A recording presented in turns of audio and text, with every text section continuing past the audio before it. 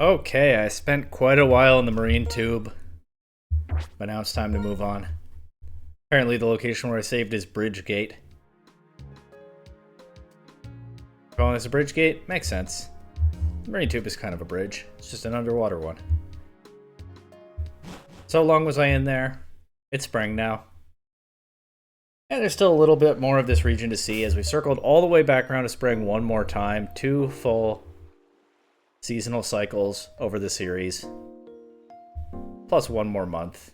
In a way, we've come full circle right where we began. First thing I want to do is find out whether Zekrom will be back at the top of Dragon Spiral Tower now that I've beaten the league since I failed to catch it that one time. Also, I should heal my team because they're not very healthy right now. Metal guy's here. Did I see some other cool thing in the marine tube that's worthy of a medal? I don't know. I really just carried fainted Pokemon in my pocket for a whole season while I was watching a bunch of fish and whales swim around. But no need to worry about that now. Honored footprints. Don't know what that means. Not feeling very motivated to check. Last time I saw Ixirus City, it was all frozen. Of course, we've seen this look for it before, but sure is different. Oh, they got some plants sprouting on that rooftop. That's kind of nice, I guess. I guess we haven't seen it in spring in this series before, with the bright green trees all around.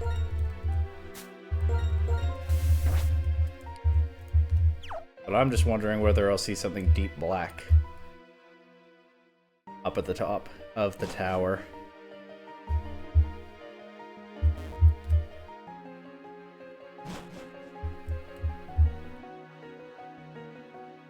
I get to check out this one more time. I do like, I mean, the tower layout is kind of ridiculous, but I do enjoy running through it.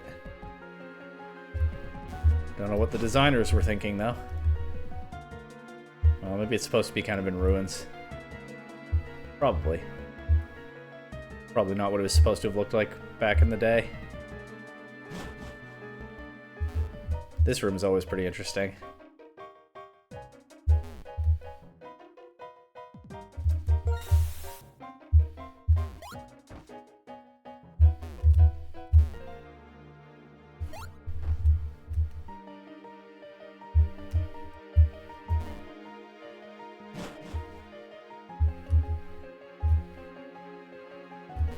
There's a Team Plasma fight in here in black and white. That's so long ago now. I'm recording an episode of this series right now in 2026. This is the second 2025 playthrough, and I haven't even finished making it yet, much less finished releasing it. But alright, we're getting close to the end now, and here's another attempt at Zekrom. I hope it goes better this time. What happened last time? Did I crit it? It's so easy to catch, I think that must be what happened.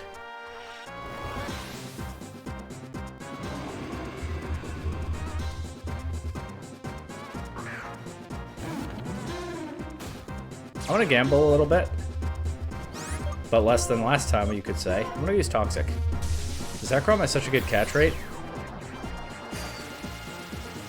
I surely will catch it before it drops the poison damage, right? First question, do I actually get to execute the Toxic? I do. Now does it connect? No. Now does the weak armor boost give me a second chance? Yes, and it connects this time. Nice. What generation was it that Toxic became a guaranteed hit from poison types? I remember when a lot of those type mechanics were added. There were some in Gen 6, at least one in Gen 7, but I don't remember when the guaranteed Toxic hit for poison types became a thing. Clearly not in or before Gen 5. Probably 6 or 7. No, I said the thing. I didn't mean to. Probably Gen 6, 7.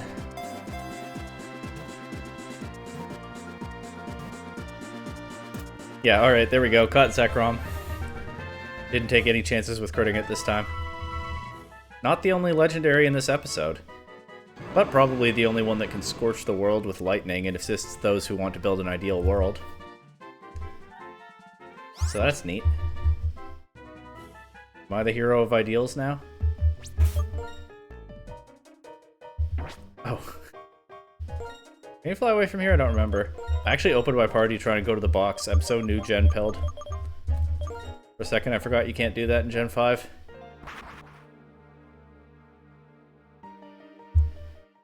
Anyway, we're back in Castelia City for an amazing reason, but first... heal York. And I think I might as well assemble Black Curum. First time in the series that one is able to do that. Let's take a moment to appreciate it.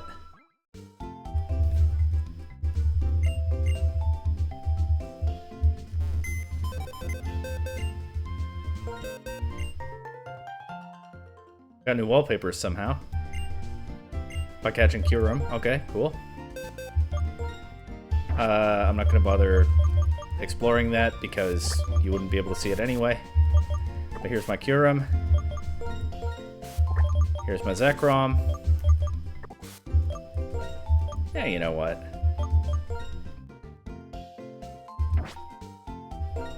Special wallpapers, monochrome, Team Plasma, movie, PWT, Curum 1, Curum 2, Reshiram Zekrom. I'll go Curum 2. Nope, wrong one. Curum 1. It's Black Curum now. It looks kind of neat. And by the power of the DNA splicers, the mysterious ancient artifact, passed down in Drayden's family for generations.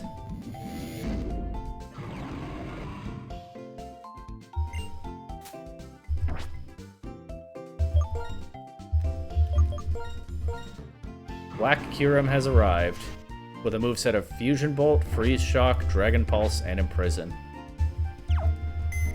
Curum is still not complete, perhaps it never will be again.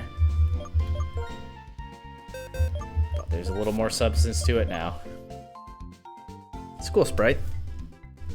Does a pretty good job by Gen 5 standards of selling what a large, powerful, ancient, mysterious, legendary creature this is. I'm gonna put it in the box now and bring back my Lopunny. Not quite as cool a Pokemon, but one that's put in a lot of work throughout this playthrough. And now... where in Unova have I not gone yet in Black 2? Why, my favorite bridge of the original 5. I think it has to be second to the Marine Tube. I've already talked to these people, haven't I? Pinwheel Forest and Necrin City, that really takes me back, especially in springtime, and I never get tired of crossing this bridge and the different perspective changes and stuff along the way. So here we go, one more time. Castelia City skyline fading into the background. Goodbye, Castelia City. Goodbye, old me. Sure. Wow, nailed the positioning. Talk to this guy. Hello, excuse me, I'm terribly sorry to ask, but will you buy a bottle of fresh water for 300 money? $300? I have a lot of money, actually. I'm in danger of running out of space in my wallet. So sure, why not? $300, which is more expensive than usual. What a generous person I am. This guy will never forget my kindness for the rest of his life. I think he goes to other bridges after this, right? I heard about this guy. I think you can find him on all the other bridges, and then, I don't know, something happens, you get a reward or something. That man, he's standing right in the middle of the Sky Arrow Bridge, I think. You're not quite sure, but you thought it was noteworthy anyway.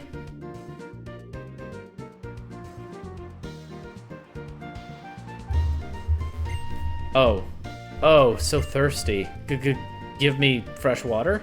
Oh, maybe this is the guy who goes to the other bridges and gets refreshed on each one of them. He's 100% rehydrated, he feels better, he thanks me, and he'll dash to the next bridge now. Where I think he'll get thirsty again. That's the guy I was thinking of. Good thing there was a freshwater vendor right in the middle of the bridge, I think, probably. Curve here is like, Erk! And then when you pass the curve, whoosh, zoom! You understand the dialect of Goldenrod City? I don't know about that, but I understand what she's saying. Erk. Whoosh, zoom. She definitely captured that one perfectly.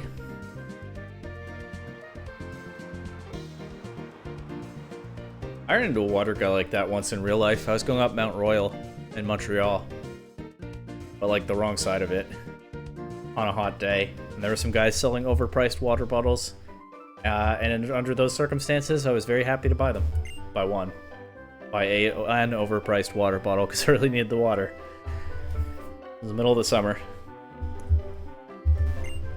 I say the Sky Arrow Bridge was built as a result of the tireless pursuit of a safe and sturdy structure.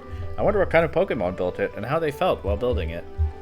Good question. Use Fly and you'll be there in no time, but some people prefer to cross that bridge to go to Castelia City. It's a very nice bridge to cross. And I always enjoy stopping here for a moment. I said goodbye to the Castelia City skyline, but we can just make it out for a little bit longer. The bustling core of the region, where so much happens, yet no less important than the quieter areas out here. Pinwheel Forest, folks. It's been so long. The forest is full of little hollows and hillocks, and walking in it is so fun. And you know, having Pokemon battles is even more fun. Getting nostalgic for... I guess it's been about a year since I started recording this series. So you know what? Maybe it's kind of fair that I'm getting nostalgic for the early end. I forgot to think about what Pokemon I have in the lead. Looks like I'm kind of over-leveled for this area, though, which makes sense. I think in most playthroughs I would come here before the League rematch. I just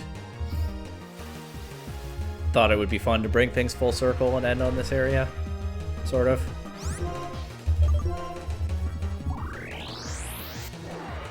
Anyway, goodbye, Wooper. Also, this is a young kid. There might be stronger trainers around than a preschooler. It's not a trainer class that I expect to give me a big challenge, right? That said, I think I will go ahead and move Scarborough the Gothitelle to the lead spot because she has a lot of coverage, and if there are a lot of under-leveled opponents, it could be convenient for just sweeping them. And also, one of the lower-level Pokemon on the team right now, to the extent that still matters. We're thinning trees to protect the forest. That's why we're having Pokemon cut down trees. When there are too many trees, the whole forest gets weaker. These trees are being cut down so the whole forest will thrive. Okay, yeah, so there are openings... There's space and sunlight for new trees to grow. Makes sense. Also, I know they ship the lumber out through Driftvale City and all that. The different parts of the region come together to complement each other and build a thriving society and so on. I want to ride through the forest on a Pokemon. Sounds fun. I'd like to do that too. Maybe Virizion. It used to live here. I don't know if it would be down though. Still working on that relationship between humans and the Swords of Justice, right? I'm going to do a lap around Unova clockwise from Nimbasa City without healing my Pokemon. It's the Unova Spartan Marathon, and next time I'm going to race. A lap around Unova clockwise from Nimbasa City without healing. So you'd go Driftvale, Mistralton, Iceris, Oplucid, Lacunosa, Undella, Black. Back to Nimbasa. I assume he means that polygon in the middle. What do you call it? The Unova Spartan Marathon? Okay. Legendary Pokemon. Is it true it was really beyond here? Yeah, but now it's in my PC. Sorry. You are a rather adult-looking kid. A kiddish adult. Oh, jeez. I'll just find out when we battle. She can't figure out how old I am. She can't figure... Nursery aide Ethel finds out what a teen is. I don't get it. You're kind of like a kid, but you're also kind of like a grown-up. The player characters in this gen are like 15, 16, aren't they? Actually just like childcare finds out what a teen is. She's never seen one before. Oh, Miltank. That could be a little strong despite the level difference. But not if it's faster than me and going for Gyro Ball. That's not a great combination for her. I don't have Hidden Power Fighting anymore for a super effective attack. What a shame. But then, of course, there's a reason I don't have it anymore. That feels like a long time ago now, too. What a long series. I did not know what I was getting myself into playing both Unova games. Both parts of the Unova story. Black version, back to back. precocious child or a childish adult. Both can be hard to deal with, but both are also cute in their way. Okay, she still hasn't figured out what I am. Cannot fathom the concept of a teenager. And it's beyond me to help her, I think. Wouldn't it be nice if the Pokemon living in the forest liked the sunbeams filtering through the leaves too? I'm sure they do. By the way, it's a shame I can't go to the field where Virizion is. That's kind of a neat area, or was. That's kind of a neat area, I think. Instead of a Dragon-type Pokemon, I found myself a spectacular trainer. I'm looking for Dragon types in Pinwheel Forest. I'm not sure that's going to work out. But hey, let kids dream. Oh, well, you know what? Maybe she knows something I don't, because that's a dragon. Maybe she found it here.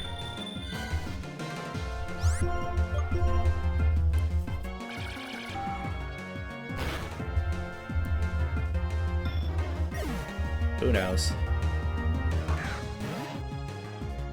2 dragons? Is her third Pokemon also a dragon?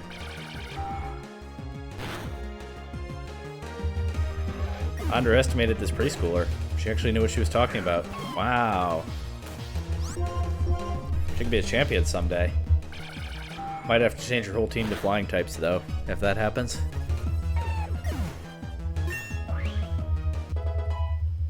Dragonite and Salamence will be a good start. I'm going to like Dragon-type Pokemon. I'm going to like Dragon-type Pokemon because I want to talk to Drayden. I guess that's like I guess that's a childish way to say it, right? Like, I've decided to like Dragon-type Pokemon because there's a goal that I like from. It's like when I was a young kid and I would change my favorite color like every week. I'm going to like Dragon-type Pokemon. Maybe they captured something authentic to the voice of a child there, and I'm just not used to it. It's cute. And she's doing pretty well at liking Dragon-type Pokemon so far. I don't know where she got those 3. Oh, and I just heard a Pokemon too. Oh, boo. Maybe this guy's looking for dragons too. Gonna get a new Dragon-type gym down here. Or he's looking for bugs. That's fair enough. Understandable. Actually burning through my Psychic PP pretty quickly. Doesn't help that Burmy loves to spam Protect in like every game where it appears. Honestly, probably the thing I best remember the Pokemon for. And that's unfortunate.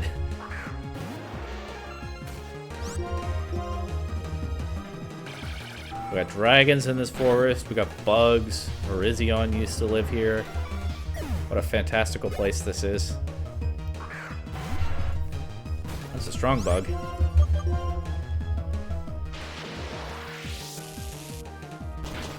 Not strong enough, but once again, the preschoolers here are off to a good start on their Pokemon journeys. This is going to be... Maybe they were inspired by the champion who came from here 2 years ago. This is going to be a scary area. It's going to be like India getting a world champion in chess, and then a whole generation of elite players coming from that example. There are Pokemon hiding beyond those bushes. Pokemon are everywhere. Hi, trainer. If you have a Pokedex, can you show me your habitat list? I want to know about the Pokemon that live in Pinwheel Forest. You still have many meetings waiting for you. Tell me when you've encountered all of the Pokemon in Pinwheel Forest. I think that'll be a while. I don't even know what kind of dragons are here. Let's move. I'm gonna move I'm about to do a double battle. I'm gonna move a Tobacco to the second slot because that's my strongest Pokemon, and there is one boss fight coming up where a Tobacco could be a useful ringer. So we're gonna use that principle too. These two just said something about how they're best friends and their Pokemon are also best friends. I forgot to slow it down and read it properly. But that was the gist. Plusle and Minun, classic duo.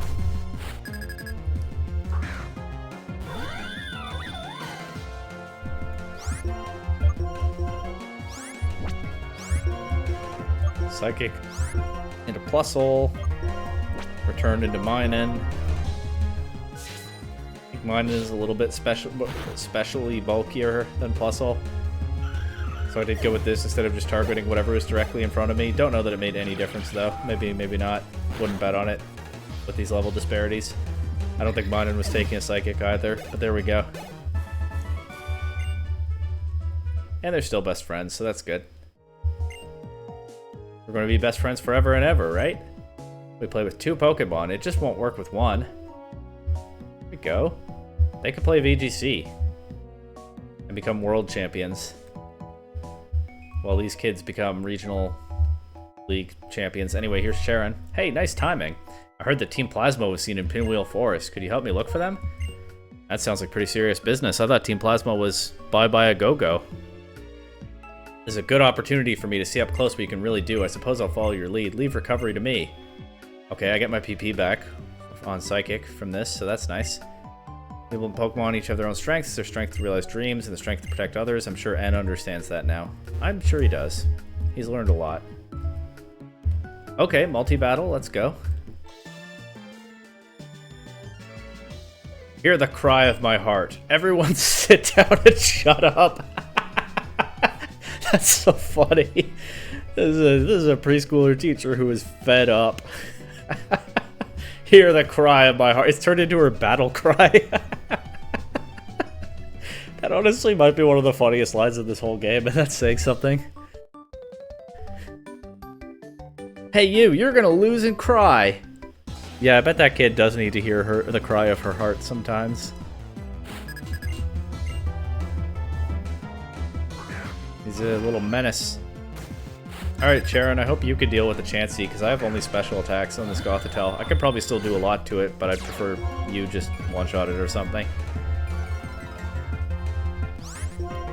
I'll go for Psychic into Pinecoat. It is my last Psychic, but I will get all of them back right after this battle. So, perfect timing on that. Sturdy. Is it going to go for Explosion? In which case the Intimidate will really come in handy. It's a Pinecoat, it probably doesn't do that much anyway, but the Intimidate will be nice to have. Yep, called that. Wasted my last Psychic. I could have just gone for Energy Ball or something. Would have knocked itself out anyway. That did nothing. Leave Annie. Ferrothorn. Why does a preschooler have a Ferrothorn? Maybe I am gonna lose and cry. That's nuts. It's Gen 5 too, so it resists Ghost and Dark. Which means Sharon and I probably have no coverage for it in our current Pokemon slots. That's fine, we can just overpower it. Yeah, that's not doing a whole lot. Thunderbolt is my best attack here because everything I have is resisted and Thunderbolt has the highest base power. So that's weird, but it's true. Oh, he has superpower. Okay, that'll be good once. Maybe even twice.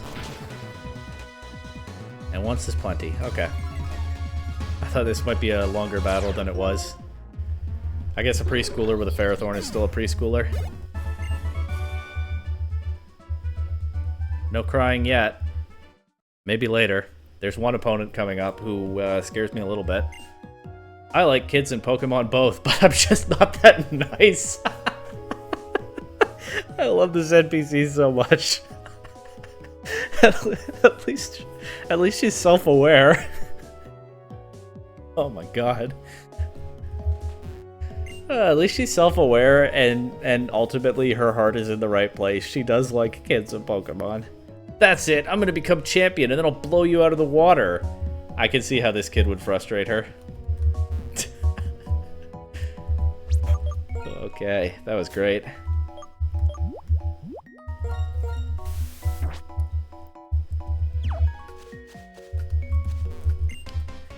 Get great powers drawn from nature without opposing it. That is the strength of Rangers. As usual, the Rangers are just weird. I am used to it now.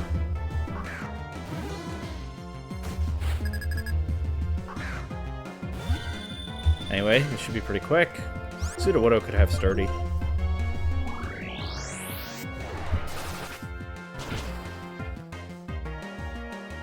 Nope. This is Gloom. Good thing I have my Psychics back.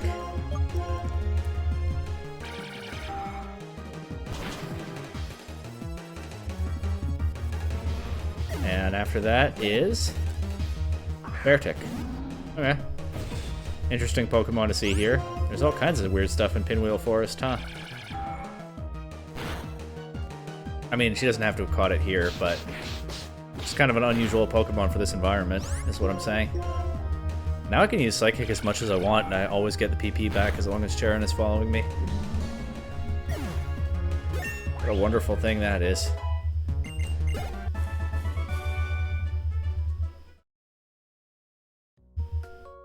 This is one of the powers I got from nature. It's just a citrus berry, of course. Sure. Rangers are just like that in this game. Pokemon are just too amazing, so we end up depending on them for everything. Great power can be dangerous. And then dropping some wisdom at the end out of nowhere. Okay. Got a max repel back. That's nice. Is it Ranger? Yep. All that. Melding into the wild landscape. That's what a Pokemon Ranger does. Sure. At least this is a step up from Black 1 when these Rangers all just had monkeys. They sure have diversified their teams, I guess. Yeah, I mean, the Beartic was pretty good diversification. Last one had a Gloom, and this one has a Weepin' Bell, so are they meant to parallel each other's teams to an extent? I don't know. The Gloom wasn't a lead, though, so maybe it's a coincidence.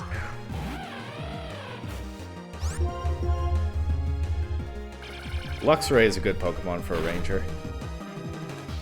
Makes sense that that one would have this. Because it can see in the dark and see through things. Could be pretty helpful for their work, right?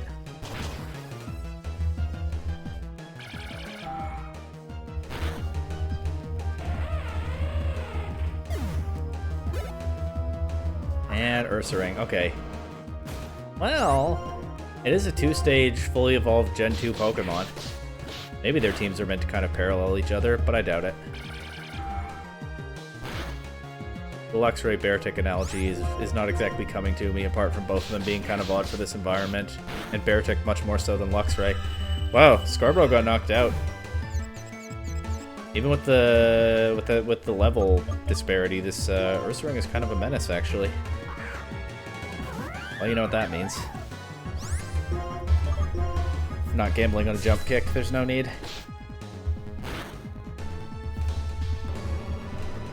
Might have been fun to just go for it, but I'm just trying to get through these battles and see what else there is to see. I'm sure you can fully utilize this. It's a citrus berry. Sure I can. If you blend into the wilderness too well, you won't be noticed by Pokemon, let alone people. Oh, I noticed you. But I will admit you did a pretty good job blending in. Room for improvement, maybe. Here's a youngster. Shorts and Pokemon. This is the ultimate combination. Youngsters are the same all over the Pokemon world, huh?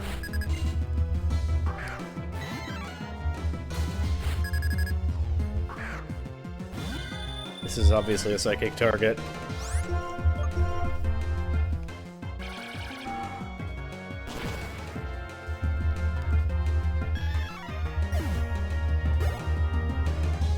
Snubble. Sure.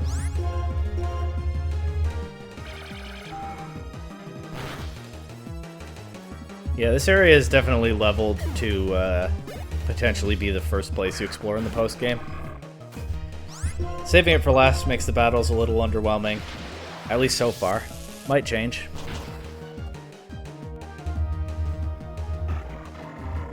But it is nice to come back here after all this time. Goodbye, Crawdaunt. I'm wearing shorts to help toughen up my kneecaps. Do you want to feel them? No thanks. And hey, this is a quieter, more out-of-the-way kind of area where a lot of new trainers are starting out, a lot of young kids. It makes sense that it wouldn't be crazy turbo strong, right? I'm the one who patrols Pinwheel Forest from one end to the other. A battle here is a piece of cake. Rangers.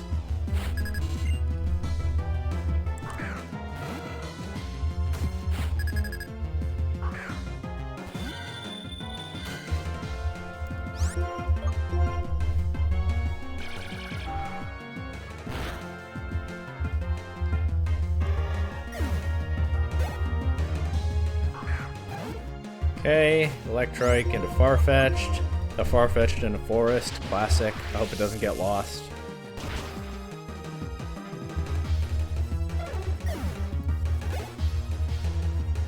Into Rapidash. Cool.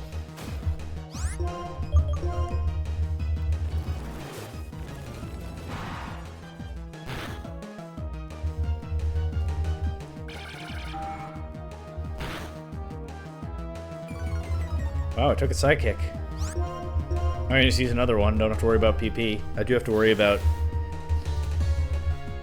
not hitting it while it's in the air and to maybe getting fully paralyzed. Para? No full para. I really thought it would happen. As soon as I saw the para inflicted. Fortunately, that's about to go away too. A ranger always has one of these. I'll give it to you. The forest is alive. Something changes every day, so it's fun to patrol. That makes sense. I'm glad he likes his job. It is an interesting area, Pinwheel Forest. Look at those logs and whatnot. Now we get into another multi-battle. I came here because this place feels quite nostalgic to me. Relatable. But now I'd rather battle with you than stroll down memory lane. Let me show you the Pokemon that I met by fate.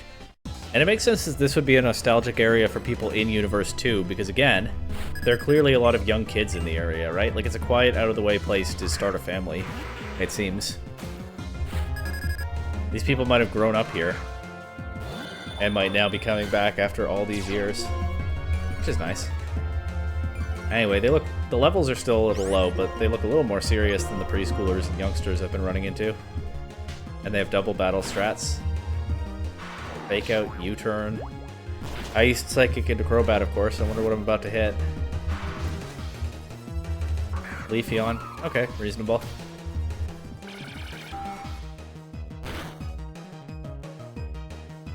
Good damage.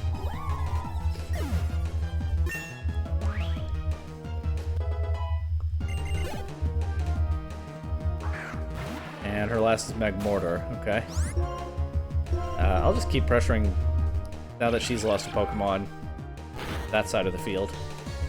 Knock all three out, and it's just the other side left. Stoutland getting burned is a little unfortunate. Sharon and I are not on the same page with our targeting. Now that Stoutland is burned, it getting knocked out would not be the worst thing.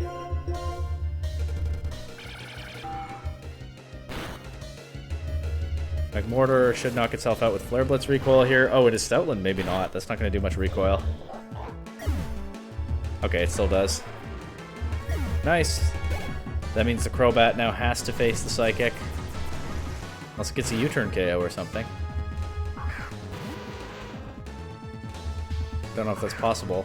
I don't remember how much damage it did the first time, but it can't have been very much. Charon's Watchog is on the field now.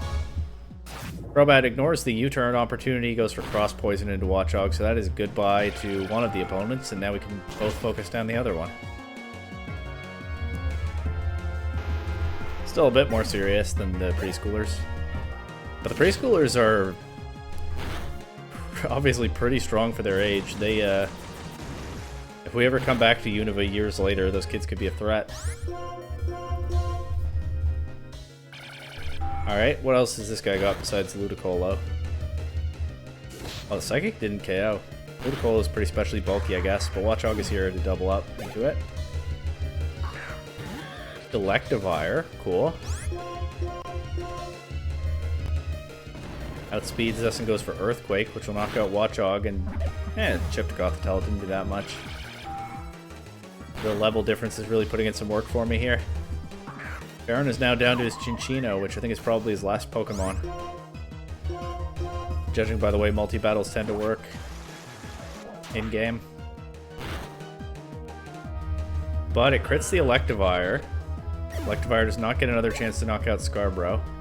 This guy's last Pokemon is Fortress, which will surely be slower than what we're using. I might as well swap to Thunderbolt for the neutral damage. Aqua Tail, also a solid neutral choice, I guess, although it's physical. Which is a bit of a disadvantage in Fortress, but I don't think it matters at this point. Maybe it'll even use Explosion. No, Double Edge. Doesn't even KO. GG to these two veterans. Fun, nostalgic battle.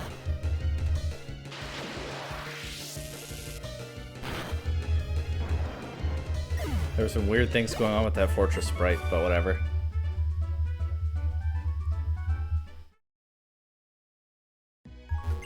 Young kids sure have it good. They get to meet all kinds of Pokemon. I am reminded of my childhood and chasing innocently after bug-type Pokemon. It was that day in this very place that I started on the path to trainerhood. So he did grow up around here. That's so sweet that he's getting nostalgic in the place where he started his journey. Not that different from what this episode is about. And just really nice and pleasant as well to take in. Glad I got to be part of that. Okay, yeah, let's go down here. There's a youngster. Oh, there's another multi-battle. Nice. Ta-da! Here's my cute Pokemon. You look tough. Alright, my Pokemon are burning for a fight against a tough opponent. Guessing these will not be on par with the veterans, but who knows? They're pretty far into the forest, and it's a multi-battle. Nidoran and Cascoon. Okay, there's my answer. They're kids. I'm not judging harshly. This is an area largely for kids. I'm not judging Game Freak either. Well, I am, but favorably. For the way they've designed this area.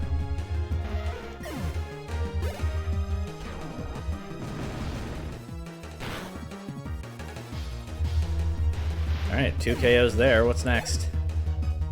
Nidoqueen. Oh, okay. A little bit of an escalation. And Scolipede. Okay, I spoke too soon. I will go for a Psychic into that Scolipede, because it's the more threatening to my Gothitelle of these two. It outspeeds when it's a Steamroller. Pretty scary. Did some damage. I saw Nidoran and Cascoon, and I thought, they're children. This will be a breeze. I mean, it'll still be pretty easy, but... Let's see what this does to Nidoqueen. Not that much. I mean, it did a lot, but not like a one-shot.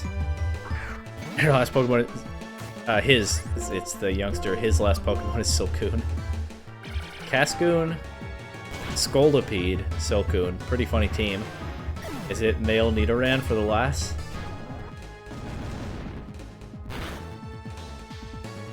Or just another female? It is male. Alright, well these kids are off to a good start. They kind of remind me of, you know, me and a lot of other kids when we were young who would just overlevel one Pokemon and neglect to train the others. It kind of feels like that's what's going on here. Although they were, I think, consistently at level 60, but levels are kind of fake anyway. I don't think we should take them too literally in universe. Okay, my precious Pokemon will make me feel better when we get home. What do you think would happen if we had our Pokemon fight without any orders? Oh. I've played that battle facility in the Emerald Battle Frontier. It's awful, honestly. It sucks. It's the only one in that frontier that I don't find any fun at all. So, sorry to burst your bubble. You don't want that. Anyway, yeah, I guess these kids have just been heavily training one Pokemon each. There's no way to that item right now. I think I can go to the Virizion area after I finish this Team Plasma situation, but maybe I'm wrong. There must be some way to get there. Boo! And it's Gorm of the Seven Sages. The last one who appears in this game. Of course, we saw Rude, we saw Zanzalin, unfortunately, for crying out loud. We saw Getsis. 3 more Sages are not in this game at all. And this is the one appearance by Gorm. He was once one of Team Plasma's 7 Sages, like I just said. Team Plasma's finished. Despite that, you still haven't given up? Are you here planning something? Wait one moment, I have no plans to confront you. I don't mean to disappoint you, but I doubt I'm a match for either of you in the first place. What happened to your glasses? I recognize this Charon.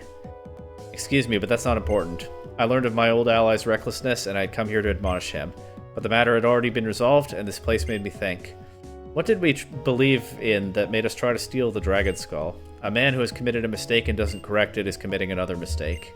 You understand what this means? Avoiding all mistakes is impossible, but not fixing mistakes you've made, that is truly foolish. That being said, this doesn't really concern you, does it? Well then, trainers, may you and your Pokemon be well. That's that guy's only appearance in this game. Seems like he's learned some stuff. He's not, you know, he's not Rude. Rude learned his lesson and then dedicated himself to righting his wrongs as much as he can. Gorm, who knows what he's been doing? We only see him this one time. Seems like he's not living in Unova. Because he talked about having come here to do something.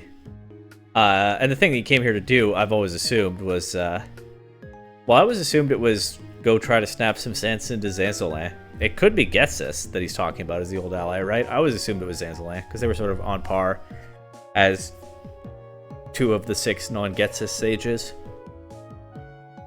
But yeah, Gorm's kind of faded in the background. I don't think he lives in Unova anymore, but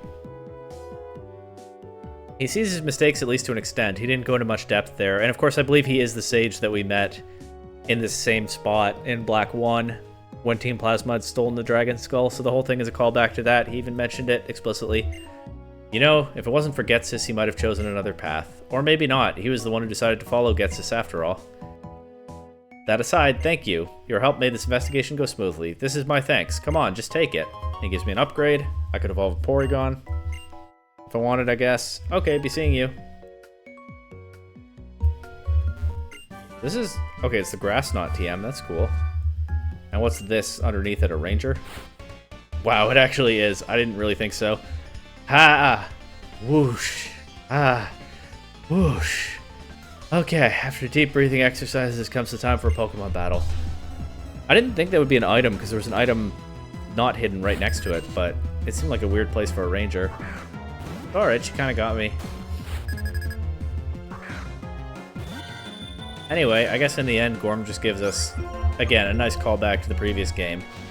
And another perspective on what people are doing when they're done with Team Plasma.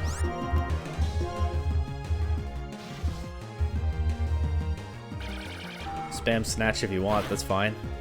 I'm impressed that the Munchlax takes 2 Psychics, though. What was I saying? I mean, I think I said it. Just adds a little bit more life to this story. To see someone who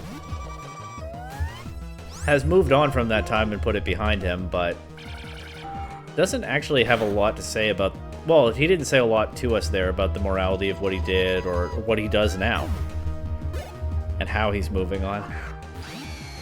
Except that clearly he would not join Team Plasma again. And wanted to discourage someone else from doing that. I always assumed it was Zanzilan, but I guess it doesn't have to be. I don't know that Gorm would expect to be able to get through to Getsis, though.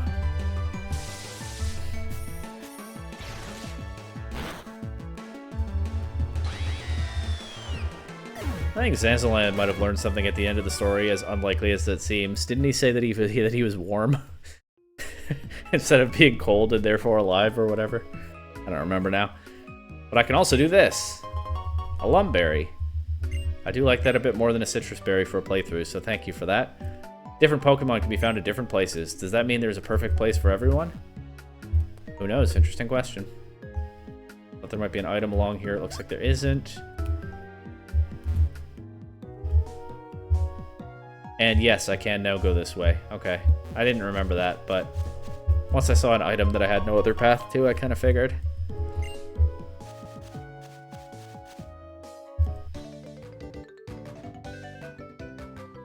My Pokemon's strong points. You'll see them if you fight.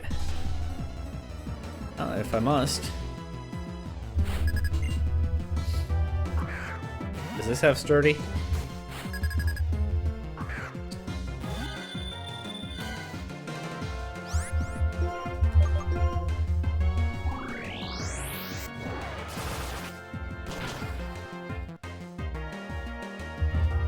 Nope. That's convenient for me.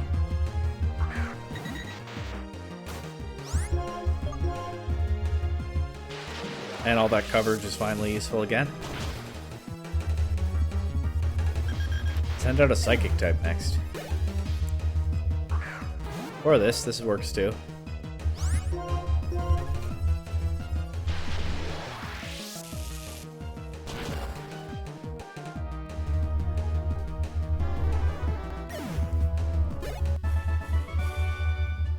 Did I see his Pokemon strong points? Not really, to be honest. My Pokemon strong points? I don't know, because there are too many. Cop-out answer. We can go back here. The deepest part of Pinwheel Forest. Rumination Field, I think it's called, although the name didn't pop up. This happened around when the hero appeared in Opaloosa City with the legendary dragon Pokemon. Right around here, you would hear a very sad cry. Then a bright green Pokemon would run around like the wind. I've heard it's called Virizion, and it took up against humans to protect Pokemon from a war between people. It's apparently a legendary Pokemon. Maybe it was afraid that Team Plasma's rising to power would ruin the world and its friends' homes would be destroyed. Did I catch Virizion in Black 1? I don't remember. I certainly tried. I don't remember whether I was successful. Yep, Rumination Field. But in any case, I guess it was here and it left, is the story we're going with now. To take up the fight against Team Plasma on behalf of Pokemon everywhere. Even if it means allying with a human. And then sitting in his PC box forever. Nice Solar Beam TM.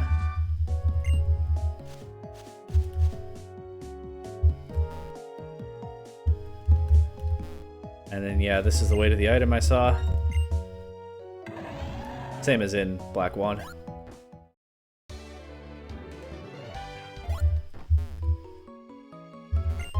And it's a PP max. Okay, cool. I won't be using that, I think, but it's a good reward. And that was Pinwheel Forest. Actually, the outer area is still Pinwheel Forest, so we're not quite done with it yet. This is still Pinwheel Forest. Forest paths were created by the Pokemon that often walk there. If you walk the path, sometimes you can feel like a Pokemon yourself. This is where the nurse used to be. Not anymore. There might be one further down, I don't remember. Hi, trainer. Please show me what kinds of Pokemon you were training.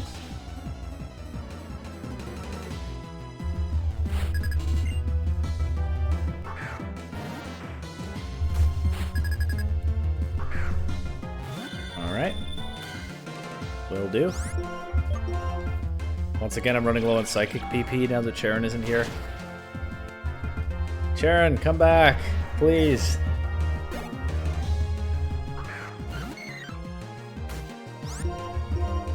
Look at that Blossom dancing. That's a nice animation. Stun Spore.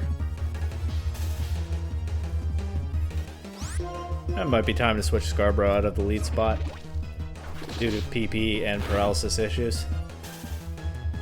First, let's see if Scarborough can actually win this battle.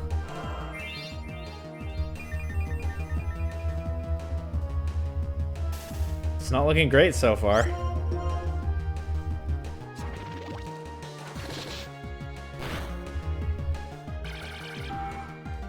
Okay, 2 Pokemon down, 1 to go. It's Tangela, probably has Chlorophyll, although Scarborough's paralyzed, so what does it matter?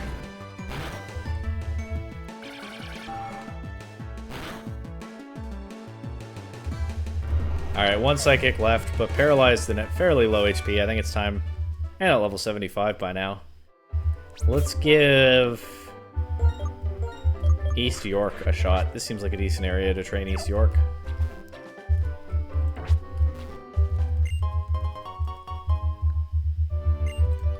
I could use that full heal, but I could also just not do that. You know?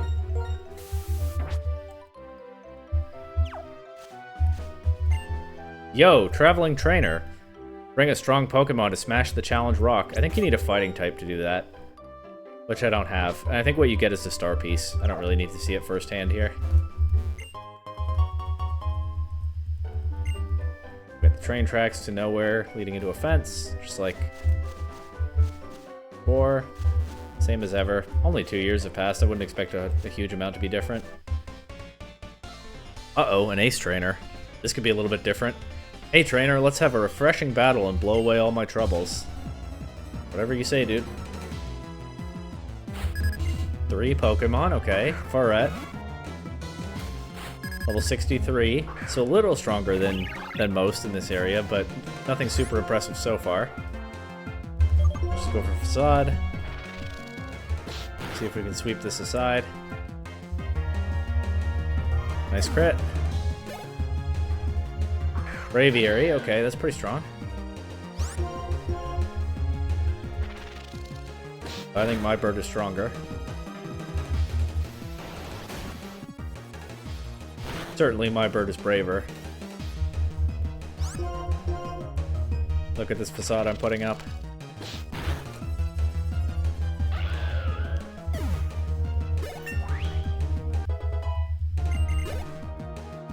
Seismitoad.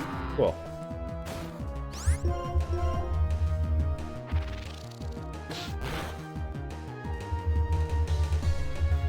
We dodge a hydro pump and knock it out with another facade, no problem.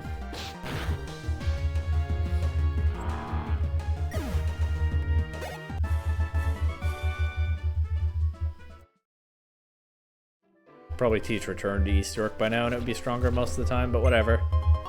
Facade is fun when I do happen to get East York burned or something.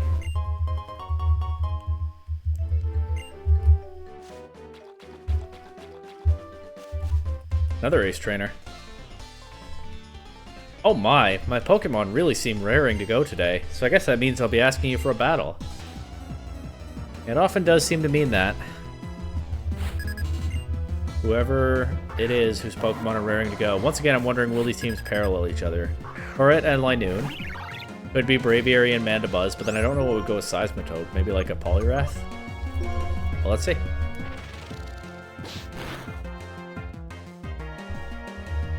Linoon makes sense with Burret. We deny a Belly Drum there with that facade. Very good.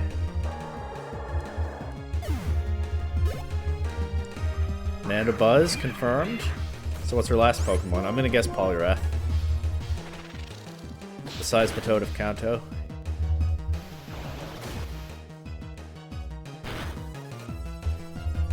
Huh. Well, if that's all it's doing, I can get a Roost here pretty easily.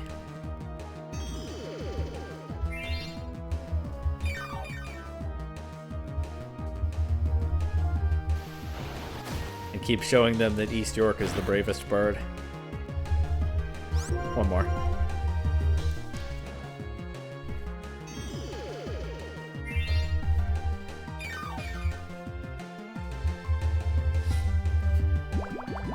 And then I think Fly is stronger than Facade, right? So let's try that.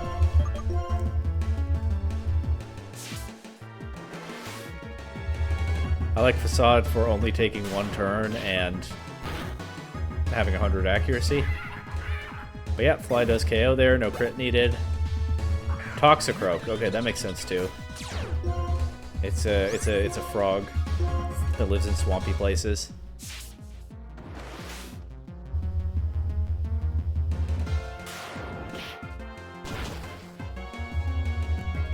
GG. To both ace trainers, unless there is one with like Raticate, Unpheasant, and Poliwrath coming up, but I doubt it. Pokemon are alive just like you or me, so it's no wonder that they might feel down. When that happens, just let them take it easy. Makes sense, good advice. I got the fighting type trainers up here. I trained and trained like a madman, and my Pokemon trained even more. And then what happened? I guess I'll find out.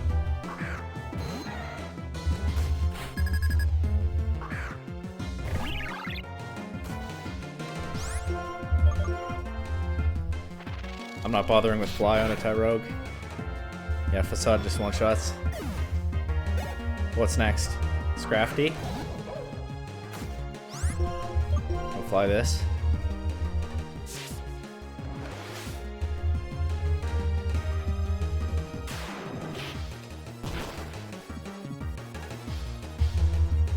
So yeah, this is a pretty good area to train East York, huh? You'll have to see it. I'll use Fly on this too. This is a little bit more of a serious Pokemon than a not a Scrafty. A little bit more serious than a Tyrogue, just a little. And hey, we avoid the Endure this way, although we then miss the Fly, so mixed bag there. But if it's still just spamming Endure, then the same thing will probably happen here. Nope, close combat this time. Into Endure, it will take the Fly even if this one connects. But enough of that, let's just knock it out with Facade now. That didn't really accomplish anything. That was a crit too. Absolutely didn't matter. Oh, they got the double Endure. Lucky them. But for what? Okay, I'll just It happens the next turn. Okay, you wasted a couple of power points. That's all your training amounted to. My fighting type Pokemon, I train it to smash the challenge rock. Another PP Max. Lots of those around here.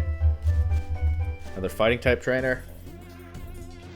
My bird to get some more training. I test the challenge rock with my fist every day. It is important to make steady progress little by little. Okay, I guess there's a good life lesson there. Another Tyrogue. Once again, let's just go straight for Facade. I'm surprised they're not opening with Fake Out. It's a classic Tyrogue move. Also a classic Makuhita move, and that also didn't happen last battle. Machop, I think I just Facade this too.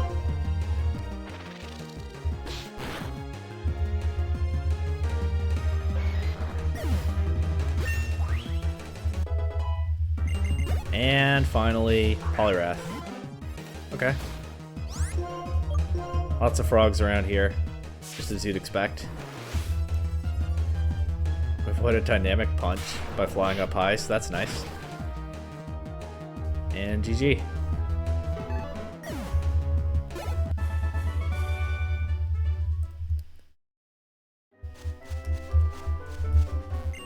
It's a challenge rock. That's all that says, because I don't have a fighting type with me. But also, look, Hidden Grotto. I feel like I haven't seen one of those in a while.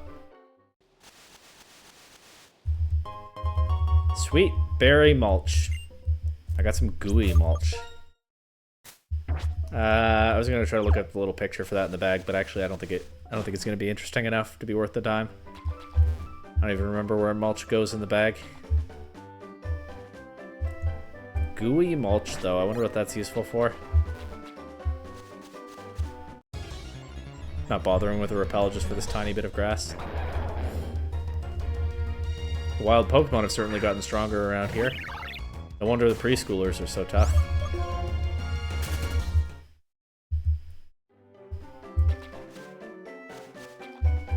I already did this, right? Yeah, I think so. I also think I already talked to her. Yeah, I did. Hi, trainer. I could swear someone said that to me already in this episode. I will let you see what kind of Pokemon I have. Okay.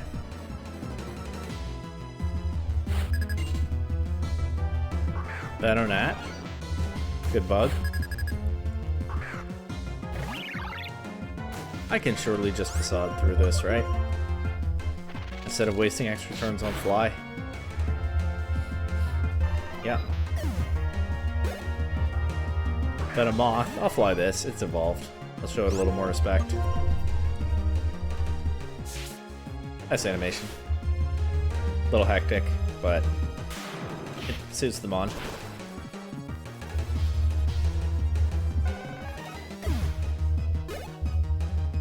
Yanma. I have a feeling this is going to use Detect, so I'm not going to fly and get blocked by that. Facade KOs anyway. He told me to quit bugging him, that's funny. I'll bring out all the great sides of bug-type Pokemon for everyone to see. I'm going to be just like Berg someday.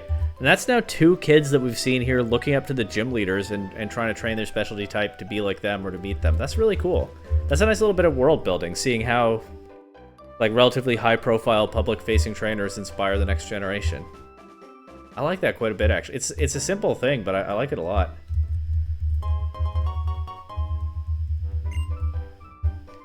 And now we reach Nukgreen City. Let's go to the Pokemon Center first, so my poor Gothitelle doesn't have to be paralyzed anymore.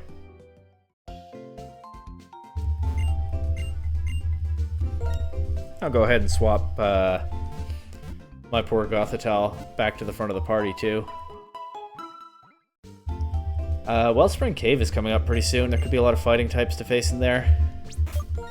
Unless it's changed. I don't know. What does this guy want? Black 2, I've been waiting for you. You are doing terrific. Here's a new medal. I don't know why I read his dialogue. I don't usually do that. It doesn't change. Bridge enthusiast. I did all the bridges. Makes sense. I hear that the bones in the museum were found in Twist Mountain. the word is you can find a lot of other fossils there too. Phew, I just read all the articles in Help on the PC. Seem excited about that. The Pokemon with me right now are the ones that, out of all those I've met so far, I've taken a particular shine to. Makes sense. Although mine are kind of the opposite. But bonding with them is kind of the point. Okay, there was something I was looking for there, but they don't have it. Unless this one does. No, that's okay.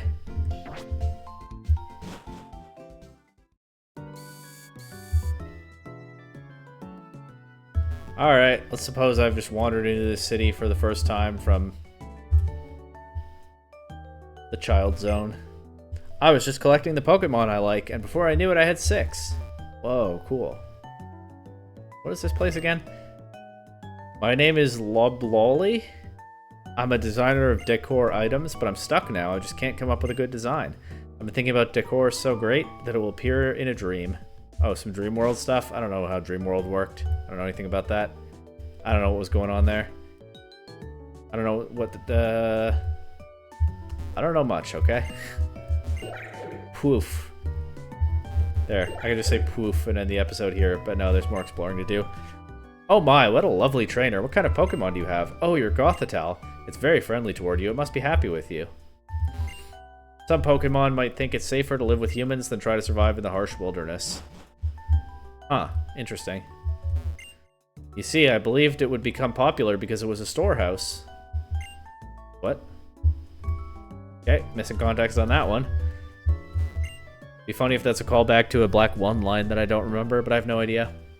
Walking on abandoned railroad tracks. Everyone does that sometimes, right? I don't think I have abandoned railroad tracks around me. If I do, I don't know about them. Hey, trainer, step inside for a moment. Okay. Been 2 years since I opened for business, and thanks to everyone, I'm doing great. I'm not interested in these, but good for you. Hey trainer, the move I recommend for you is none other than Magic Room. Magic Room makes it so items held by Pokemon have no effect for 5 turns after it's used. You can stop the effects of items that help your opponent. Plus, you can get rid of held item effects that hurt your team. Even better, it interferes with moves like Fling and Natural Gift. Oh really? Can you not use Fling in Magic Room? That makes sense. But I never thought about that interaction. Would it work on Poltergeist too in the newer gens? Well, I think Magic Room still exists, so that could be tested. It would make sense that it would stop Poltergeist, actually.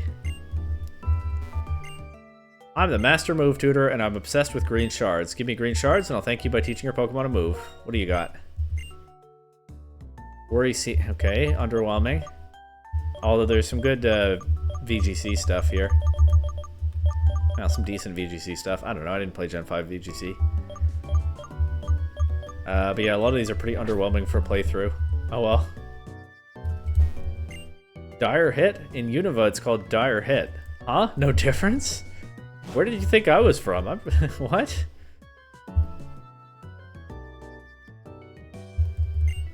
Berg is an artist. He's also the gym leader in Castelia City. We want to be like him. I'll never stop admiring him. Yup, I'm only going to keep on admiring. Berg used this warehouse up until 4 years ago. When Berg gets artist block, he comes back here to Necrene City. Yep, we saw that in Black 1. Let's say goodbye to Stan here, though. It's time to move on. Bonk. I ran into a fence. Okay, Cafe. The rail line was abandoned and the storehouses went unused. Then young people with artistic aspirations started renting them cheaply as art studios. If people hadn't been so creative, Pokemon might be living here now. Well, maybe people and Pokemon can live in harmony. I heard they're trying that in some cities. Cafe Warehouse. Try our delicious specials on Wednesdays and Saturdays. I heard there's a cafe in Join Avenue where Pokemon can eat. Maybe I should go try it and see how it compares to Cafe Warehouse. Yes, go to Join Avenue. Spend your money there. Join Avenue is great. Give me your money. I mean, spend money. Take money there and get rid of it. I always come here to relax with Lillipup and look at lovely fossils in the museum. By the way, my little Lillipup specialty is Roar. Yap yap. Alright, Roar if you say so. Some things may be famous and good, but some good things aren't famous. What matters is whether you like them. Don't you agree? Yeah. And I'm pretty good at liking things at this point in my life, so that works out well for me. I've been getting really, really heavy, but I just can't stop getting seconds. Who was it? Who used the move Encore on me? I like Necrin's Cafe Warehouse and Striden's restaurant too. Each offers such different flavors. Welcome to Cafe Warehouse, a stylish cafe in a rural area. Special on Wednesdays and Saturdays. It's not one of those days. It's actually a Tuesday right now. I could take a break from recording and come back tomorrow and see what happens on Wednesday. Maybe I will. My accordion's heavy. It weighs over 20 pounds.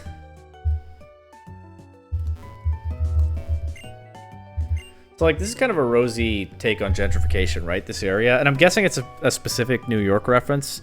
I feel like this vaguely matches... Well, this exactly matches something I've vaguely heard about Brooklyn. I don't know that much about New York City. But,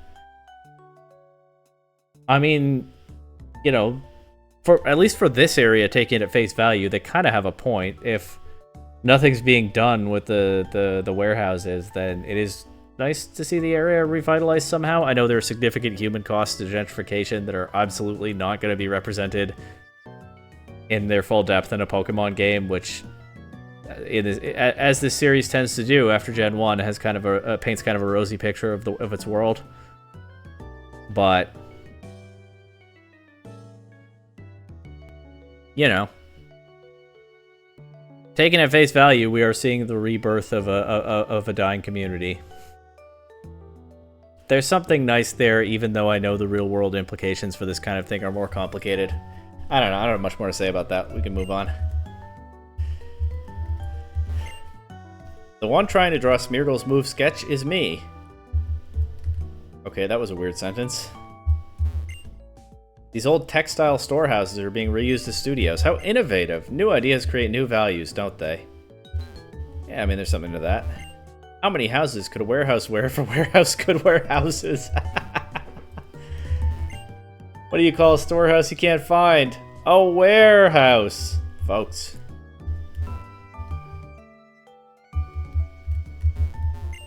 I'm a poet. I write poems. Every day I stretch my imagination and devote myself to my creative activity. People dream when sleeping, but if a Pokemon dreams, I cannot even imagine how it would be. You have nothing in your garbage? Unfortunate. I think the real poets are outside. Ditto. Everstone. Natures. What's the connection? That's... okay. That's honestly a really funny line, because... you use an Everstone to pass down to nature, but they don't want to just tell us breeding mechanics like that. That would break the immersion or something. I don't know what Game Freak's deal is with that. There's so many things that they keep hidden or semi-hidden. But instead of just telling us, you can use an Everstone to pass down to nature, they have a mysterious NPC who's like, what is the connection between these things? And it's just open-ended. That's a really funny way to hint at that. Game Freak, what were you doing? What are you doing a lot of the time, honestly? You see, practicing is sort of like eating food every day. Unless it becomes something you do without thinking about it, you'll never be great at guitar or with Pokemon. Okay, they said Wednesdays and Saturdays, right? Or was it Thursdays and Saturdays? Wednesdays, okay. I honestly think once I'm done with the museum, I will take a break and come back tomorrow so I can see what's going on there. I didn't remember that that was a thing. But first, museum time. Just kidding. A mysterious presence can be felt here. Legendary time first. The Pokemon of knowledge at the museum. Makes sense, right? Pretty fitting. Not much needs to be said about it.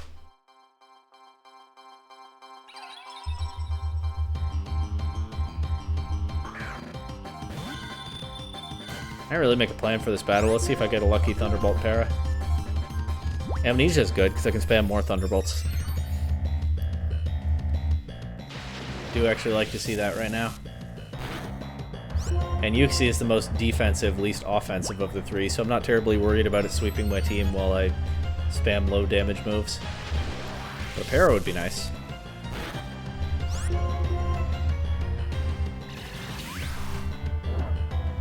See, that did not do much at all.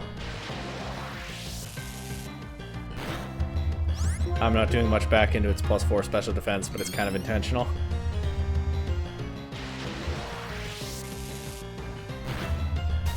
There we go. There's the para. Let's try a Shadow Ball now. It is at +4. We can speed up the damage a bit now that I got the para I wanted. Yeah, it should be able to take another one.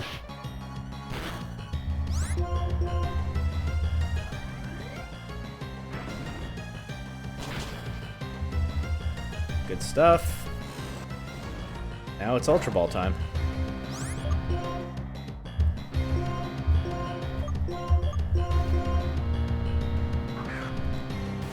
I still have a Master Ball. I think I might have said something about using it on Zekrom because I didn't want to crit Zekrom again, but then I found another way. I don't know what, if anything, I'll do with this Master Ball.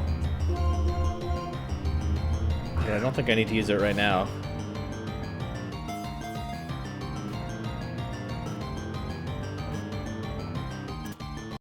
It's 2 balls. Yuxi was caught. When Yuxi flew, people gained the ability to solve problems. It was the birth of knowledge. There's that whole trio now, but there are still, I think, 2 more legendaries to get in this game that I haven't attempted yet.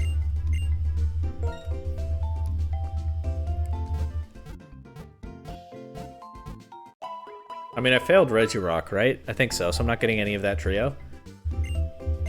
But ignoring them, 2 more legendaries that I will take a stab at before I'm done here.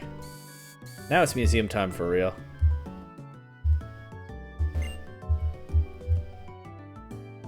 This, of course, used to be a gym, but now it isn't. Wow, whenever I look at this skeleton, I'm fascinated. Welcome, I'm Hawes, the assistant director. Since you were kind enough to visit, I'll give you a tour of the museum. And here's his wife, with a different idea, perhaps. Why, you're black too, right? You came all the way out here? Well now, which do you like better, the cover fossil or the plume fossil? I'm gonna say cover fossil because I picked the plume fossil in black 1, right? I had Archeops on my team for a while. Well, I'll go with this time the fossil I didn't get last time. She asked me which one do you like more, and then you choose it, and she says, do you really want to choose that one? Not very subtle what's going on there. She gave me a cover fossil, which I can restore right at that counter there. Dear, suddenly interrupting my tours will surprise the patrons. Oh, and you haven't even introduced yourself yet, have you? Oh, that's right. I'm Lenora, the director of this museum. Her name was question marks, isn't it? And I just glossed right over that because obviously we know her already. I'm always in my study, so come visit if you have time. Oh dear. Well, let's continue our tour. This skeleton is of a dragon-type Pokemon. There's a theory that it had an accident while it was flying around the world, and so it became a fossil. This Dragonite died somehow, and that's why it's in our museum now. Not mentioning that one time Team Plasma stole its skull. We learned that Deoxys changes its form by coming into contact with the power of meteors. Fortunately, I don't have a Deoxys here to use that on. Oh, now this is a truly interesting artifact. This is a replica of that Darkstone. Have you heard of the Darkstone? This is the form of the legendary Pokemon Zekrom while it rests. What? You've seen Zekrom? That's amazing! In that case, my explanation is superfluous, isn't it? The library is in the next room. Beyond that is the director's room. By the way, Lenora is a former gym leader. Yeah, Charon took over for her. He even gives out the same badge. Currently, we're exhibiting a replica of the Darkstone, which was a legendary Pokemon's dormant form. Did you know I used to have the real thing? Welcome to the Nacre Museum. This is where I can get my Tortuga. Oh, also I can get a shield on. I forgot I had that fossil.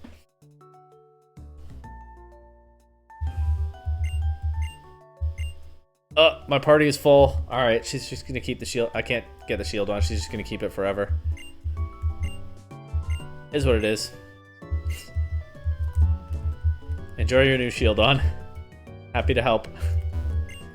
Rarities from around the world. Museums are packed with adventure. The thick club held by Marowak. Just like how Cubone wears its mother's skull, Marowak could also battle with the bone of someone dear to it. This is a skeletal specimen of a Pokemon that flew around the world. Team Plasma thought at one point that this might be Zekrom, and they stole its skull. Well, a bunch of their grunts did, at least. I doubt that N was thinking that, but who knows. It's a fossil of a Pokemon that was protected by a very hard shell. Who's to say what Pokemon? Could be anything.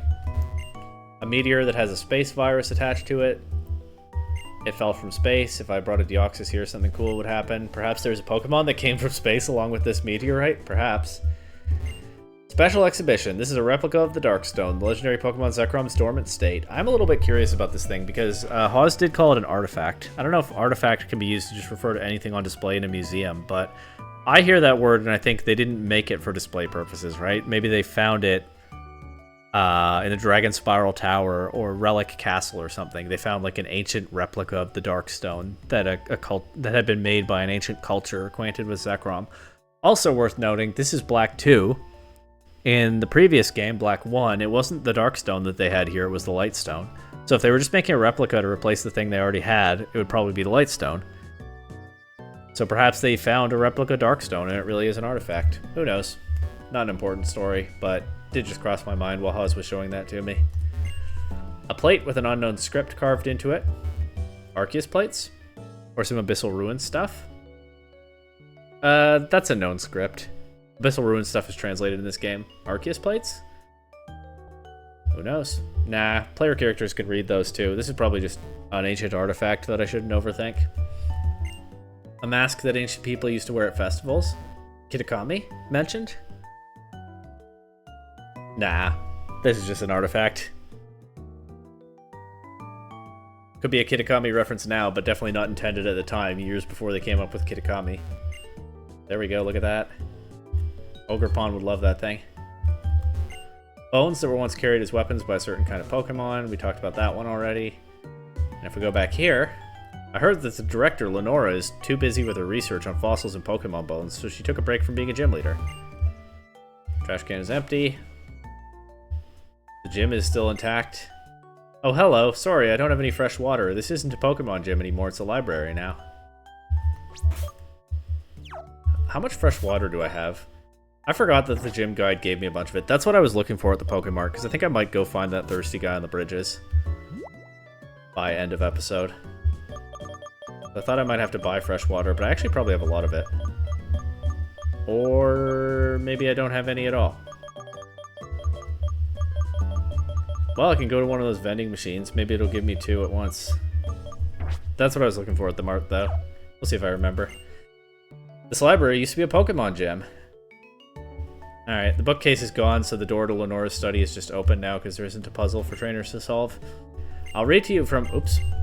I accidentally hit B there. Hang on. Let's go back to the beginning. I'll read to you from my favorite book, The Mythology of the Sinnoh region. Long ago, when Sinnoh had just been formed, Pokemon and humans led separate lives.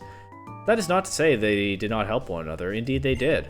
They supplied one another with necessary items, and they supported one another. One Pokemon said to the others that they should always be ready to help humans. It proposed that Pokemon be ready to appear before humans whenever needed. Thus, to this day, Pokemon appear to humans if they venture into tall grass. That's, I think, similar to one of the books you can read in the library in Sinnoh. Not really sure. Also, obviously we've seen the past of Sinnoh in Pokemon Legends Arceus. I think that story is hinting at a longer ago past than that. And also, it's, you know, old folktale. It doesn't have to be literally true. But yeah, considering the relationship between humans and Pokemon that was very different in Legends Arceus,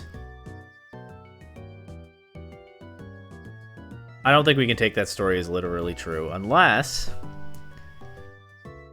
they kept appearing before humans to help us, but it took us some time to figure it out. Also, in Legends Arceus, like, almost every character you meet is not indigenous to Hisui. Right, the Diamond Clan, the Pearl Clan, the Galaxy Team, they all came over in waves of migration, and there are mentions of the Celestica people who were there before them. But we meet only like 1 or 2 of those. So maybe they had a different relationship with Pokemon that's largely lost to history. But most likely it's a folktale and not literal. But still pretty mysterious. The ancient Celestica people. Who knows? The books are... Oh, are the books different? I don't remember the Joy of Rides. This book is about the things you can ride in the Unova region, such as Castelia City's cruise ship and Mistleton City's planes. Before there were planes, locomotives carried people all over Unova. The railway in Nacrene City is a legacy of those lines. Anyone here like vehicles? That book was not in Black 1. I guess Lenora can display whatever she wants now that there isn't a gym puzzle. Let's see what's on the other shelves. Bones, Fossils, and Us. Okay. This book collects research on Pokemon bones and fossils. Not only can we learn about ancient Pokemon's bodies from bones and fossils, we can learn how people of ancient times interacted with Pokemon. To ancient people, Pokemon were a sacred presence. They were revered to a much greater extent than happens today. They had quite the relationship back then, didn't they? Or so people say. Lily-Livered Lillipup's Quest Volume 2. This is the story of a cowardly Lillipup and a short-tempered Zorua. A violent Zorua blocks the path of Lillipup, who is headed to a cave to get medicine. After this, that, and the other thing, the two of them become friends and decide to travel together. That's how we're getting a picture book across in text form, huh? Some stuff happens, and now they're friends. Oh, this is not Volume 1. I saw is another installment of Lily-Livered Lillipup's Quest. I thought it was going to be Volume 1, but no, this is Volume 4. This is a story about three pals, Lillipup, Zorua, and Yamask, after fleeing from a colony of Woobat and working together to defeat a Crocorock that was being a bully. They find the medicinal herb Lillipup needs. The three of them make a pinky promise to play together, and each returns home, although they want to play more. Lillipup gives the medicinal herb to its grandmother, and she feels better. Yay! From then on, the three Pokemon became the best of friends forever, and everyone lived happily ever after. Aww. I'm guessing I can't find Volumes 1 and... Oh. There are more books to read. Changing Unova. This book is about how much the Unova region has changed in 2 years. Each year, many people move to Unova, so the environment in cities change at a dizzying pace. Okay. 5 Bridges. This is a book a backpacker wrote while about visiting the Unova region's 5 famous bridges. There are around 200 pages dedicated to the charms of drinking lemonade and watching the cruise ship from the Sky Arrow Bridge at sunset. Well, in fairness, I now want to do that. Unova Gourmet. This is a magazine about the gourmet foods in the Unova region. People in the know start out with moo moo milk and a village sandwich. Then, to finish off the meal, a classic favorite, a Castilia cone. Sounds wonderful. Almost as good as drinking lemonade on Sky Arrow Bridge at sunset. Pokemon and Work. This book introduces the I did it again. This book introduces the various Pokemon that help out in the world of work. For a potter to fire plates and pots in a kiln, the temperature must reach 600 degrees Fahrenheit. This is where Pansear can help. It increases the temperature in its prized tuft and fires the pottery. I know there's some Pokemon fans who love that kind of world building, about how people and Pokemon live together, and the Unova region could use more of it, considering how much of the games are about that relationship. So there's not a ton there. Okay, Pansear helps people fire pottery, but that is a nice touch to have included somewhere in the game. Imagine if they fleshed that kind of thing out more. What else can Pokemon do? And people together, pooling their talents. Okay, so here is Lily-Livered Lillipup's Quest Volume 1. This is a story about a kind but cowardly Lillipup. In order to save its sick grandmother, it goes in search of medicine in a cave where a scary ghost lives. This volume tells the story of how the crybaby Lillipup summons the courage to set off on its journey. Then it meets Zorua blocking his path and they become friends. I'm guessing Yamask is the scary ghost. Volume 3. This is the story of a cowardly Lillipup, a short-tempered Zorua, and a lonely Yamask.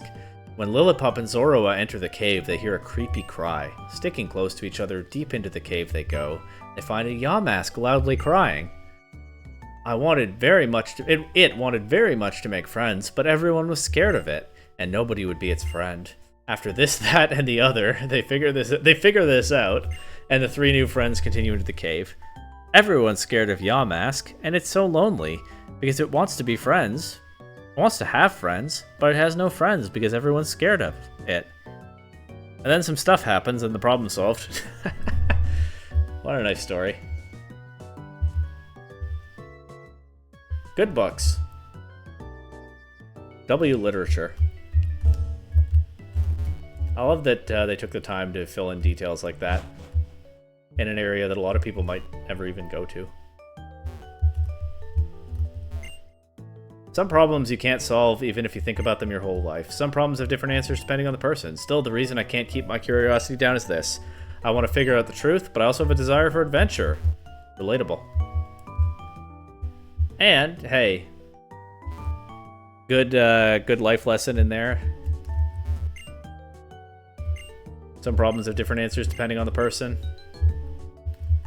Probably relatable in her line of work, or an easy thing to remember in her line of work.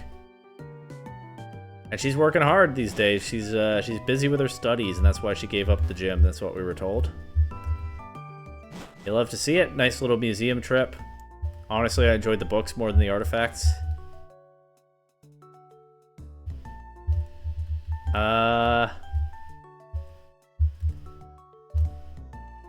Maybe I should go drink some lemonade on the Sky Arrow Bridge. But I think I'm just going to hang out here by the cafe. Like I said, I happen to be recording on Tuesday, so I'll just come back tomorrow and see what's going on with this special. So, nice long recording break from me. I actually have not taken a single sip of my iced tea that I opened for this episode. Oh well. I'll still enjoy it off recording. Be right back in a moment for you, tomorrow for me. Okay, it is Wednesday. Let's see what's going on in this cafe. Mic's working, I think. Looks about the same as before. Was this Muna always here? Moon. Nope. That NPC wasn't there before, I don't think. I think these ones were. It's Wednesday. Wait, does nothing happen? I'm gonna leave town and come back and see if that rolls something over. Is a special on Wednesdays and Saturdays just something they say? Could I just have kept recording yesterday? And gotten this finished earlier? It's just something they say? Oh, no, they give you a soda pop. Okay, it's their specialty soda pop. That's pretty underwhelming. I didn't need to wait a day for that. Oh well. I've been appreciating the little things that give this region some life. I guess that counts as one of them.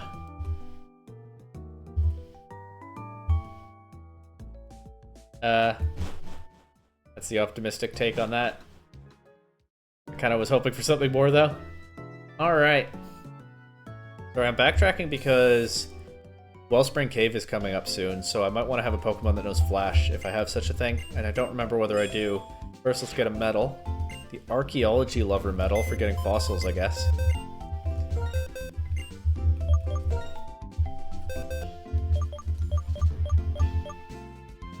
I have a Pokemon that knows Flash. Can Purloin learn Flash? That honestly doesn't seem like the silliest idea. Oh, this Deerling does. Nice.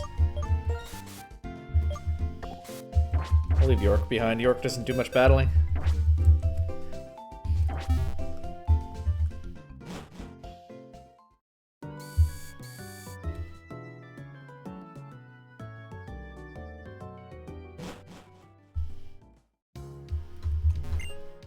Are you checking the electric bulletin boards? Right now, news about mass outbreaks of Pokemon is really hot.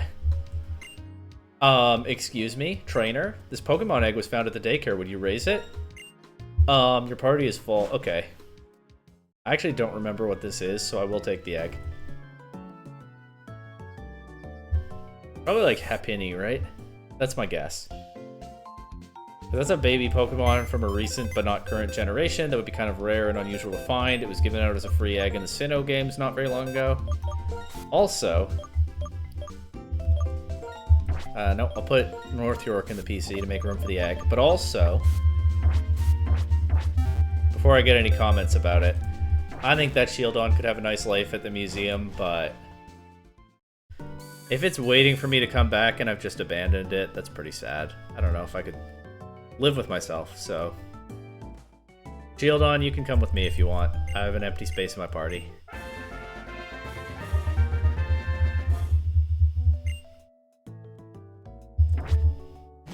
And by live with me, I mean hang out in the PC with fun friends like Purloin and Zorua and Black Kyurem. You're gonna have a great time. Probably.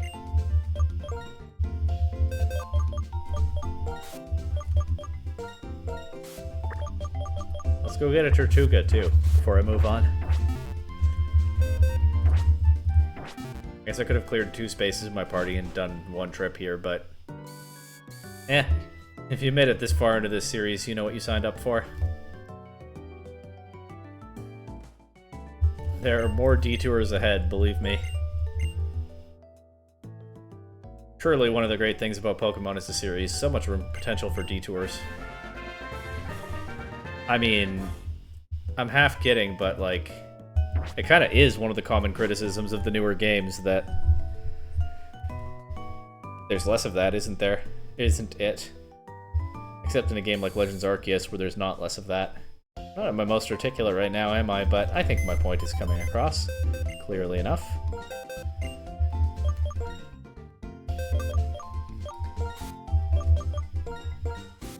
And there we go. Shieldon and Tortuga can hang out in the box with a bunch of legendaries and stuff. And a Purloin. And now I'm keeping an empty spot on my party so I can get that egg. My guess is Happiny, but... I mean, maybe I remember that and I just don't remember that I remember it, you know? That can happen. But I'm not sure.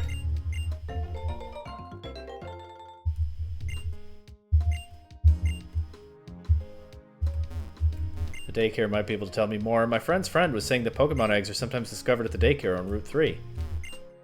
Big if true. Well, how many gates do you think there are in the Unova region?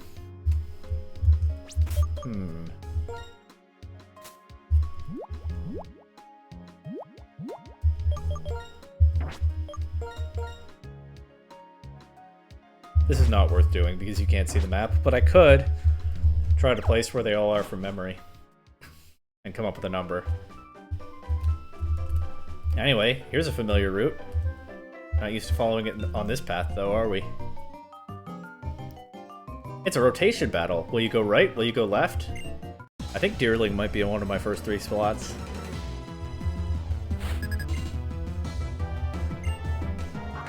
Get Bloom, jump left, Blossom, okay? Yeah, alright, let's sack Deerling so it doesn't divert experience from the main team. Sorry, Deerling, it's not personal, it's business. Actually, I should have gone for Jump Kick, because I can more efficiently sack Deerling if I miss. Instead I went for Takedown, which at least will do some recoil, if I even get to execute the move.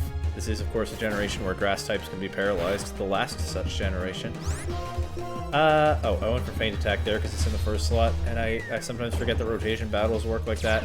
But I think Takedown is fine. Not exactly doing much damage to them. But, hey, opponent, feel free to actually attack anytime now. Instead of just doing every kind of speed control you can think of.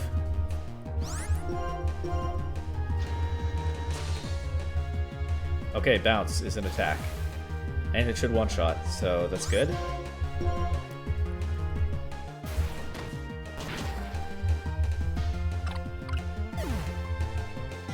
Let's bring in East York. An obvious threat into all of these opponents, but actually I think I just want to spam Ice Punch with Etobicoke. Seems a bit more efficient here. And it's in the first slot, so even if I mess up again. One thing is maybe Vileplume takes it, goes for Stun Spore again. But not if it gets frozen. Nice. But yeah, even if I mess up my input here, it'll still default to Ice Punch, and it just sweeps from here.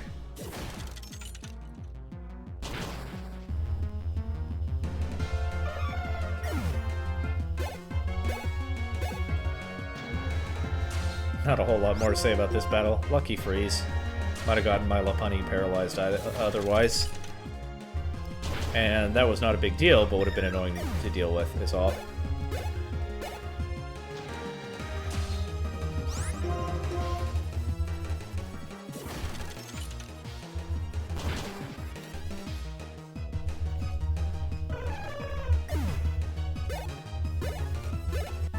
Alright, there we go.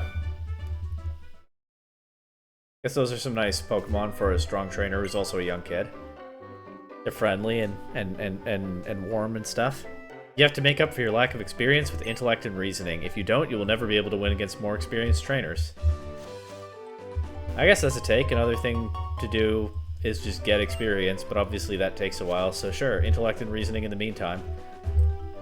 I'm recording this a little before the Toronto Regional, and those are the things I'm hoping to bring with me, intellect and reasoning. We'll see how that goes.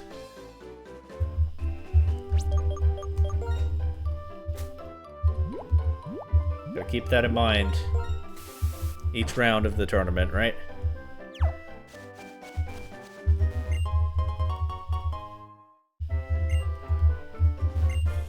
When it comes to fishing, I'll do anything and go anywhere to learn more. That's why I'll be asking you for this battle. Okay, happy to help. This guy's getting experience. I'm not really sure how it's relevant to fishing, but I guess there's a battling component to fishing for Pokemon. Anyway. Time for that coverage to come in handy again.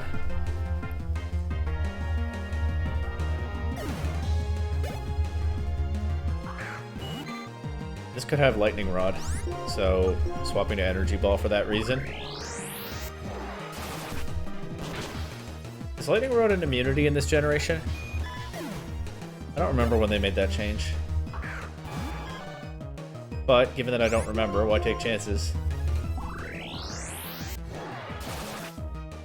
Not that it was enough of a buff for Seeking to be very relevant, although it did see play on one team with a bunch of water types in like Gen 8 BBC, but it is, you know, I'm sure Seeking is very grateful that its ability that draws electric attacks to it was eventually reworked to also give it an immunity to them. Oh wait, it's definitely an immunity in this gen. Because Substrika gets Lightning Rod and Motor Drive, and either way it's immune to electric. That's something I've dealt with in playthroughs before. So yeah, good thing I didn't go for Thunderbolt into those. Unless they didn't have Lightning Rod, in which case Thunderbolt would have one-shot the Seeking, where Energy Ball didn't.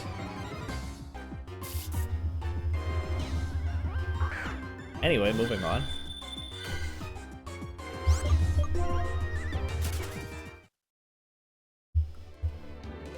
Hidden Grotto? Yep, called that.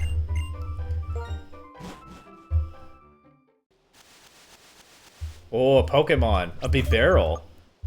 That's cool. I think its hidden ability... I don't know why I'm saving, like I'm going to take more than one attempt at this. Its hidden ability is...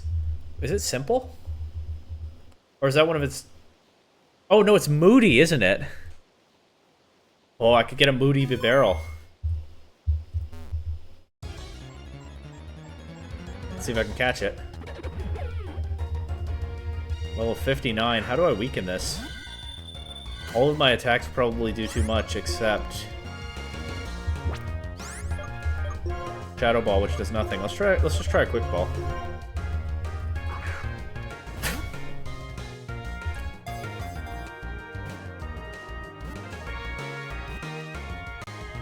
Alright, that worked. And since I'm so excited about this Bibarel, a river dammed by Bibarel will never overflow its banks, which is appreciated by people nearby. I'll even give it a nickname.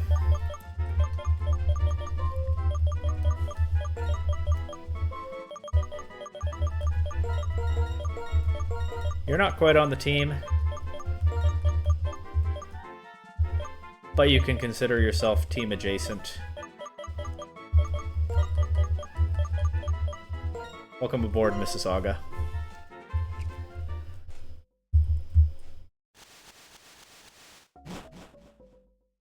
Using the same character limit convention that I used with Scarborough.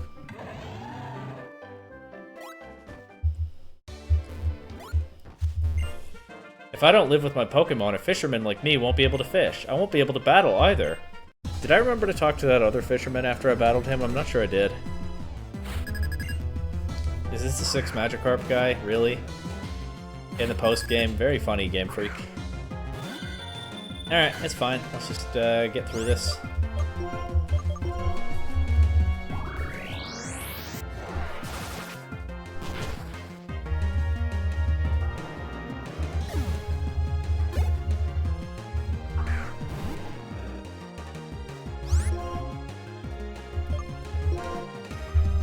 Guess I'll just...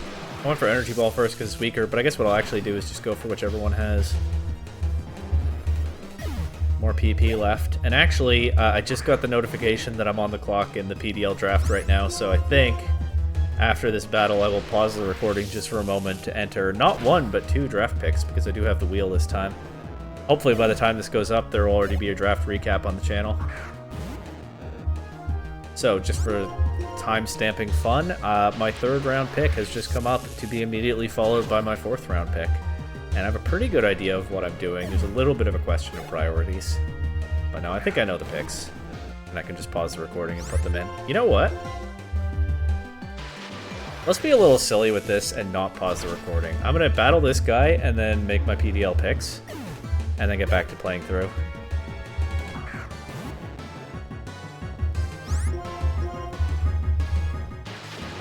Pokemon Black 2 for the Nintendo DS.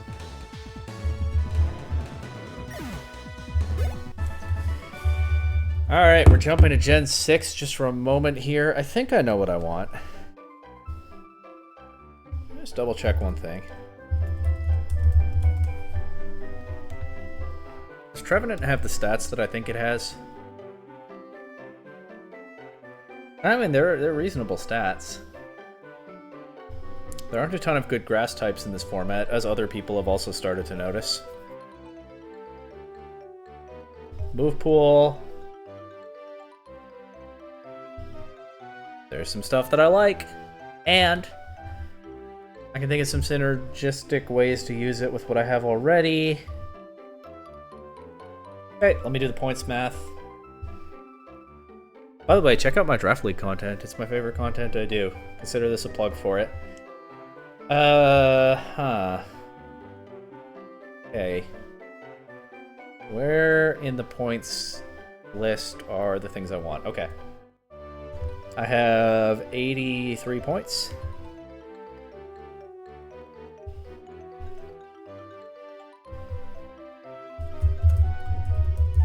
Halifax Masquerade Men. Hariyama. 83 minus 13 equals 70. And then for round 4,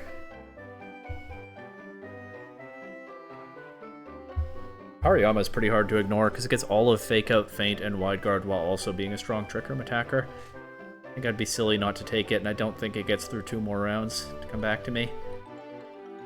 And then for pick number 4, there are 2 things that I want. I hope to get both of them, but I think Trevenant is the less likely one to come all the way back around. I like my chances deferring the other pick somewhat more, so it's Trevenant for 9 points. Trevenant, 70 minus 9 equals 61. Oh, hold on. I was thinking about deliberately giving myself a funny number for my points values, but there's just not a way to do that with these Pokemon, is there? Unless I defer the Hariyama pick. Something else that I can use to make this work.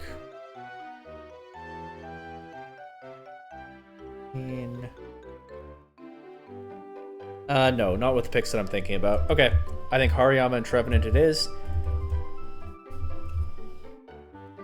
No intention to copy Wolf Glick's WDL team, but, you know, these are good Trick Room pieces. And I have a Trick Room team so far.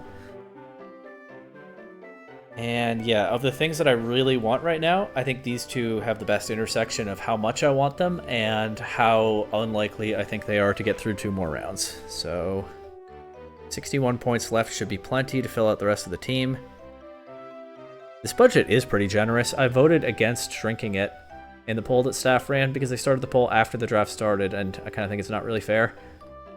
Without a very, very compelling reason to change the budget after the draft has already started. But yeah, we're all not going to be facing too many budget crunches, at least most of us.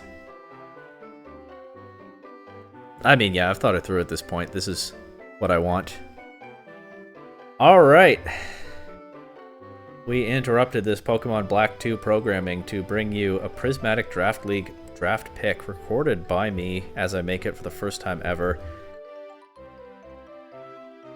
And there goes the message. Back to Black 2.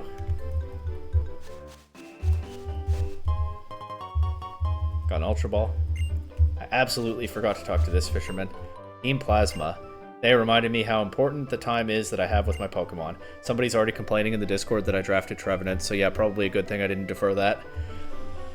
I'd almost begun to take it for granted. The time with your Pokemon. Rethinking the relationship between people and Pokemon. You'll love to see it. Oh, I thought this was going to be another trainer, but it's an item. I think there's a Ranger over here in Black 1. I thought there would be again. Just seeing something at the very edge of my screen there. Okay, now 2 people are mad I drafted Trevenant, so I think I made a very good call taking it now and not later. Did I talk to this guy? That's right, I'd check behind every sign in the city if it was for fishing. Should I be checking behind every sign in the city? Maybe. I'm checking garbage cans pretty often. Wait, that's another hidden grotto on the same route. But first, behold the strength I have perfected through triple battles.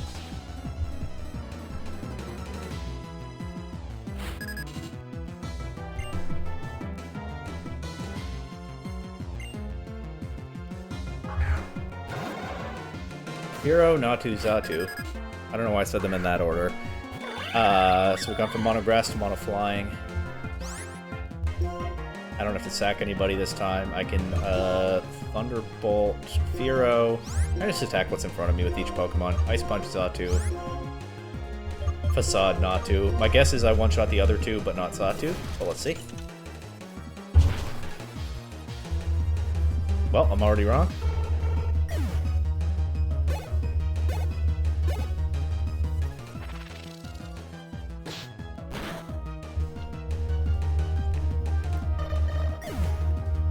So it's just all one-shots? I mean, this level difference is getting pretty ridiculous. And, can't flex too hard on that because I'm fighting small children. There we go. Triple battle sure was quicker than the rotation battle. More of those, please. If you want to be the best, you need to know the best moves and tricks for triple battles. Got a big nugget. And this is another hidden grotto on the same route, not even very far away. And I got a green shard, not even mulch. Wow. Sweet berry mulch, I got a green shard. Oh, I probably do want to repel, right? Because there's a bunch of dark grass here. Maybe I can get through this part. Nice. Double battle? L-E-T-S-G-O. Let's go, let's go. We cheer on any trainer who tries his or her best. Let's go, let's go. L-E-T-S-G-O. We cheer on every Pokemon that fights. Alright, well, I love the energy.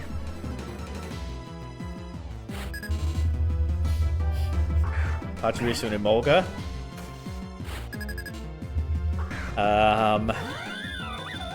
Knockoff Plusle and Minun. Similar concept, but not quite landing all the execution. Emolga can get static. Can Pachirisu have static? I don't remember. Let's just try this. I don't want to Ice Punch the Emolga because I don't want the Tobacco to get paralyzed. I mean, I could just heal it, but, you know, I don't want to have to.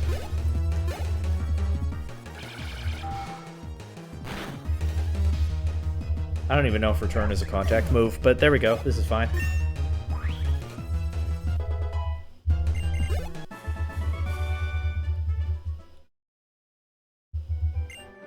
If the Pokemon and the trainer don't both do their best, they won't win. Trainer's commands call out, the Pokemon's moves are decided. Okay, cool story. Nothing in that grass. Nothing of interest, I mean. Hey, come on, show me your habitat list. I want to see all of Route 3's Pokemon. The ones in the tall grass, the ones you fish for, and the ones on the water. If you fill up the habitat list, I'd like you to tell me. I want to see all of Route 3's Pokemon, the ones in the tall grass, and the ones you fish. Yeah, I get it, dude. You didn't have to say all that twice.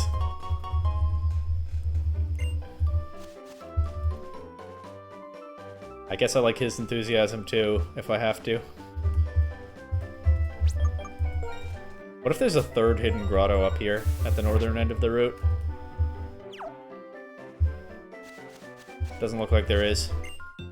See my extraordinarily pretty Pokemon.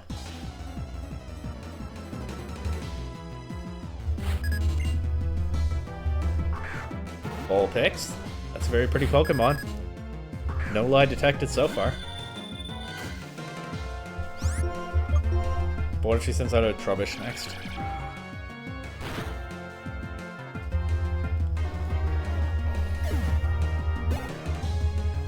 Flareon. Never mind.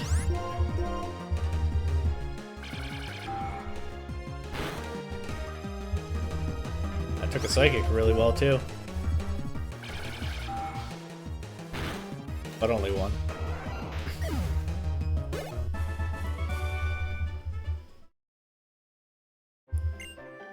When you feel a Pokemon breathing, you can feel how alive they are. Anyway. Wellspring Cave. Once again, takes me back to the early part of the Unova journey. But no doubt there's some interesting stuff downstairs. We feel filled with power when we're surrounded by our beloved stone. And by interesting stuff, I mean a bunch of trainers that an early game trainer would probably not want to run into.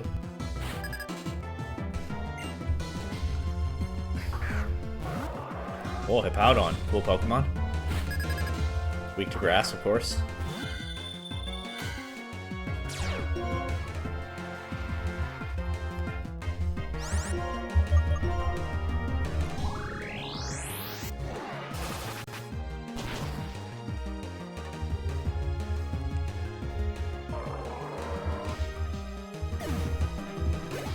Anyway. Marowak, cool Pokemon, weak to grass, of course.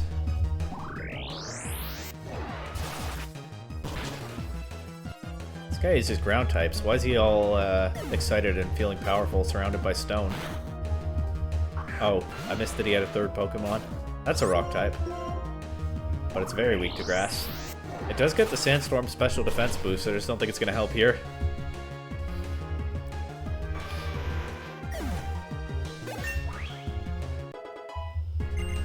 Scarborough's almost caught up to Etobicoke in level. Crazy. I'm not the only one who gets excited by all this stone. My Pokemon do too. That's nice. Max Repel, good item to find right now. Very useful. Because there's a bunch more cave to see.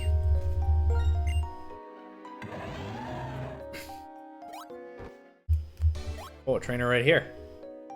I'm back. Oh, trainer. Do you want to learn a bitter lesson? Well, with a pitch like that, how can I say no?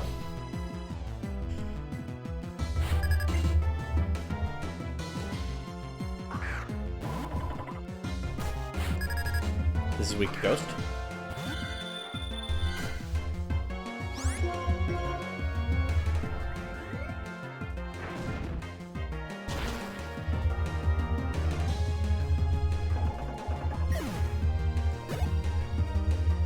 Weak to Psychic.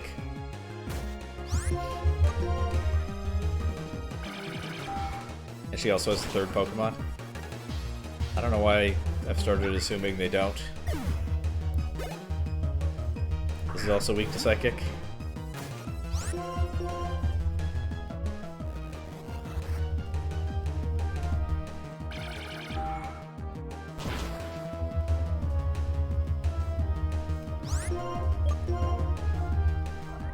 Now, what's that bitter lesson I'm supposed to be learning? Not sure it's quite sunk in.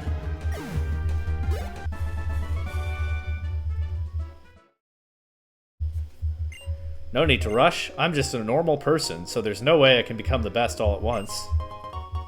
Is that the bitter lesson? That becoming the best takes time? That doesn't feel that bitter. It just is what it is. At least for most people in most circumstances, most of the time. Anyway, here's the reason I brought Deerling.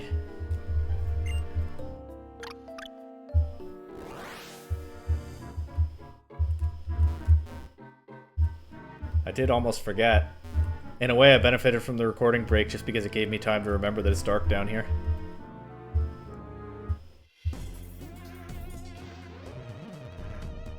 There's 3 more people. I won't leave this spot till I win against 3 more people. What do you have? 997 consecutive wins or something? People love their winning streaks in this region. Sock? Could have Sturdy. Also, all these fighting type trainers are going to burn through Psychic PP quickly. What can you do? Actually, I'm low on that already. Don't know if it has sturdy, but it does have endure, so same thing. Except that it wastes its action this turn. That was a crit, too. Definitely didn't matter. Don't know what he's covering for with that. Yeah, I should be able to sweep this guy and then use one more Psychic on somebody else, and then maybe I think about swapping East York to the front. Unless somebody wants to send in another Metacham or Gallade or something, and I swapped Shadow Ball. Or Hawlucha to Thunderbolt.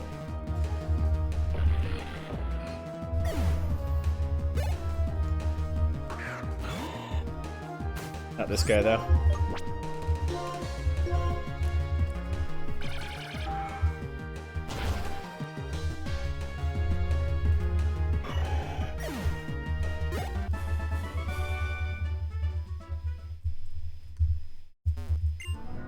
Heh.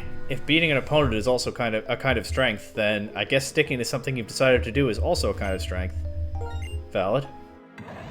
For sure.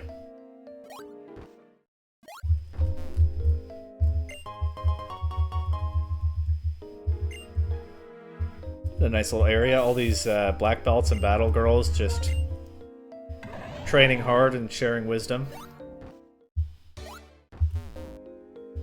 Working in a remote area to become the best they can and take on challengers elsewhere. Are you sure you want someone like me? One moping around in a place like this? I don't know what she's cooking. Never mind. Maybe not all of them are doing good work here. And yeah, I have one Psychic left. Might as well use it on this, right? Why not?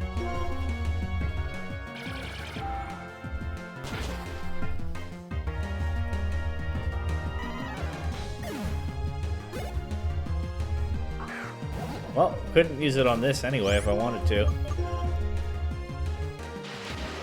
fact, I don't have a super effective attack for this, which is unusual right now, huh? Parafulpera is pretty convenient. It's going to take a couple more Thunderbolts to knock it out.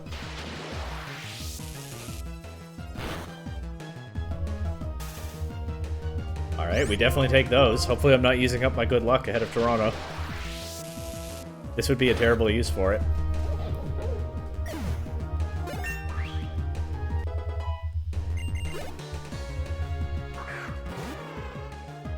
Keep Thunderbolting, I guess.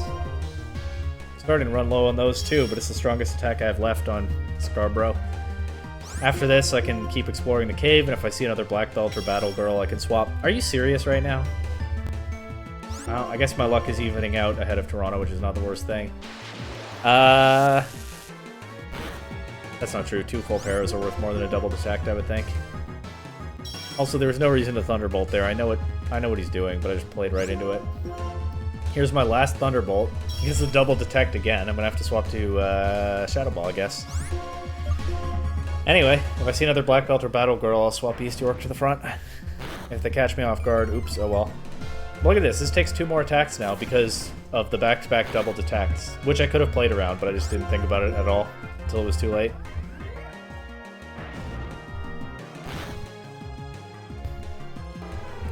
Oh well. Back to moping for her. Can't say I'm as sympathetic as I used to be. When you like someone, you try to show them your good points, don't you? Well, I went and thoroughly beat the guy that I liked in a Pokemon battle. Oh no. Well, if he didn't appreciate that, he wasn't for you. Maybe the Hitmonchan was just spamming detect the whole time because she was moping too much to give... to properly battle. It's probably just the AI being silly, but I could choose to interpret that as a fun character moment. I don't think that's what they were cooking, but what if? Low sweep TM. How strong is low sweep? Not strong enough to delete jump kick for it, if that's even an option, right? Okay. Never mind. There's a black belt there.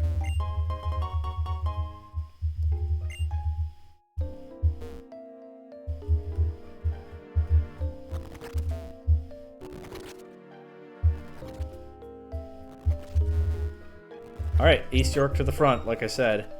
Scarborough's just running out of power points.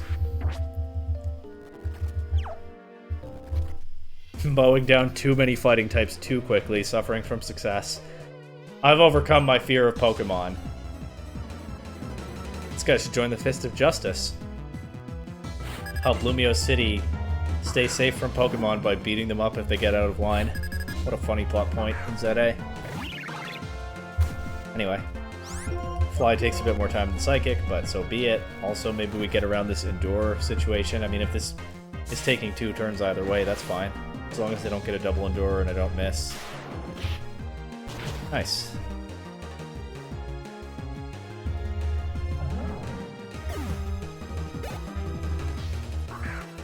Him on top. So we've seen all 3 of these. Is this team's paralleling each other again? We've seen 3 trainers, each with one of the Hitmon guys. One had Throw, one had Sock. What did the other one lead with? Primeape. I don't know if there's more of a pattern to be found there. Conkeldurr and Machamp, though? It feels like these teams are pretty close to paralleling each other, and that was probably the intention. Oh, it doesn't have no guard. That's good. That cross trap actually would have hit if it had no guard, I think. I didn't think about that before committing the move, though Fly was still my best move anyway. I mean, Conkeldurr is kind of the Machamp of Unova. I mean, maybe they just loaded them up with fighting types and did parallels where they could. Game Freak seem to like doing that kind of thing with these route designs in this game. There are people who are afraid of Pokemon too, though everyone seems to forget that. Poor guy. At least he's working at it. Look, I don't think it's a coincidence that the 3 trainers down here each had one of the Hitmon bros.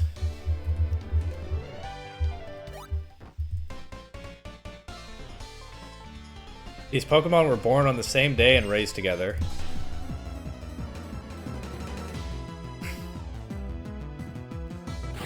If that sounds familiar, I did know about this. This is veteran Sean, also known as Champion Sean, the guy who gave me so much trouble in Challenger's Cave in Black 1. And I have not brought my full team. And I'm out of Thunderbolts on my Gothitelle. So this could go badly. But I'm taking my chances here. What do I do? I want to get rid of the Intimidate. It doesn't matter if I crit through it, but that's not guaranteed. But yeah, I'm not in a great spot to take this guy on. And yet, here goes. Well, okay, his levels are not so impressive in this game. He's actually about on par with the rest of the route. I guess what makes him stand out is that he just has 6 Pokemon with high stats and a lot of coverage and stuff. Powerful attacks like he did in Challenger's Cave. But it doesn't really seem like he's gotten any stronger since then. So maybe I'm building this up too much and we'll be fine. Maybe this is a redemption for the trouble I had with him. Especially if he keeps missing his Stone Edges. He was not missing his Stone Edges in Black 1. I think he might be losing his touch. He might be falling off a little bit. I think Goat Sean might be washed. But let's see. Maybe I'm speaking too soon. But considering the trouble I had with this guy in Challenger's Cave, this battle felt like it was going to be an event. And by the way, this is not even what I was referring to when I said I was still a little worried about an upcoming battle. That's still yet to come.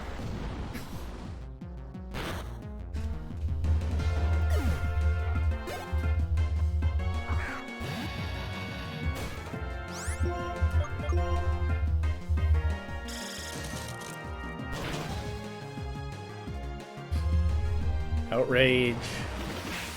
I hit hard, but not hard enough.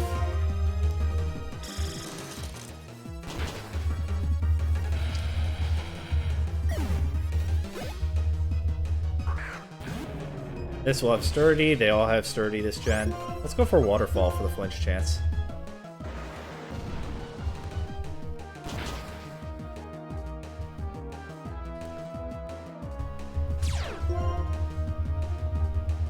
No flinch, but this guy just can't land his Stone Edges anymore. Honestly, Sean, probably time to retire. Sorry to be the one to tell you.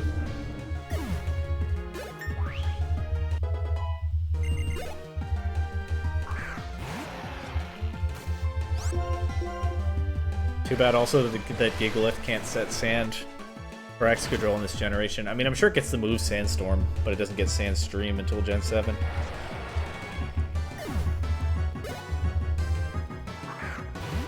Will Sean get a single KO? Crobat is fast, and Toronto's kind of low, so it might happen.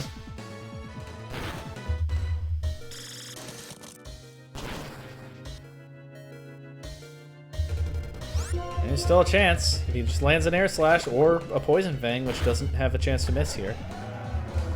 Alright, Sean. Unfortunately, I think Champion Sean is kind of washed. You hate to see it. But he showed that he still had some fight in him, and I respect it. There we go. An old rivalry, I think, ended once and for all with a clear winner. I suppose we take those. Our days with Pokemon are full of happiness, and our joys will grow as we live together. He's taking it in stride. Good dude, Sean. Very nice unexpected rival. Focus Blast, TM. Gothitelle might be able to learn that, I'm not sure, but do I really wanna? Would be a marginal improvement in coverage in exchange for the frustration of Focus Miss living up to its name a bunch of times. And also yet lower PB total across all 4 moves. I would drop Energy Ball for it if anything, but I don't think I will. Also, I'm not even sure that Gothitelle can learn it. I'm just guessing that maybe it can.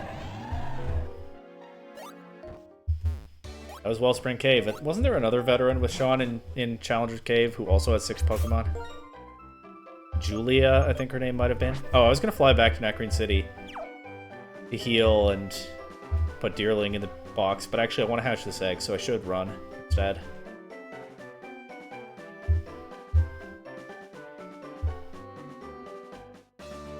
Yeah, I think there was someone else with Sean in Challenger's Cave who was also a little bit difficult to deal with, but Sean is the more memorable one. And he's definitely past his prime now, but I've appreciated all of the battles we've had.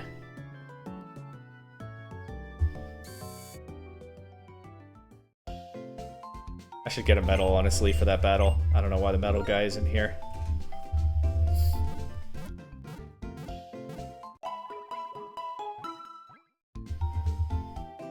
Alright, though. Let's go ahead and swap North York back in for Deerling. I should get a new PC backgrounds for sweeping Sean like that. While I'm at the PC, let's take a look at Mississauga the Bibarel. Moody. Take down Super Fang, Super Power Curse. Very fun. Wonderful. Entertaining. Hidden Grotto encounter.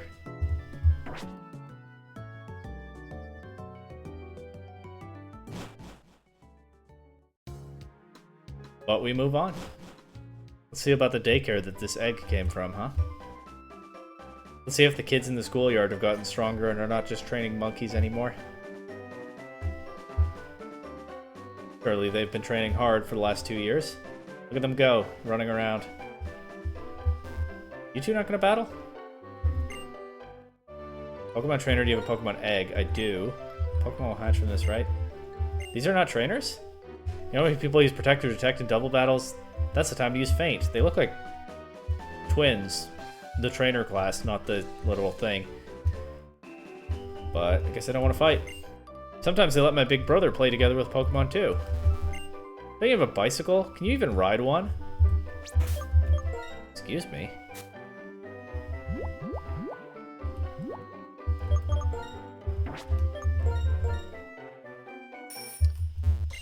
Go! Go! People who ride bicycles are so cool. Honestly, that NPC is probably just there to give you the nudge to ride your bike to hatch eggs quickly. Like to plant the idea in your head. Or just to make reference to people doing that. That's probably the point of this character, isn't it? There's the daycare man.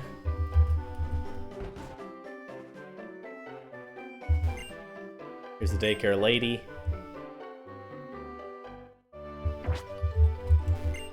Pokemon left in the daycare learn moves as they grow. So if you just leave them there, they might forget an important move, yo. Pokemon don't evolve while they're being kept at the daycare.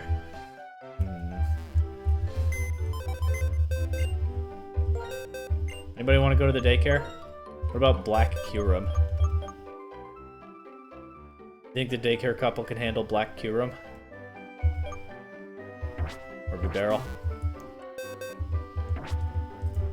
I don't know.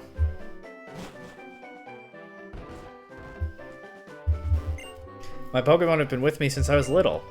They are always just raring to battle. I feel invincible because I'm surrounded by the smiles of children and Pokemon. Alright, let's test that. Very different attitude from that other nursery aide I battled in Pinwheel Forest. Jigglypuff, cute. Probably helpful for calming the kids down. Oh, I still have East York in front. That's okay. For now.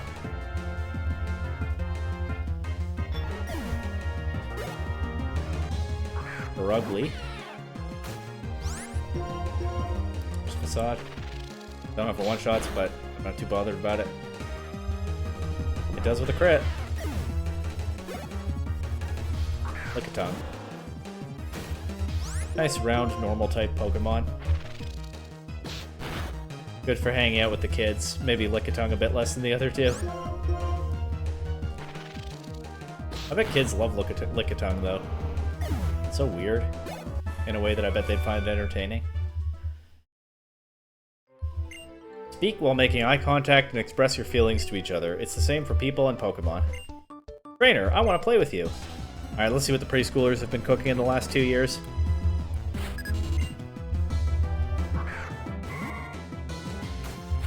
I guess obvious problem, maybe they're not the same preschoolers. How long is preschool? I don't think it's that long. Probably depends to an extent on where you live and how things are structured. Whatever. Goodbye, Curlia. Oh, it's Pikachu. Please don't paralyze me. I don't know if Facade is a contact move. I'm just guessing it probably is. Guess what? Guess what? When I grow up, I'm gonna ride on Reshiram or Zekrom. That could be arranged. I'd love to see the next generation looking to the legends of the old ones. And never mind, these are the same preschoolers, because this kid says the same thing in Black 1. Take this! Hyper Beam!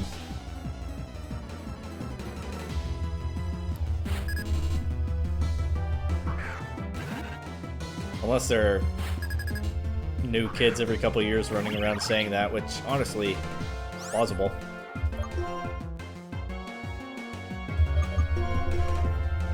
It's a Beldum, it probably only knows Takedown, but let's just speed this up a little bit. It's not like I'm afraid that East York will lose to it, but now I get neutral attacks I can use.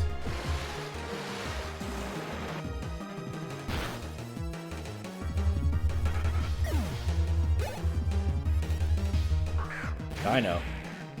This kid's gonna have some strong Pokemon that can freely spam Hyper Beam when he grows up. Beldum and Dino, that's an excellent start. This kid's gonna be a menace. Probably be champion someday. Just firing off Hyper Beams with Metagross, Hydreigon, and who knows what else. Maybe, I don't know, Tyranitar, Dragonite, Salamence, and Garchomp? Just spitballing there. A Hyper Beam? No. Maybe I want to do a Giga Impact now? That's going to be even stronger on some of those Pokemon. Look at the Sandbox. It's a nice touch. Doesn't look like the kids are playing with it a whole lot, though. They're busy with their Pokemon, I guess. And on the slide, hey, trainer, have a battle with me.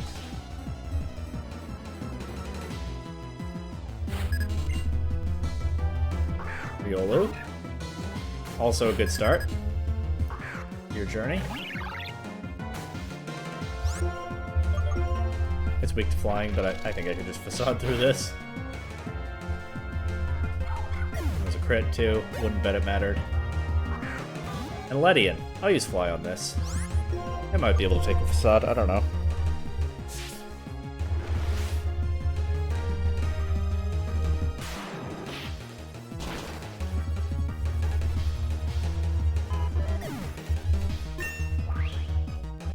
There we go.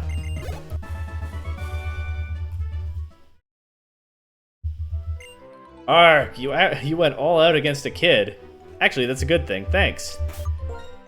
Ah, this kid is learning how to get good training in already. I like the attitude. Future champions here.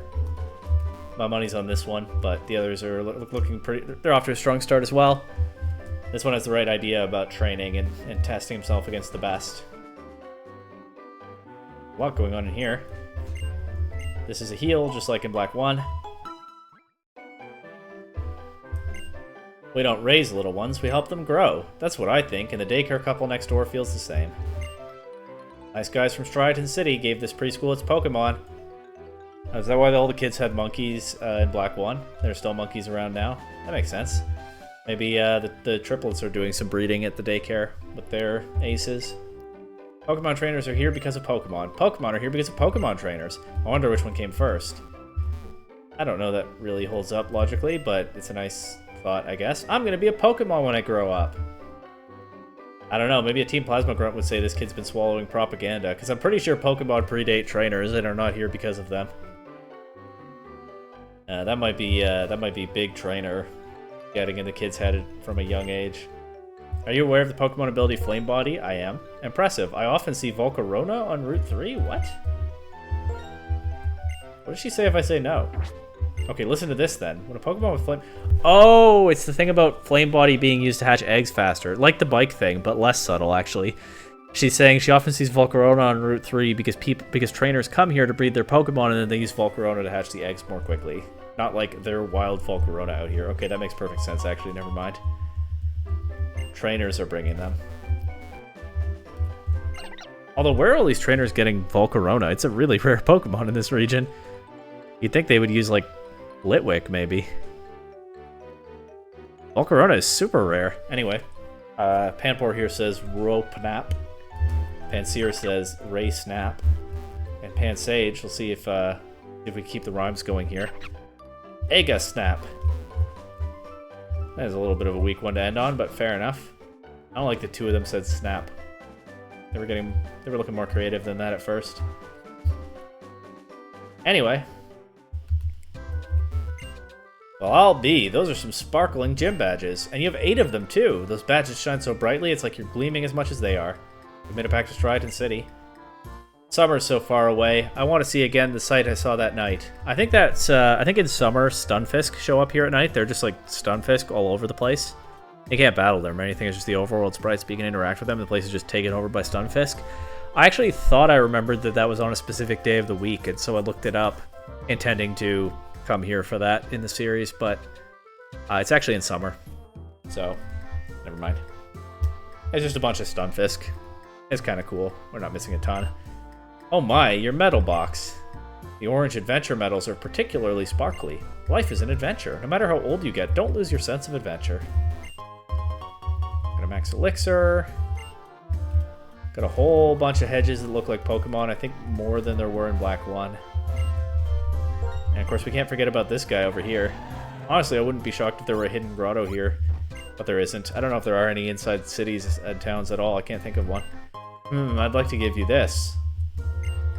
Okay, well, I'd like to receive that, so that's good. To live quietly and do a lot of fishing, I truly live my ideal existence. Really brought things full circle even with Sean. Still not over it. Oh yeah, this area's got more monkey-shaped hedges and stuff. They love the monkeys in and near this city. Glad someone does. Every Pokemon is someone's favorite, right? Technical machines can be used over and over, right? I tried so many different things. It's sure hard to decide, eh? Yellow shard. And now we come to Striaton City. Normally I might go to the Pokemon Center first, but I don't need a heal right now.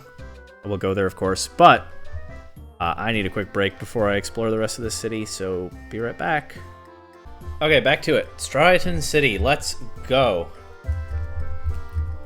Talk to the old man first. He probably knows some stuff. From the factory's once busy days, many dreams still linger in the dream yard. A Pokemon led there by those dreams may be somewhere about. Maybe. Is there still a Friday Musharna encounter in Black 2? I don't see why there wouldn't be. I don't remember. I don't feel a need to do that in this playthrough. I already did it in Black 1. By Fire-type Pokemon are weak against Water-type moves. That's why Chili has trouble winning against Crest.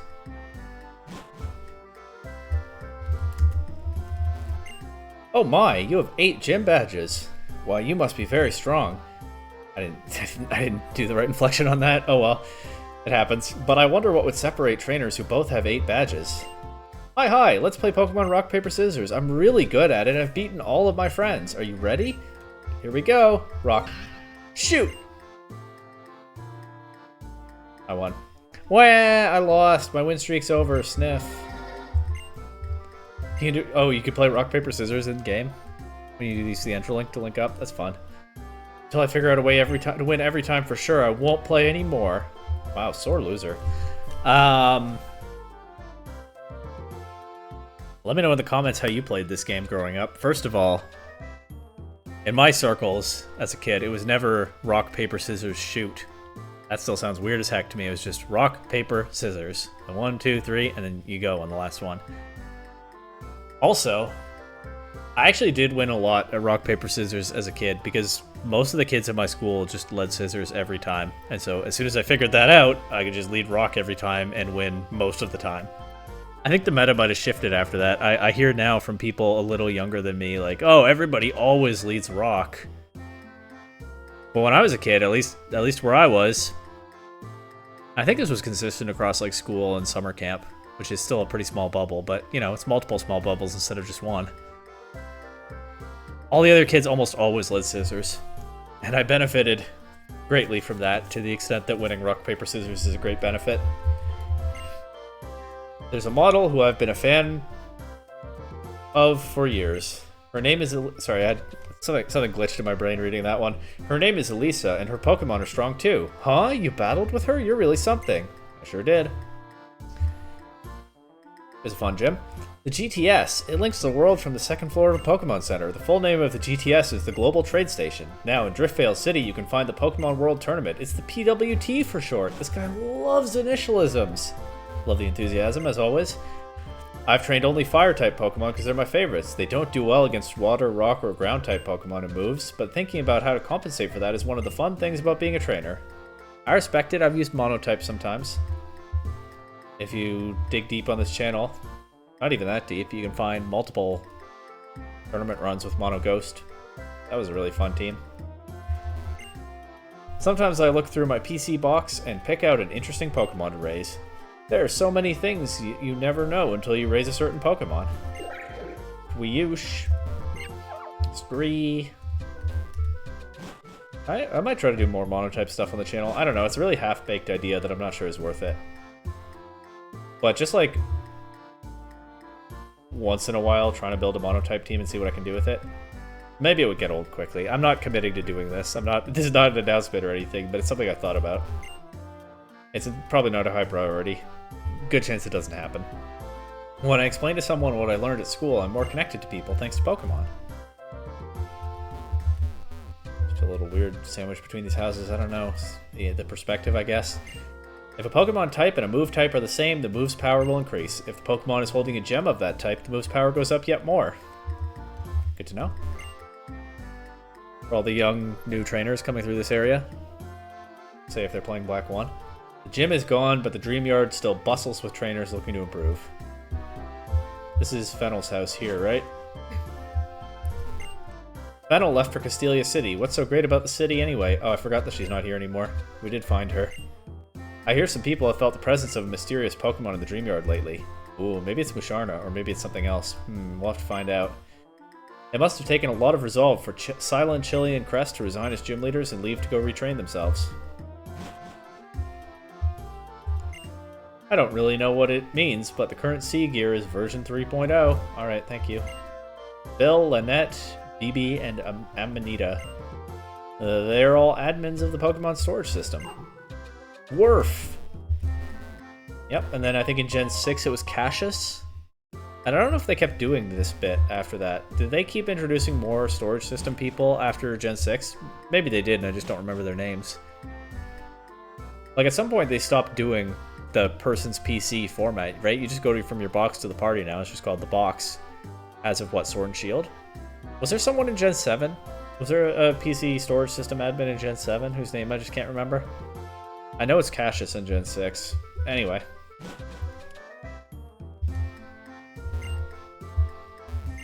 Oh, trainer. This is all I've got, but don't be shy. Take it with you. That's a great gift, thank you. You can't have too many Pokeballs. That's right. This may be a simple Great Ball, but this one Great Ball may help you out. Whatever your age, you can have Pokemon battles if you have Pokemon by your side. Then you use the internet. Sorry.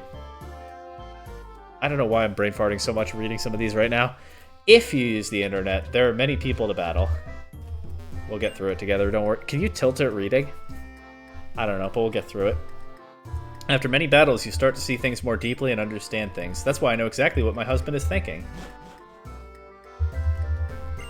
Traveling trainer, does your family call you often on the cross transceiver, or do they wait for you to call? So I plan on going abroad again and doing some Pokemon battling. In other regions, you discover a lot about things you took for granted. Sort of nicknames you give your Pokemon. What I like to do is give all of my Pokemon names that end with Inkton. Like hypothetically for my team, like Lopunington, Gothington, Vanillington. I guess that's a nickname theme of sorts. What did this guy say again? I was wondering if there'd be some gag payoff to his wife saying she knows what he's thinking, but no, there isn't. This is a delicious restaurant where you can also enjoy Pokemon battles. Oh, I thought he'd be blocking the way and I'd have to go to the trainer school again first, but no. He's just letting me know. Let's go to the trainer school first anyway. The wide lens and zoom lens are very similar. Here's the difference. The wide lens boosts accuracy by 10%. The zoom lens boosts accuracy by 20%, but only if the holder moves after the target. That means the zoom lens is best for slower Pokemon. Genuinely helpful. Did not remember what the zoom lens does. I know people have used it on Heatran in Scarlet and Violet VGC at some points. Thanks, kid. I did learn something there. Or got my memory refreshed at least. Would you like to take a simple quiz? Absolutely. So here's the question. Which of the following berries cures confusion? I think that's Persim. Ding, ding, ding. Right answer. Now for the next question. Okay, the move Swagger raises the target's attack, but it also causes which status condition? Confusion. I'm seeing a pattern with these questions. That was a fantastic answer, and there's no third question. You just give me some Persim berries. Here's a combo you can use in a double battle. Have one of your Pokemon hold a Persim berry, then have the other one use Swagger on that Pokemon. Its attack will go up, and the berry will heal the confusion immediately. Then it can hit the opponent harder. There are many possible combinations in double battle. That is a fun idea, that one. Of course, the better versions people have found in VGC are one... Is it Own Tempo that's the ability that prevents confusion? There's something Tinkaton gets, so you can use Swagger. I've seen this one in the PDL. You can use something Swagger into Tinkaton, and if you have the right ability, it's immune to confusion. And back in the day, like Gen 7 VGC, I think, so before my time, but I've heard about it, people would run Swagger on Tapu Fini with Zygarde.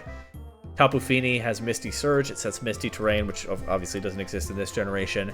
It prevents status conditions for grounded Pokemon, so Tapu Fini would use Swagger into Zygarde. Zygarde would get the attack boost, but the Misty Terrain would prevent the confusion, and then Zygarde, being a tanky Pokemon, would be hard to remove, and also hitting very hard with the boosts. I think that's how it worked.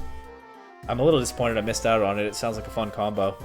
Persim Berry seems like a less good version of that because it takes up the item slot on the recipient Pokemon, but could be fun to play around with that sometime.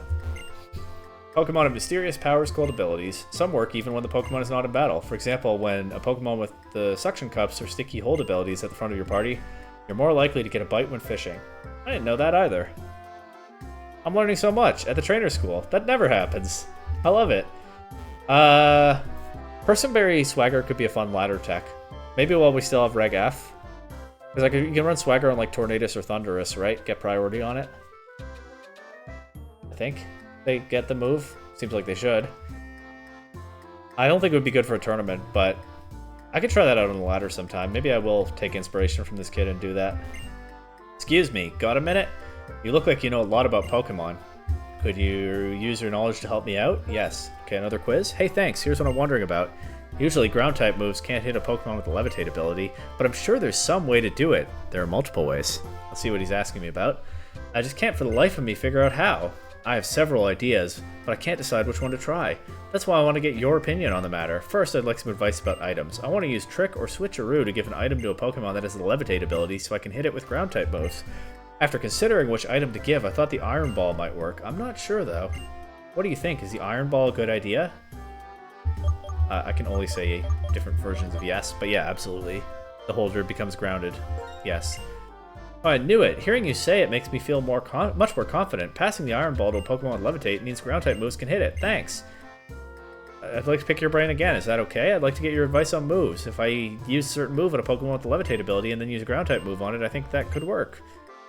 Which move should I choose? Smackdown, Gravity, or Gastro Acid? I think all of those would work, right? Gravity makes everything grounded. Gastro Acid nullifies abilities, so if we're talking specifically about Levitate, I would think that would work. And Smackdown knocks things down. I'm gonna go with Smackdown. I see, Smackdown. That move will knock a Flying-type Pokemon or Pokemon with Levitate out of the air, so Ground-type moves will work on it. But again, I don't think there was any wrong answer to that question. Gravity lands a little weirdly with me because of the wording of the question. It's not a move that you use on the other Pokemon, but if we ignore that, it is a move that if you use it, it causes everything to be grounded, so it does work. It just doesn't exactly fit the wording of the question if I'm being pedantic about that. So anyway, Smackdown. If I use Smackdown and then use a Ground-type move, I get it now, thanks. I'd like to pick your brain again, is that okay? Finally, I'd like a little advice about abilities. Apparently some abilities will let you hit Pokemon that have Levitate with Ground-type moves, but I'm not sure which one to use. He's going to ask me about Mold Breaker, Turbo Blaze, and Terravolt, all of which do that. Yeah, called that. Close, but I can't decide. I'm going to tell him to use Terravolt, because how's he going to do that? I have the only Pokemon that uses it. I'm just trolling him at this point. So it's Terravolt then? I guess that's right. Terravolt lets you use moves regardless of the target's ability. Levitate won't matter, so you can land hit after hit with Ground-type moves. Terravolt's so cool. Viva Terravolt. Thanks, because of you I'm prepared for Levitate, and I'm even more prepared for anti-Levitate tactics. Now, no matter which Pokemon I face, victory is assured for my levitating Pokemon. Well, do you dare battle my invincible team with Levitate? Wow, he was just picking my brain to figure out what he has to counter. Never mind, my trolling backfired. He's not going to try to catch Zekrom, which he can't do because I already have it. He was approaching from the other side of this interaction. I guess he got me, but let's see if it pays off for him in battle.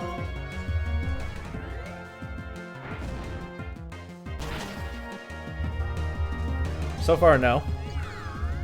But he has 3 more Pokemon, I think. This is weak to Shadow Ball, but it's also weak to Psychic. The burn doesn't matter too much. Also, Gengar does have Levitate in this generation, not a mistake. I think they took it away in Gen 7, maybe 6?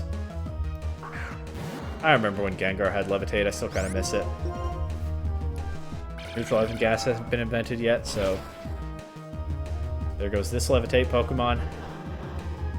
You got something that's not weak to my Gothitelle? Well, this fits the bill, but I don't think it's gonna hold up very well in this battle all the same. Electros is a cool Levitate Pokemon, though, because, of course, if you don't bypass the Levitate, then it has no weaknesses at all. No wonder he's so bothered about Ground-type moves into Levitators. Is there another way, by the way, besides the ones we listed? Maybe Ring Target doesn't exist in this generation, but does Ring Target get rid of the Flying-type immunity to ground? I'm not actually sure. It seems logical that it would, but Flying-type immunity to ground is kind of different from other type immunities in that there's a lot that goes along with that in terms of whether a Pokemon is grounded or not, right? So I actually don't know whether that one works. Good thing I wasn't asked. I thought I was completely prepared for anti-Levitate tactics. In real battles, things never go as well as you would think. Or maybe you're just that good. Maybe I am. Good effort, though. We increased the number of trainer schools to meet the demands of trainers who want to know more about Pokemon because they love them. And the blackboard's still about status. Okay. Is confusion on this list? No, just the non-volatile ones. But hey, I did learn some stuff in this trainer school this time. That doesn't happen very often in these games, so well done, Game Freak. Also, I'm playing like 16 years after these games came out, and NPCs are still telling me stuff I didn't already know or had forgotten. How about that? Can I get a medal for learning? I should. I think learning is worthy of a medal.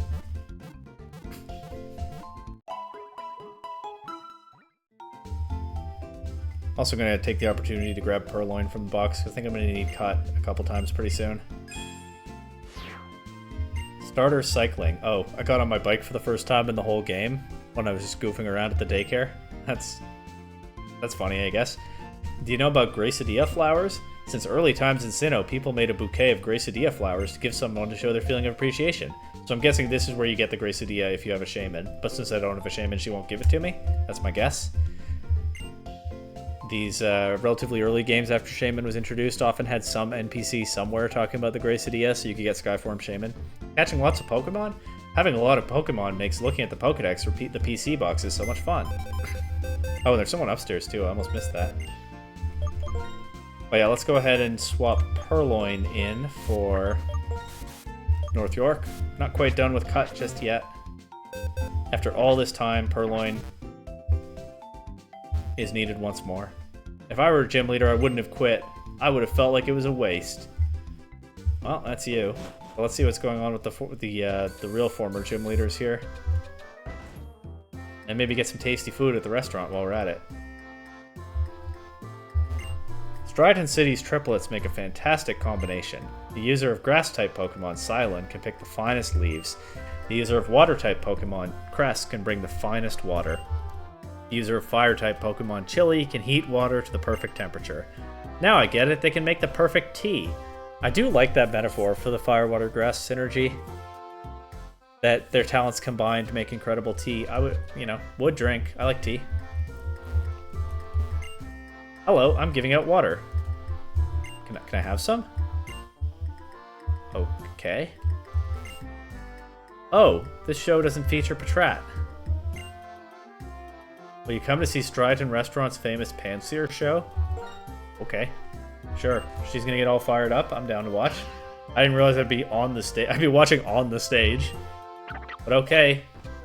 She sent about a bunch of Pansear out of their balls, I assume. I don't know where else they could have just come from. The Pansear that I will have you follow today is the middle one. This, the Pansear with the cute round eyes. It's holding a big mushroom. Ready, set, go.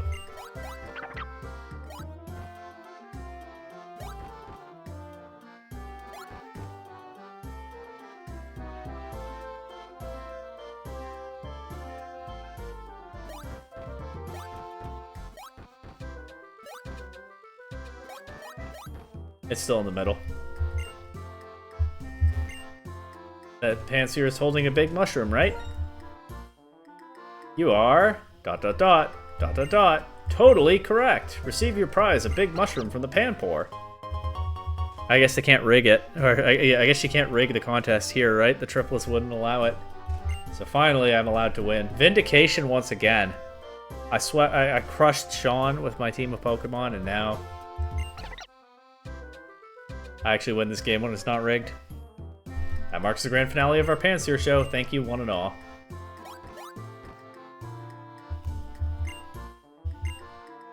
You want to see the Pansear again? There are a lot of preparations and such to make, so come back tomorrow.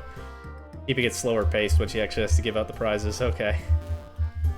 We got Watchog working the counter here, saying watch, and I just noticed I can go behind here and talk to this one that's saying chog. And now if I talk to the triplets, they'll want to do a multi-battle, where I team up with one of them. Welcome. This is a lively restaurant where you can enjoy a show. So the question is, how do I want to do this? I started with the water-type starter in this playthrough. So if I team up with Cress, I have my neutral gym leader on my team against the strong matchup in the weak one. That's fun. I usually have done it that way in past playthroughs. I guess if I team up with Chili, that's maximum difficulty, at least for my part in the battle, in theory, except my starter's not my whole team. And I think what I actually want to do is, I picked the grass starter in black, and Chili was the one that I battled as a gym leader, right? Chili was the actual gym battle that I had. I never battled the other two in black. So let's take up the opportunity now, and let's team up with Chili for that reason. I'm Chili. My fire-type Pokemon and I are too hot to handle. What it boils down to is I want you to be my partner. I'm going to see what the other two say. But yeah, it's obviously Chili, for the reasons described. My name is Silent. I like grass-type Pokemon. We were gym leaders, but in order to improve ourselves further, we were working at this restaurant and spending every day with Pokemon. How about it? Would you team up with me and take part in a double battle? Aw, I must have timed his invitation poorly. I do want to battle, I just want to team up with your brother. Nothing personal. Just business. I'm a water type specialist and my name is Cress. Pleased to make your acquaintance. You there, would you be so kind as to be my partner in battle? Also, it's funny how different Silent's personality in the games is from his personality in the anime. I don't have anything more to say about that, but kind of odd. Alright, Chili, let's get fired up again. Yow! I'm the strongest of us brothers, and I'll make sure you win.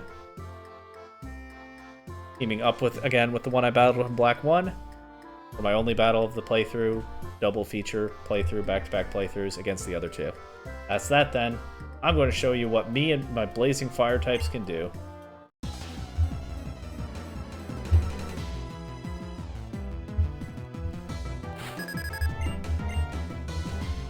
I think I shouted it out before, but I remember the fan theory that these guys were the Shadow Triad. If you use the memory link, it's debunked by a scene in which all 6 of those characters are in the same room at the same time. But people were really rolling with that one for a while because they're the only gym leaders who don't show up in Black 1 for the confrontation with the 7 sages. The actual explanation being given being that Bianca didn't get to them in time when she was going to all the gyms to recruit the gym leaders to go help. Which is a totally reasonable, mundane explanation. And proved true, but you can see why fans didn't buy that and thought these were the Shadow... Well, didn't buy that it was the only reason they couldn't show up, and thought that these guys were the Shadow Triad. I think the Adventures manga even strongly hinted that the Shadow Triad were these guys for a while, before that was debunked in the games, and they pivoted.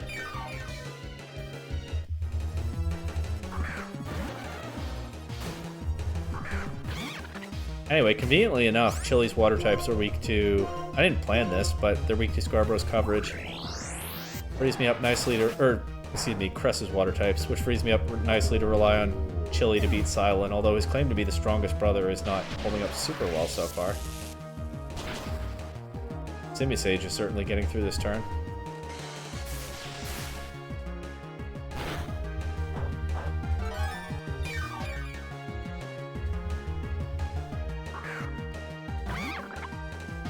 Alright, but let's see if Chili's monkey can handle Silent's monkey.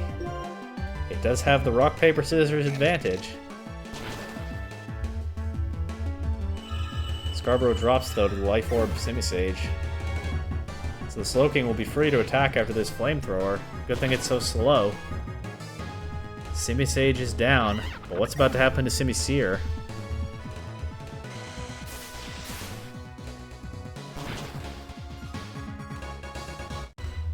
Ooh, takes the hit. And I have just the thing for this Slowking, just the Pokemon that the people want to see in this matchup. This gym is all about your starter choice and how you deal with the implications of it. And here's my starter, ready to aim a super effective X-Scissor into Slowking. Chili used a full restore. That means the Ferrothorn will get a chance to attack this turn, but I'm still happy to see it. Simisear can put in some more work. Maybe Chili is the strongest brother because he has items. Goodbye, Slowking. Ferrothorn goes straight for a Power Whip, but it's into Simisear looking for the KO on the low HP target, so Chili played Silent perfectly there. And I can let I think I can let Simisear handle the Ferrothorn, as long as Simipour doesn't knock it out first. But I'll just go for an X-Scissor into Simipour and see what happens. Simipour moves first. It's gonna have a Life Orb, because they all seem to. It knocks out Simisear. We don't actually benefit from the item. It actually might have been better if Chili had just attacked the Ferrothorn last turn. It looked like a cool play, but it hurt the team in the long run. But Chili has one more Pokemon. It's Darmanitan. That's a pretty good Pokemon. We'll see if it can take a Scald. I'm going for the KO on the Simipour, but Simipour, of course, will move first. It's Life Orb boosted Scald. It one-shots Darmanitan.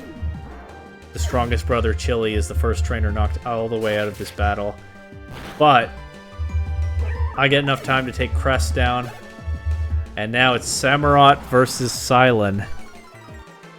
Water starter versus Silent.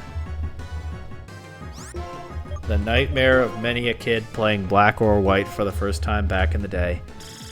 Can Samurott find victory on behalf of water starters everywhere? Freezing Ferrothorn with the very first Ice Beam is a good start. But it's going to take some more Ice Beams to get through this. So far, so good.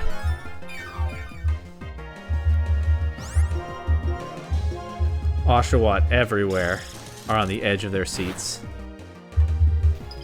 Looking to see their nemesis Silent finally defeated once and for all by one of their own kind. This Ice Beam should do it. No, he has a full restore. It wasn't just Chili. Chili was lying. He's not the strongest brother. Ferrothorn will get another chance here. Not frozen this time. I have plenty of Ice Beams. They just keep going. But will Samurott be targeted with a Power Whip? Ferrothorn continues to set up with Curse so far, but it can take another Ice Beam unless it grits. And a Power Whip will do a lot of damage with all these boosts. Unless it misses. Ice Beam comes out once again. Oshawott holding their breath all over the region. Power Whip connects. And one-shots Toronto the Samurott. Silent showing once again that type advantage is hard to overcome.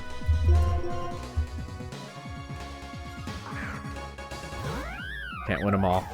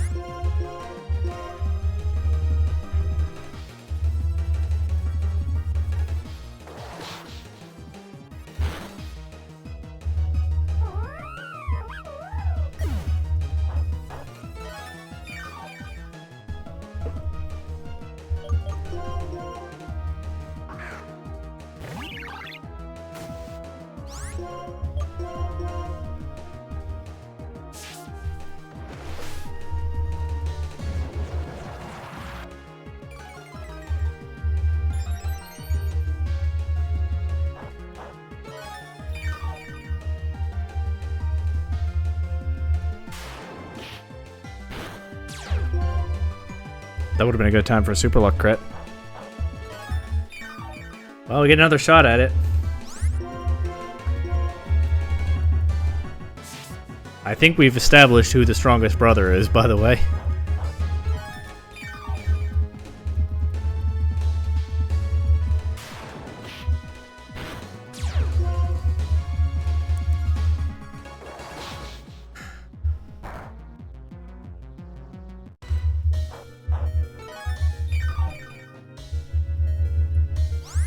Not even sure I still need a crit now. Let's see.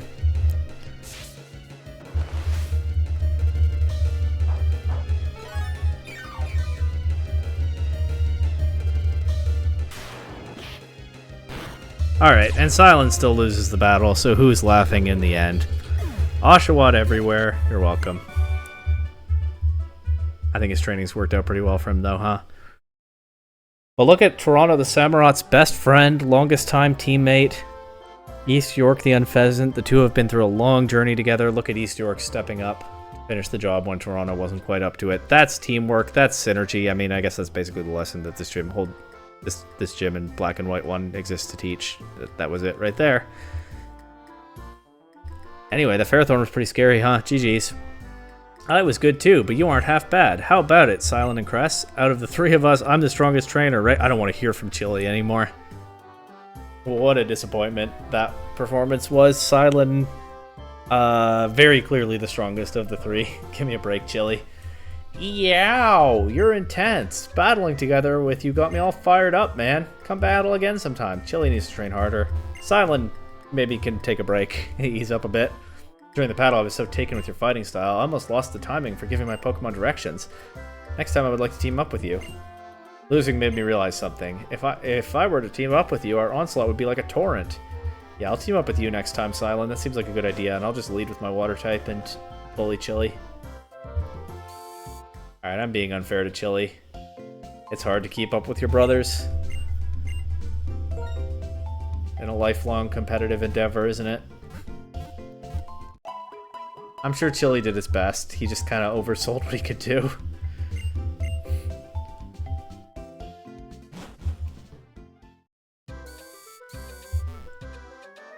To the Dream Yard. I hear there's a mysterious presence there. I wonder what it could be.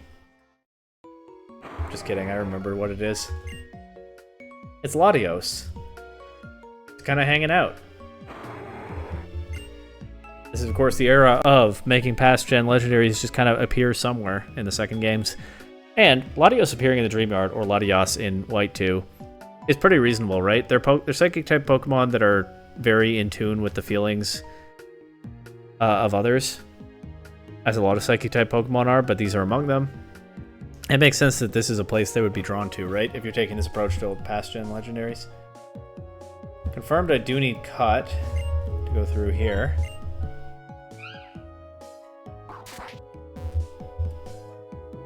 I think I'm supposed to go... Maybe I'm supposed to go... There's a path I have to follow to trigger the battle with Latios. Is it this first? Okay, yes. And then Latios goes that way. Now I go in here. And it's gone that way again. One sec, let me look for items.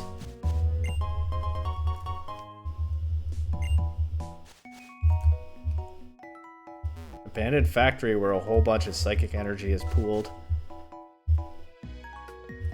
What an interesting location that not a massive amount is done with, but at least it gets to feature in a couple of ways in each game. Okay, so that's how we get Latios to go back that way. And then we go over here. Starting to slow down, take an interest in me. Grab an Ultra Ball just ahead of the battle, because I think we just go back over here. And this is where the battle is.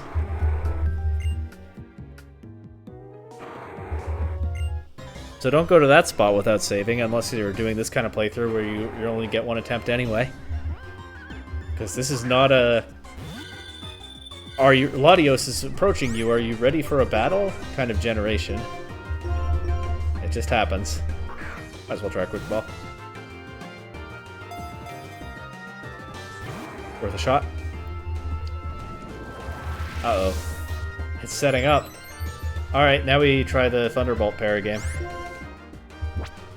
Latios resists it and is especially bulky, so I might get a lot of opportunities here. Psycho Shift is fine, it doesn't have a status condition, so it does nothing. The Thunderbolt para strat is kind of an awkward thing that I've stumbled into in this playthrough, but it has actually worked pretty well sometimes. Heal Pulse is great if it does any damage to me. Maybe it'll heal it off. I don't love that crit, because I actually want more opportunities to paralyze it. Also, we've now established that 3 of Latios' moves are not attacks.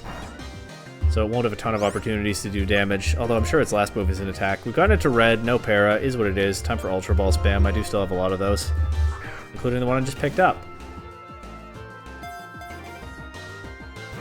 Good start. I wonder what its attack is. If it's like Zen Headbutt, then it's boosted by the Dragon Dance, but if it's like Luster Purge or Psychic, then the Dragon Dance accomplishes nothing for it. That would be nice. But maybe I'm asking for too much from a legendary that's already not super well set up to sweep my team. Sure enough, though, it does not have a physical attack, so we don't have to worry about the Dragon Dance. And look at how little Scarborough took from the Psychic. It's going to use up like all of its PP, just knocking Scarborough out, and that's if it doesn't use another Heal Pulse, which it just did. So this is an easy battle for just sitting on the field and spamming balls, but let's hope one of them actually works before Latios struggles itself out of here. Feels a little weird when a legendary encounter is this easy, though, doesn't it? Especially in an earlier gen. This is like when I figured out that in Fire Red and Leaf Green, if you use a Pokemon with Flash Fire, it completely walls Moltres. So that encounter is just free if you do that.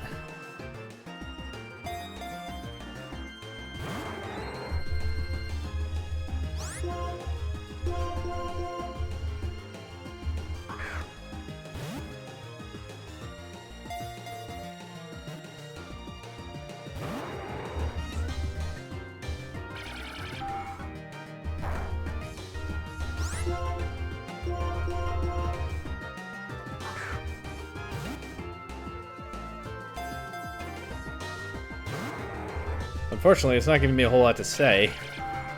far as narration over this battle goes, either one of these Ultra Balls is going to catch Latios, or that's not the case. But hey, we can watch that outcome, whatever it is, together.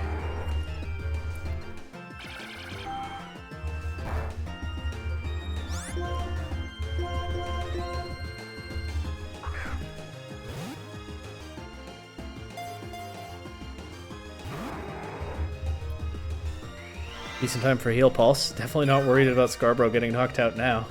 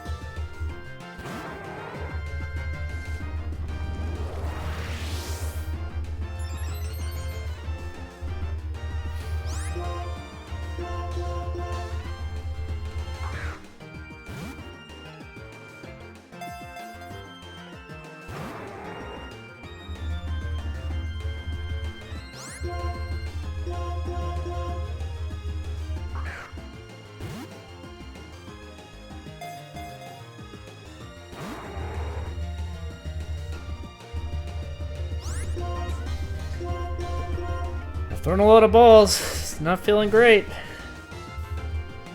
Well, what do? Just keep throwing more balls, right?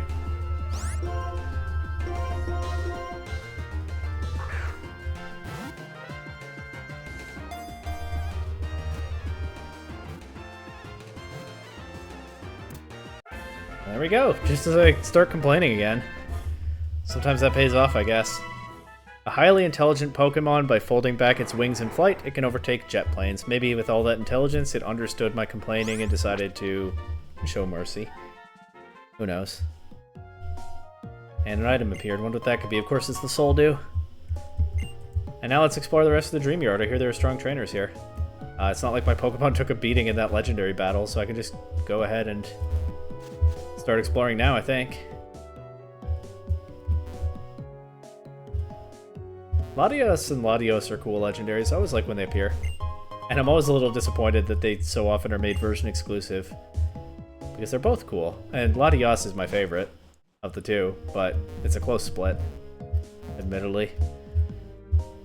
So not that big a deal that I don't get Latios in this game. Anyway, we're back to these shenanigans, I think. That guy turned later than I expected. There we go. This is a power spot. It awakens your dormant power. This guy's about to Dynamax his Pokemon. At the power spot. Kinda hungry. I might have to take a snack break. I do want to get this done, though. I haven't been recording super long right now.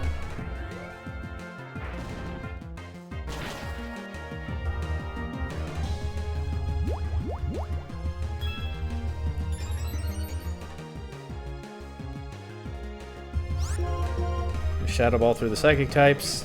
I guess switch to Thunderbolt if they're also Steel types. I guess that's a stronger neutral hit.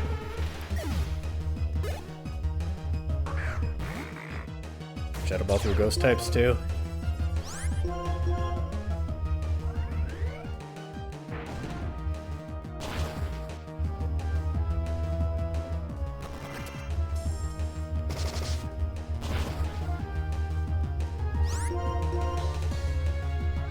Real easy battles.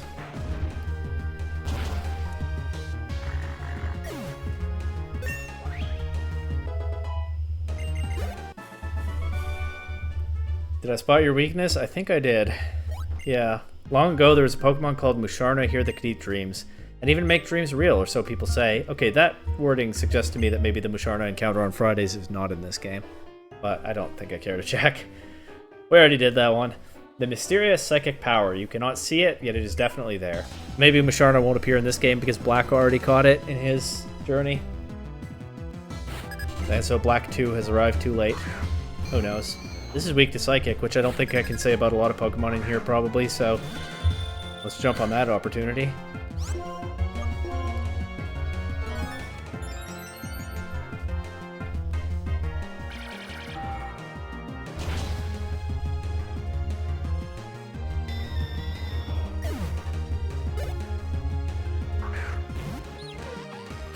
Uh-oh, this is not weak to Psychic.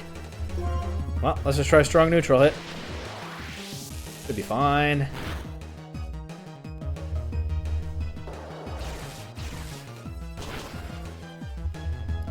That did a lot, but it only gets one.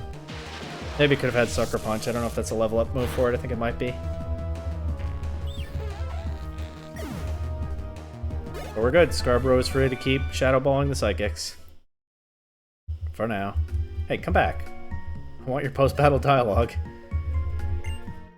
A hole in a donut. There's nothing there, and yet it exists. I love that. That does seem like something that a scientist in this game would say, especially in a place like this. W consistency? Far from the worst thing a scientist in this game would say. Remember when I was called part of the sewer? Let us conduct some Pokemon research. Yes, let us show each other our Pokemon. Alright.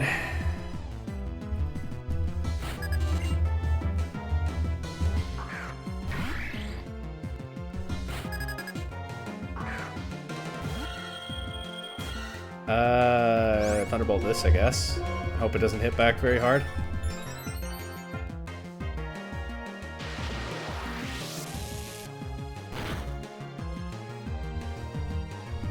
Well, that won't be an issue.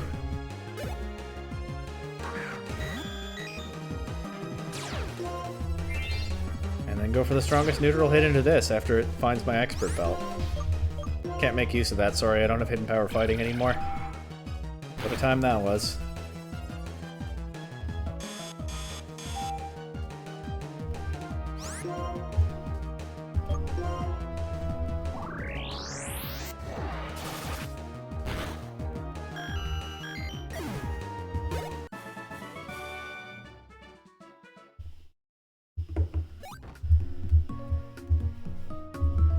The more you research, the more you can discover, but with Pokemon you can become friends even without understanding anything.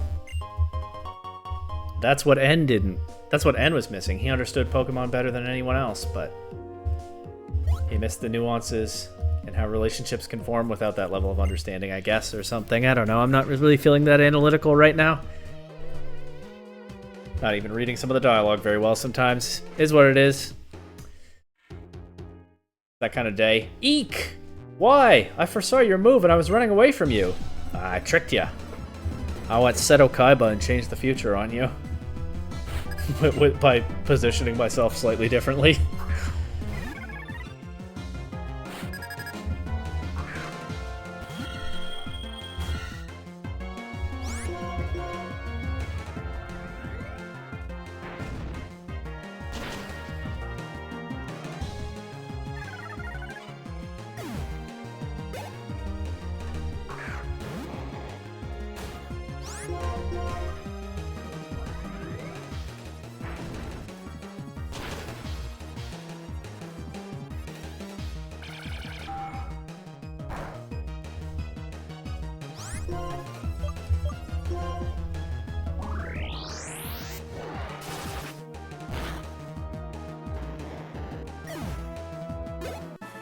Alright. Easy battle. You're gonna have to run away when I try to get your dialogue? No, too slow. You can't help but chase after what runs and to want what you can't have. Too slow running away. I don't know if there's a Seto Kaiba analogy to that. He's always trying to chase down Yugi to fight, isn't he? What are you doing hiding here? Real battle is the best way to learn. Oh, this kid's wandered off from school. He's hiding back here because he ditched school for the day. So that he can hang out with Pokemon in nature. Wholesome, I guess. Probably not the best idea. Especially in a weird place like the Dream Yard with mysterious energy around. Who knows what could happen.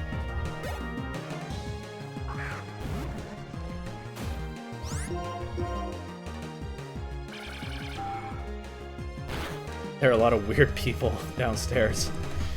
Anyway.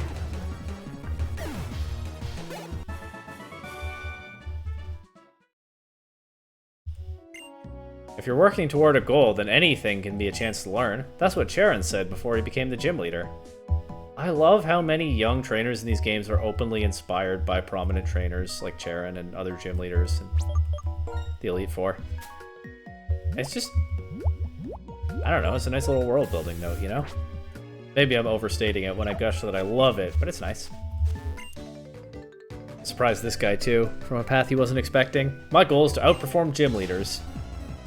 See, inspired by the gym leaders, although not naming a specific one so far, maybe after the battle. That's a normal type. Maybe he's trying to outperform Charon. Charon works at a Pokemon trainer school. The earlier trainer school is here. He's from nearby. He would make sense as an inspiration for a lot of these kids. And it's already been mentioned once. And he would be pretty scary if he trained one of these. Why didn't I Psychic? I just forgot that I could, I guess. Well, maybe the Para will come in handy. There's already the mandatory Truant turn first.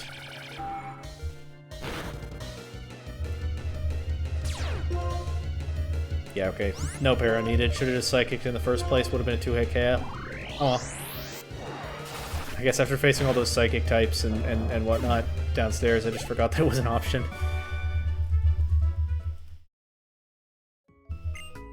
When those triplets of Stride and Restaurant go back to being gym leaders, I'll be the first in line to challenge them. Okay, I guess the local recent gym leaders also make sense as inspirations. Here's another kid hiding, probably ditching school as well. A lot of that going on here. I guess the teachers are also busy having Pokemon battles and not paying the closest attention. They need to bring that teacher in from Pinwheel Forest. She'd set these kids straight. Even if she might not be as nice about it as we like, because she's just not a very nice person. I'm going to review everything I learned in the trainer school. Alright. Igglybuff and Wigglytuff. Or maybe like a Kangaskhan or something. The way these teams are looking. Let's see. I think with Scarborough getting to level 80, it's going to be time to swap someone to the front once I'm done with the Dream Yard. Instead of Scarborough just gobbling up all the experience from these routes. Ah, Licky Licky. I was on the right track. Never would have come up with this being for the specific Pokemon, though.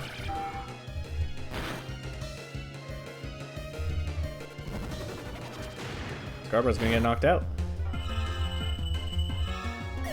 Guess it's not time to swap someone else to the front just yet.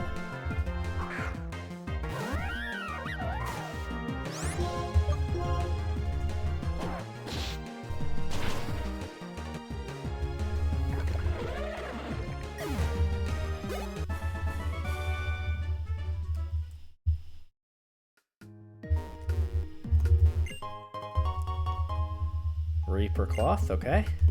I have no use for that, but there you go, that's where it is.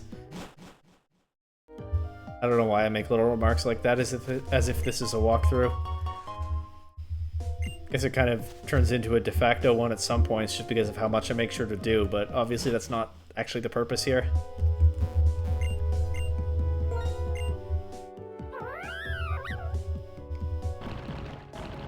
Would be nice if this egg would hatch soon. I don't want to carry it around too much longer. But for now, let's just heal the team and head down to the next route. No rush at the moment.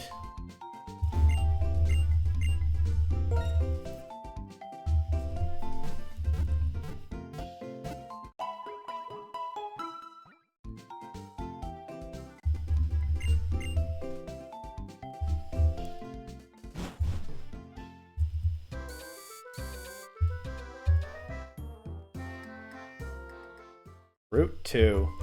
Just like all these other areas, so nostalgic. Forgot I had Repel active. What could be the perfect instrument for me? For example, I want a strong impact. An impact as strong as a Pokemon with a tough ability like Solid Rock that reduces the power of super effective moves. Holy, forced exposition. Okay. If you have a Pokemon like that, please show it to me. I don't think I do. That was crazy dialogue. Game Freak, there's so much dialogue in this game. Good dialogue in this game. I'll let you get away with that one. Maybe it was intentionally silly. But come on. Beedrill, Volbeat, go, my beastly bug-type Pokemon. Uh-oh, I led with my Psychic type. Beastly bugs could be a problem here. He's got 5 of them. But there's someone else further down with like a Butterfree and Illumise. But for now, let's see if my Psychic type can handle these beastly bugs. There's level 80.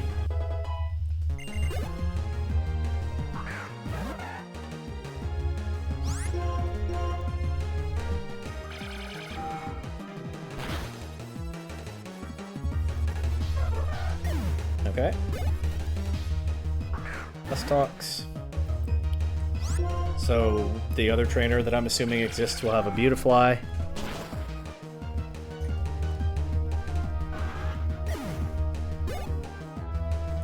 Mothim, so the other trainer that I'm assuming exists will have a Wormadam.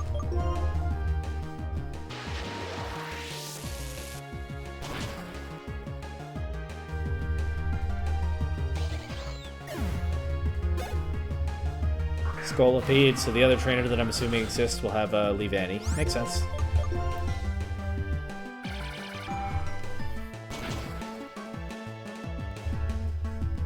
There go the beastly bugs.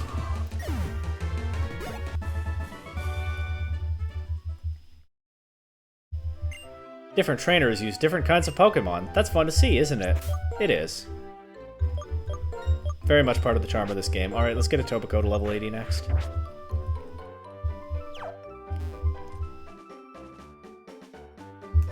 This is why I kept Purloin in the party for now. I don't know if I ever went through here in Black 1. Didn't know there'd be a trainer here. Also, it's very forested. Wouldn't be surprised if there's a hidden grotto, but we'll see. I always lose, but I just want to see my Pokemon use their moves and do their best.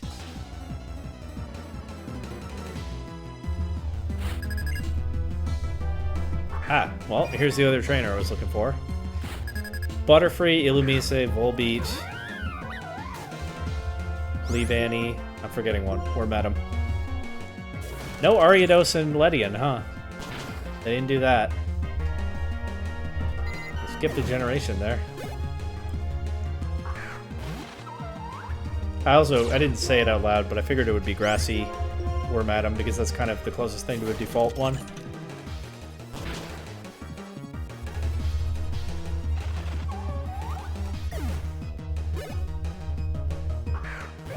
These are just all weak to Ice Punch so far. Illumise isn't weak to Ice Punch. Why isn't she bringing that out?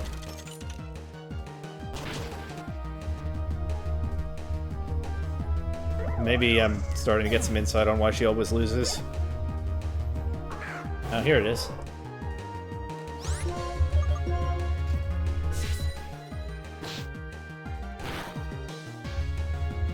And now one more ice weakness.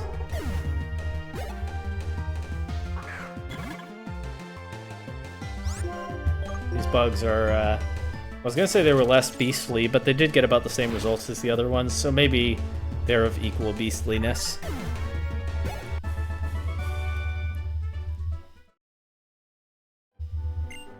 I always lose, but after battling so many times, I seem to have become a little stronger. That's good. Keep at it. Very common theme with the NPCs along here. So many of them are like, I'm trying to train harder, including the triplets, right? I'm trying to train harder. I've been losing a lot, but I'm learning so much from losing and working hard and training. They're really hammering that theme in this part of the region in this game, but it's a nice touch. It feels like there are going to be some really strong trainers coming out of here in 2 more years or whatever it might be. Though we may never see that timeline. I guess wrong, there's no hidden grotto here. Seems like a good place to put one. Oh, I accidentally skipped a trainer by jumping down those ledges. We'll fix that, of course, but first, I've asked myself if it really is natural for Pokemon to live with people. I still haven't come up with an answer, but we can still battle together. We sure can.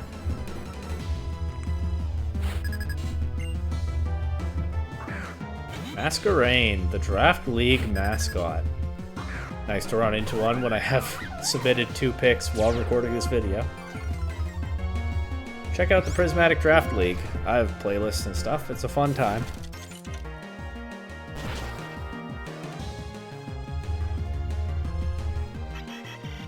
Hopefully the current draft is finished by the time this video goes up and there's already a draft recap to check out.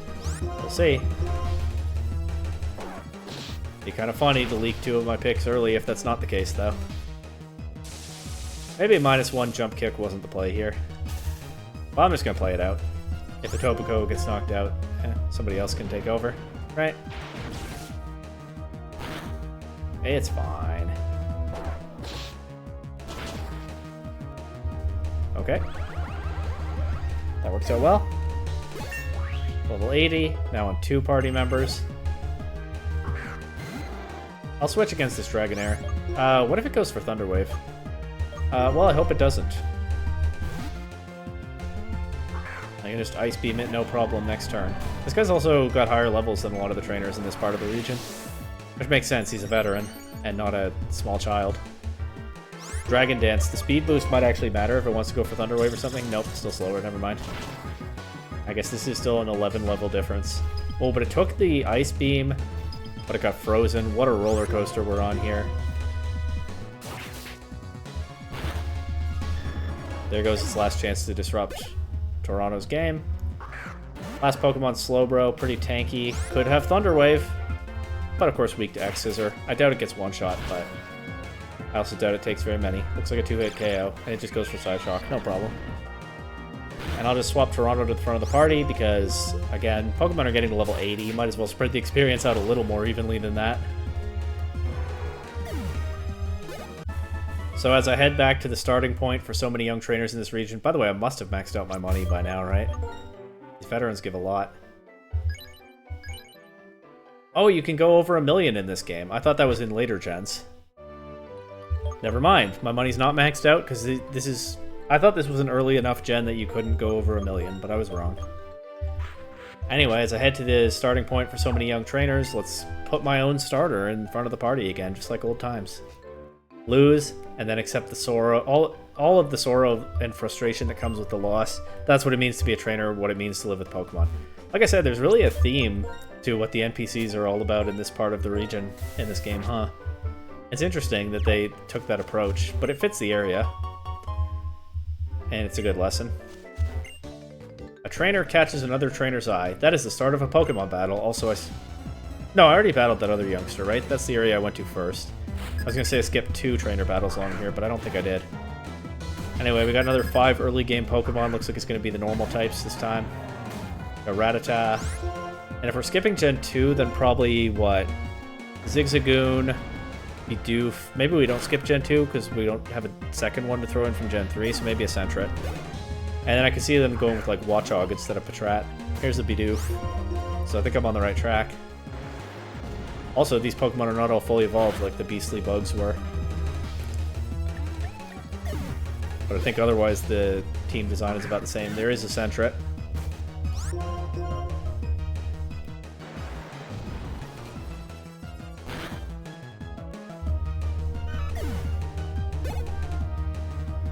Yeah, and there's Watchog. Okay, I think I called it.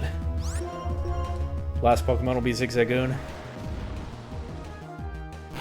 They're like the souped up versions of young trainers just starting their journey with early game Pokemon.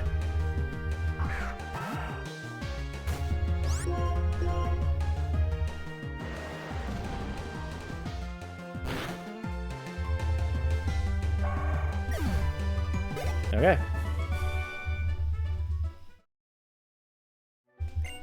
And I've done nothing but train my Pokemon ever since I lost to that trainer from Nuvema Town 2 years ago. Callback. Everything's so nostalgic and narratively satisfying in the ways that we go full circle in this area, from Sean to the Dream Yard to the triplets to a youngster I apparently battled in Black 1, which again would be about a year ago in real time. This series has been in the works for quite a while. Feels good. I like the way this game is making me feel, as I have many times throughout the series. I confess, I even though I played them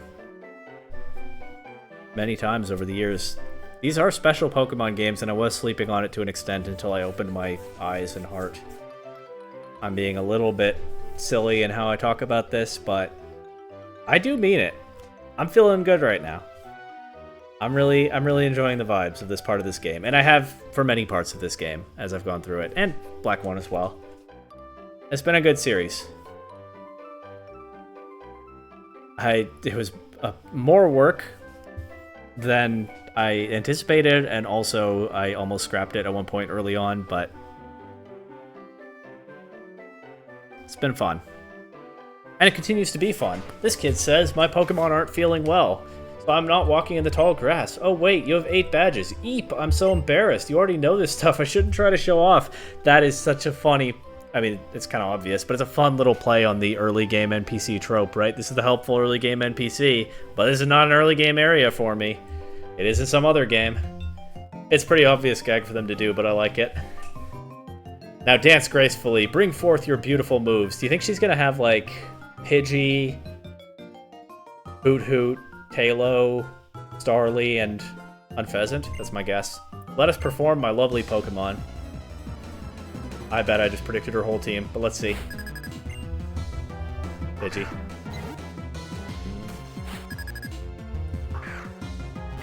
Don't call me a genius, but... well, let's see.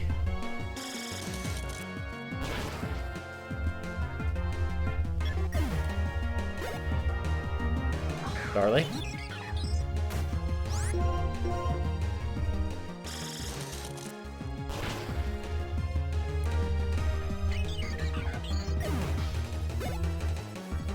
Hoot hoot.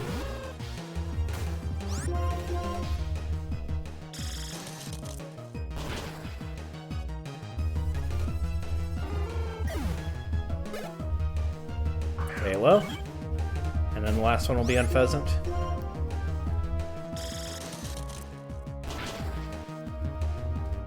I like that little animation that Tailo just did.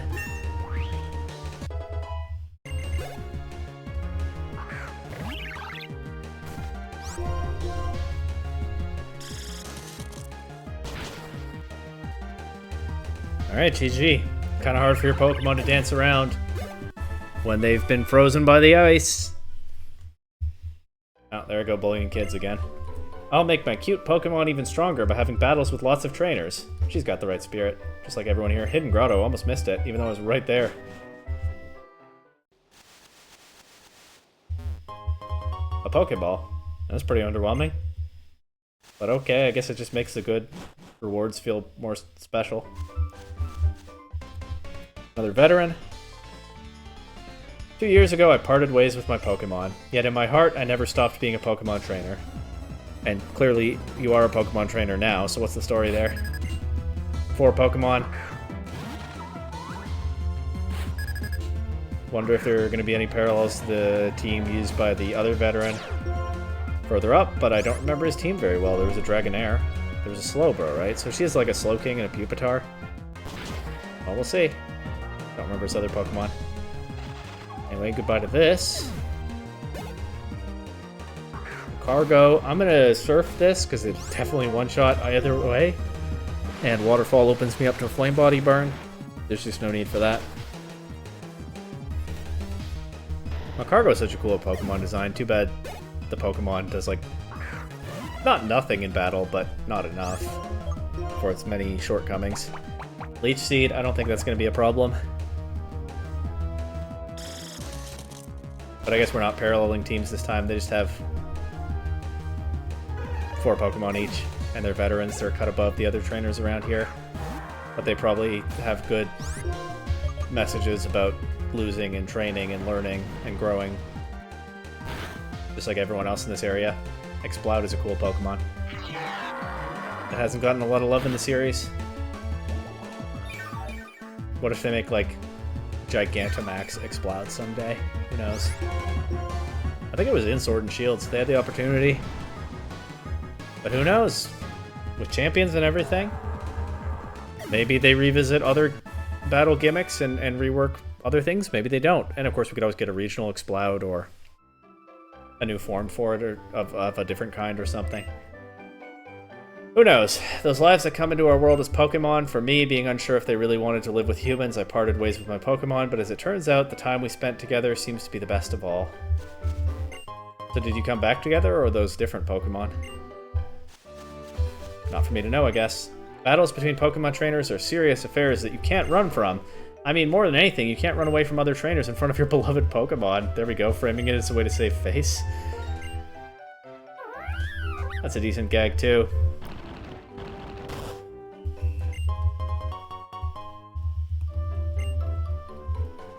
Anyway.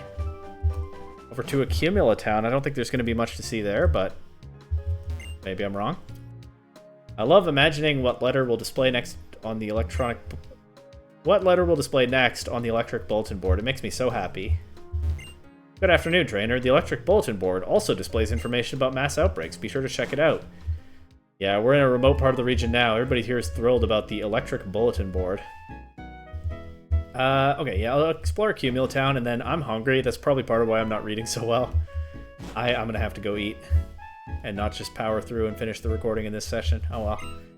Which Pokemon did you pick to be your partner at the beginning? ... Oh really? It was Oshawott? Okay, I'll quiz you about Oshawott. Is Oshawott's height 2 feet? Sure, I believe it. Too bad. Well, I guess you overlooked more things more than I would have thought. Even if I had a real-life Oshawott that I had traveled around with for a long time, I would probably get that wrong. I can't eyeball heights.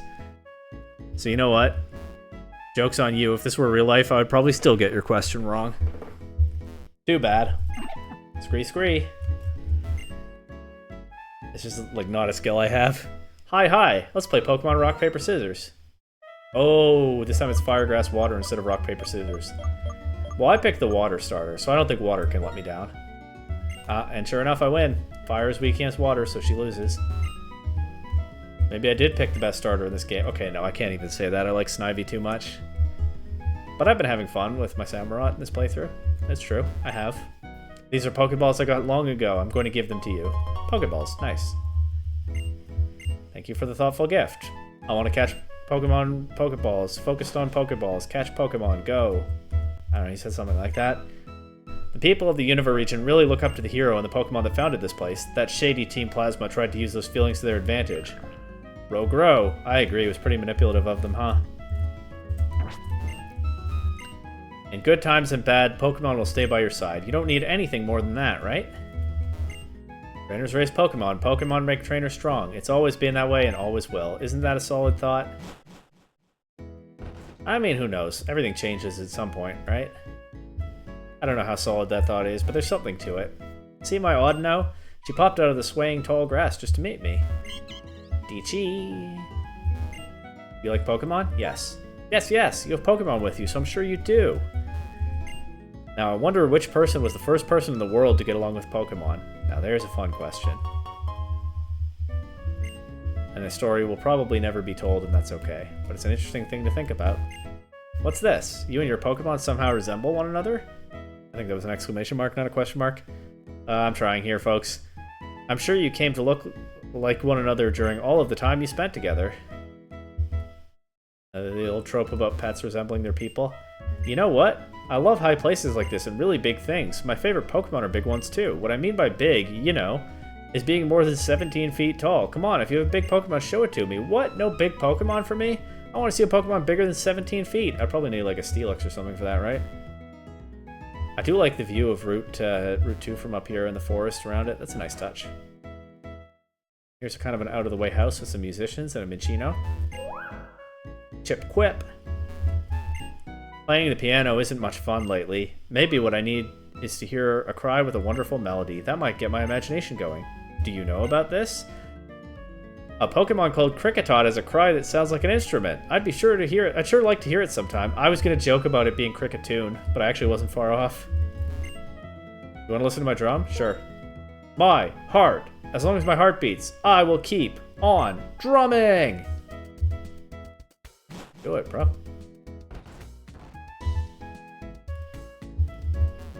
Has a drum been added to the background music, or am I imagining it? I think maybe. Join Avenue. I wonder what it's like now. And Pokestar Studios, what movies are they playing? Oh, Join Avenue is the greatest place on earth. You've got to go to Join Avenue. You've got to go spend all your money at Join Avenue. Join Avenue is so good. The shops there are incredible. The boss there has been doing amazing work. You've got to go to Join Avenue. Pokestar Studios is alright, I guess. I don't know. Kind of washed up, I think. Guess what I know? Pokemon can only know 4 moves at one time. Future champion right here. There's so many future champions from this part of the region now.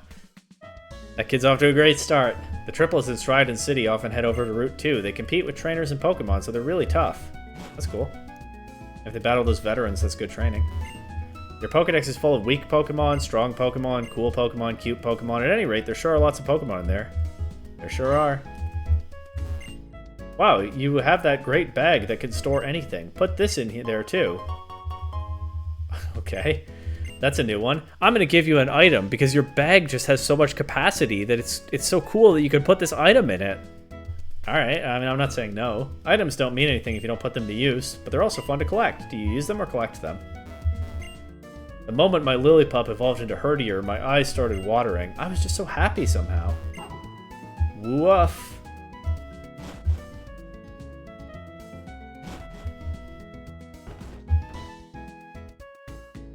Music here is nice. It kind of feels like, you know, classic like 2000s RPG sound music. We can just see the cherry blossoms on Route 1 from here. Not quite done with the Cumulatown yet, of course. Sorry to bother you, but I like low places like this and little tiny things. Tiny Pokemon. Okay, so this is the inverse of the girl in the high place. I see. Particularly like Pokemon that have a height of 8 inches or less. So that'd be like a Diglett or a Caterpie or something, but I don't have those. Sorry, dude. Is this a Fungus? Oh. It's more certain than that. This is a Fungus? My cute little Fungus looks just like a Pokeball. Boom, Fungus, presumably. There's a house built perfectly into the space, tucked away in there with no room on either side. That's an interesting place to live. These windows absolutely lead to nothing, just a wall. But I guess they're here for decoration? I don't know. Wow, a Pokemon. How cool. I'm so jealous. Haha, just kidding. I'm a Pokemon trainer now. Just like the trainer from Nuvema I met 2 years ago. Let's go. Black mentioned. Pan. I talked about how cool it was that young trainers were looking up to the gym leaders and inspired by them. Nice that the previous game's player character also inspired some young trainers, especially in the area that he's from. I love it. Hey, if it's alright with you, let's trade. I'll trade you my Ambipom for your Excadrill. I'd be down, but I don't have an Excadrill. I get it. That's your trusty partner. You don't get it. I just don't have one. I'd be interested. Maybe later. Listen up. You trainers should always keep a smile on your face. If you're not smiling, your Pokemon might feel like something's wrong, you know? Which Pokemon should hold what item? There's no right answer, so it's hard to decide. Still, I like spending time thinking it over.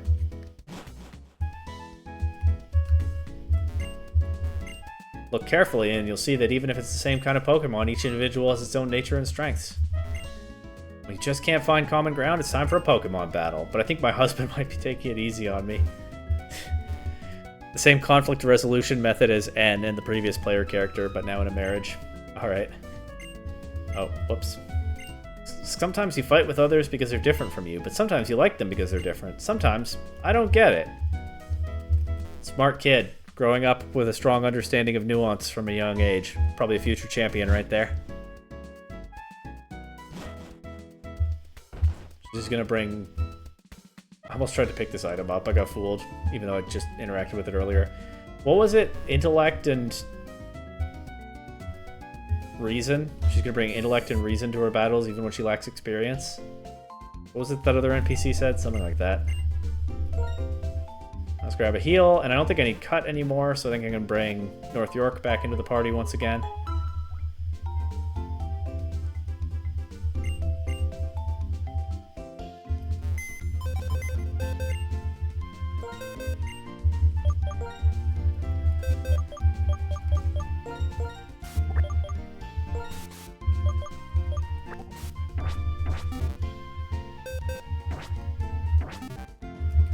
See what these two have to say. Oh wow, a Pokedex. Hey, how full is your habitat list?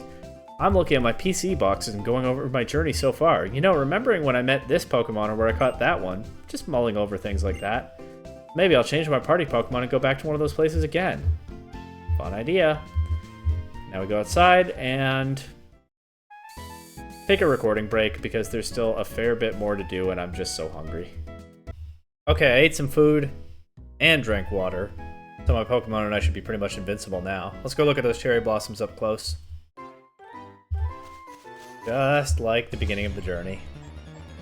Is this wild encounter going to be similar? Well, it's a grown-up Watchog, not a Patrat. It's level 56. That would be a lot for a new trainer starting out to deal with. But certainly native to the area. You a trainer?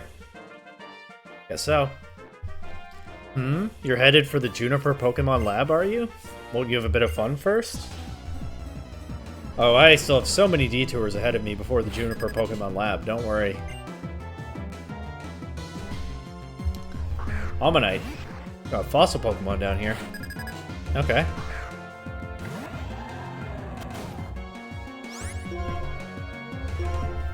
Let's waterfall this.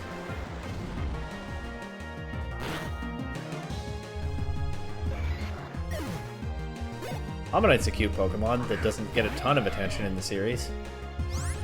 Because, you know, Gen 1 Fossil. So the Fossil Pokemon makes it a little bit less splashable all over the place, and being from Gen 1 means that if it's not splashable all over the place, it hasn't gotten a lot of attention in a while. To an extent. Nice to see one there. We got Archeops, we got Anorith. And what, Caracosta?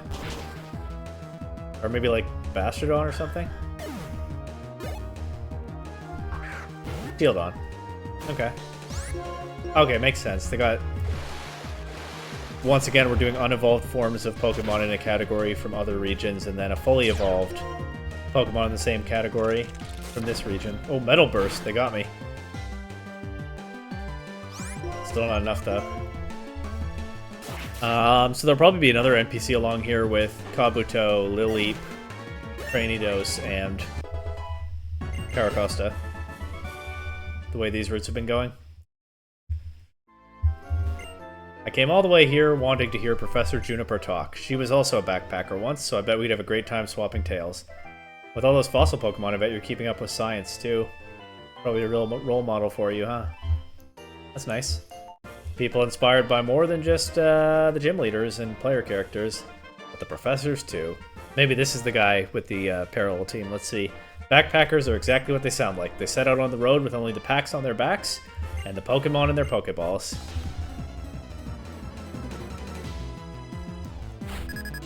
For Pokemon, it fits. Kabuto, yep. I think that answers that.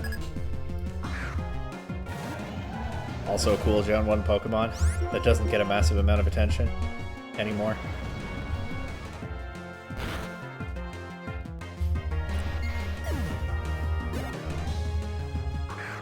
There's a Lileep.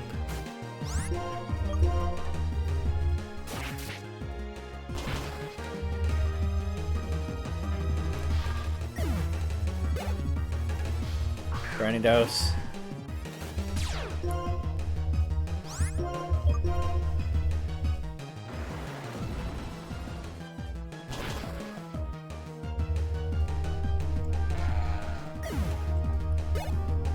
And Caracosta. Once again, I have the advantage here that my water type actually resists water. And I also have a 17 level advantage, but never mind that. That's nothing, right? I also used a more accurate attack, so what can I say? A lot of advantages.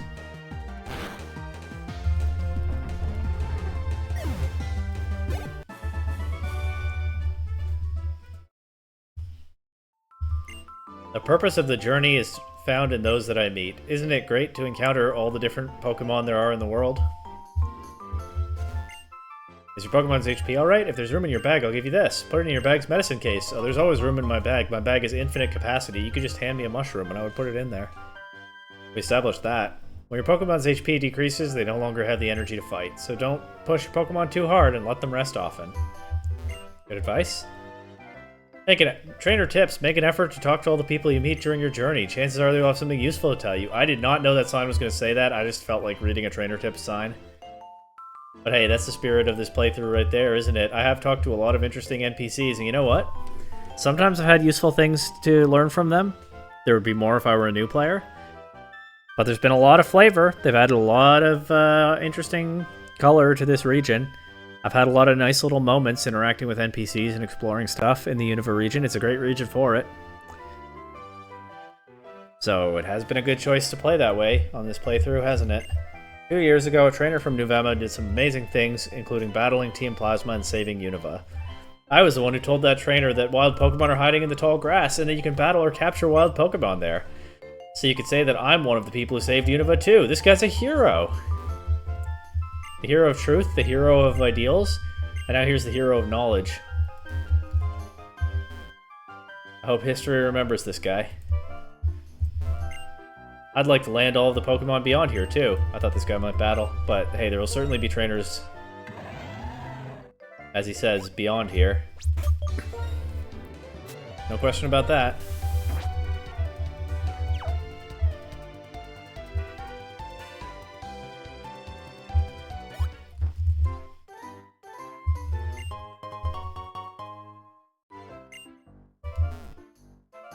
Once again, a nice out-of-the-way optional area near the original starting town of this region. I like that this area exists. It adds some more to explore.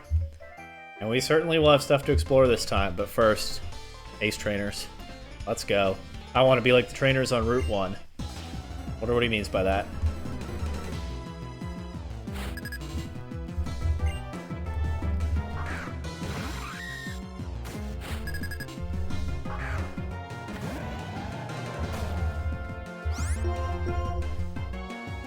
Iron Defense? Uh-oh. Maybe I should use Surf. Well, that can be next turn.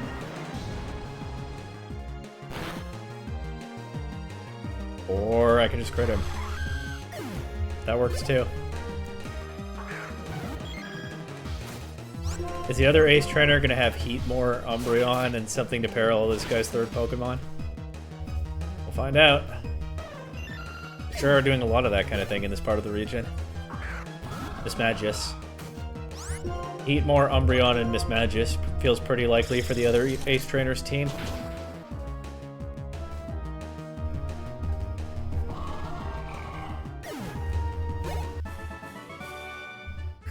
So this is Route 1. Yeah, Route 1 was a bit tougher than this guy was expecting, huh? Pop quiz, what's so good about Route 1? Everything! It's number 1 after all. Get it? Yeah, no argument here. I think I just showed that guy just how tough a trainer on Route 1 can be. I had no trouble chasing down the Psychics in the Dream Yard, but for some reason these Ace Trainers are running rings around me. But here we go. Pokemon and people, and now you and I.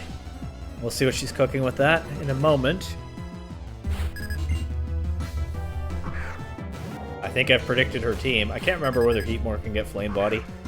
Probably not, but I'm not sure, so I use Surf.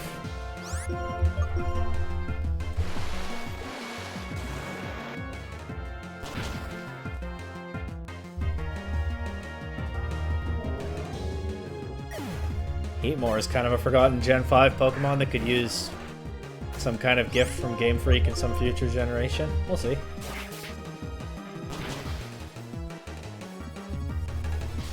Oh, bulky Umbreon, but I guess that's redundant. Wasted its one turn, though.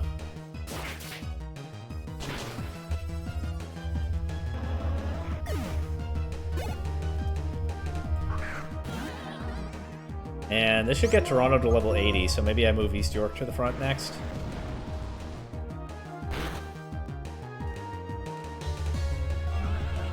Just kind of getting my strongest Pokemon to level 80 one by one. Seems like a nice milestone, right?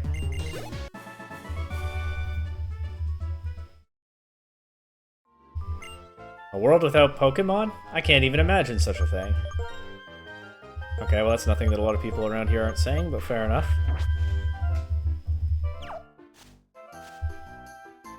Oh, we got Rangers too. What kind of weird stuff is she gonna say? I choose a move and my Pokemon will do the move. In a moment, that move will reach your Pokemon. Okay, by Ranger standards, that wasn't very weird. Rangers, doctors, and scientists are definitely some trainer classes you have to watch out for in this region. They have some strange thoughts and no hesitation to say them out loud. We've learned that from talking to NPCs. I guess that's valuable information of a kind. Nice crit. Probably mattered. They should give Giraffrig an evolved form. Agree?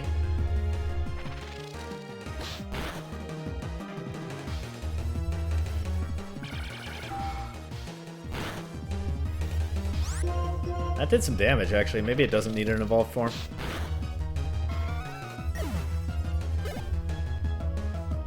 File Plume.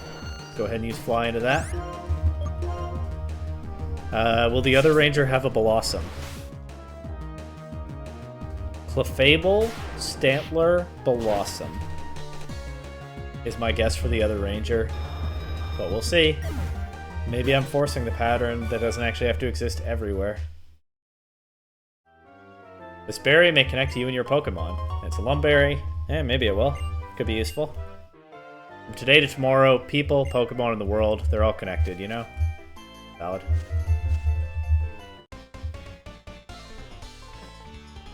I'm not running now, but I usually barrel through as quickly as I can. Kinda looked like you were running. Maybe that was a light jog for you.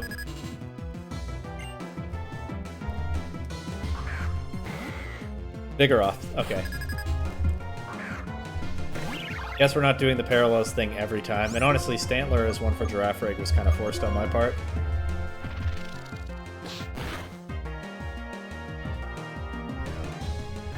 They're both Gen 2 normal types that at this time were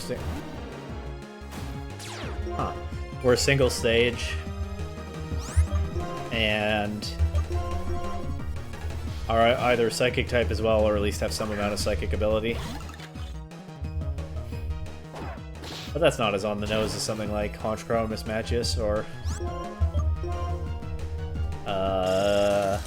Heatmore and Durant. Or Butterfree and Beedrill. Good freeze. Happy to get that. Makes things a bit simpler. Well, let's see what his last Pokemon is. Got a lot of freezes this episode. I guess Victor Bell. Okay, so I guess this is a parallel team, but they put Vigoroth with Giraffrig. That's an odd one in my book, but sure. Getting a lot of freezes. Guess that's what I get for being Kurum's chosen hero. We certainly take those. I'm going to use this little rest to give you this present. And it's a Lum Berry. That's a good present. One of the more useful berries. Run and run in cities and on mountain paths. Run and feel the world around you with your whole being.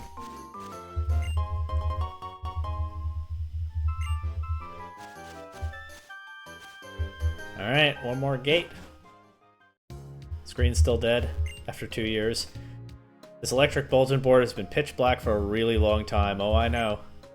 Nobody here getting excited about that bulletin board. One thing I learned during my travels is that home is a really nice place too. Funny, before I set off, I absolutely couldn't wait to leave. My Pokemon just love to battle. I'm absolutely worn out, so I'm resting here.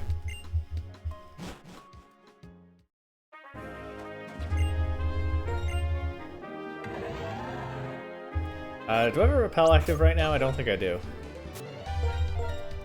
Oh, I do. Okay. Well, now I don't. Now I do again. Fishermen read the flow of water or the flow of a battle. And there's one thing I know from playing this series is that fishermen love battling. This guy might be out of his depth, though.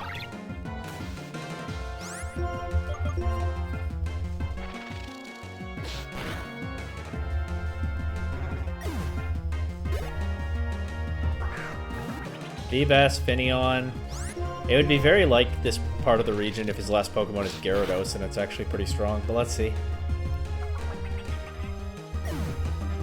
Or Jellicent, for it being a Gen 5 mon. Lumineon, okay. Sure.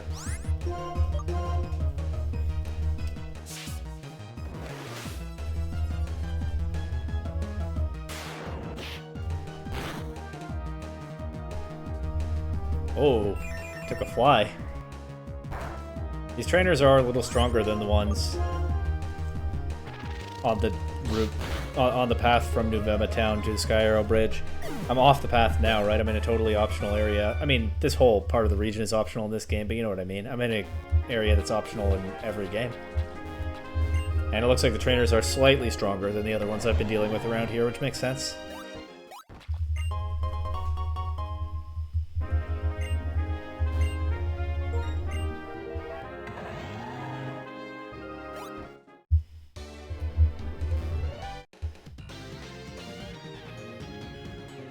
Grum. All I do lately is grumble.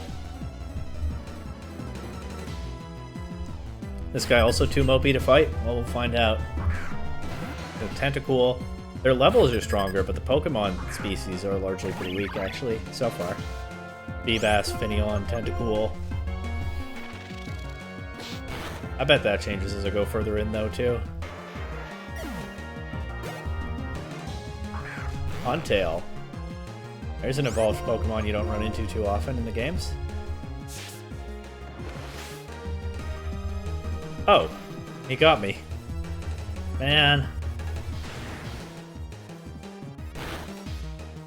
I'm gonna Roost. If he goes for Dive again, then I can do the same thing to him with different fly timing.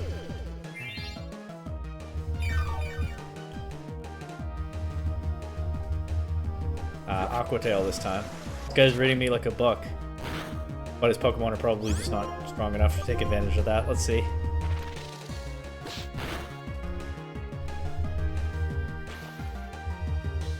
Okay, now I can do this. Flip the script on him.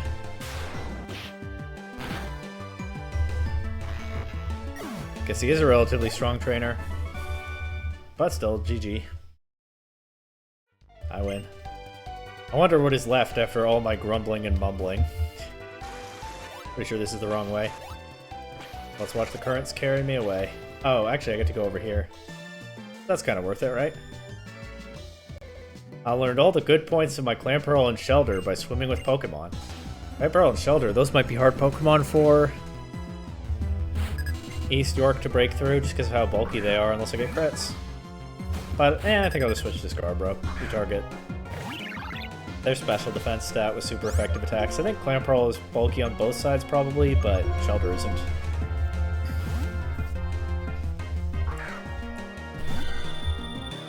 Nice of her to tell me up front what Oh! Alright.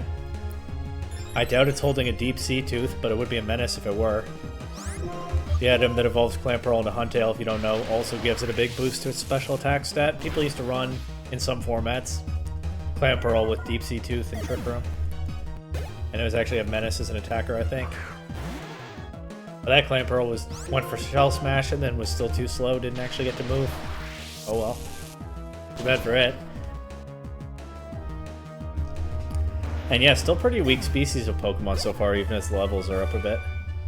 But we'll see what happens when I reach land. I'm a girl with everything. Well, everything but a place to put my Pokeballs. Game Freak loved that gag, huh? If I just dangle this fishing line here, it looks like I'm doing something, right? Truth is, I'm not doing a single thing. Love the honesty. Krabby.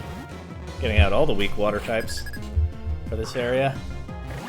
Well, there are so many water types, maybe all of them is overstating it a bit.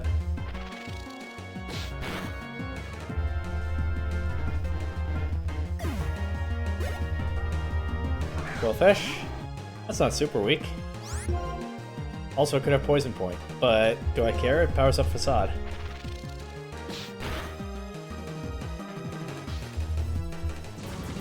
Okay.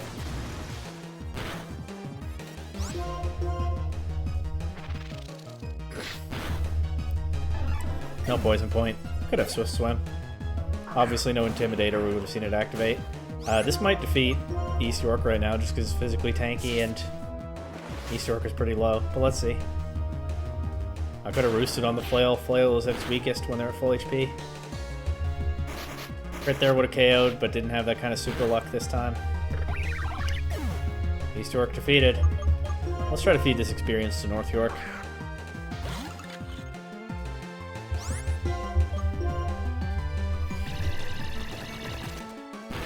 Okay, that worked. Now, once again, my first instinct is to fly back to the Pokemon Center, but I do want to hatch this egg, so I actually will go back on foot.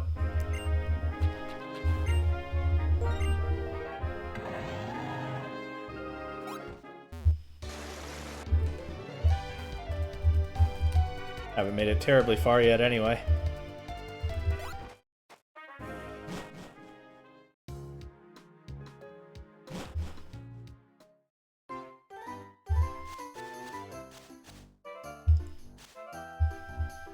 But let's just add some steps.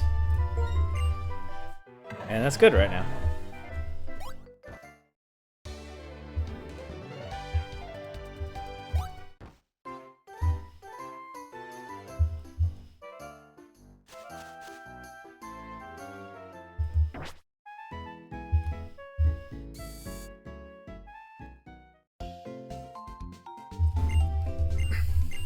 Get East York nice and healthy again.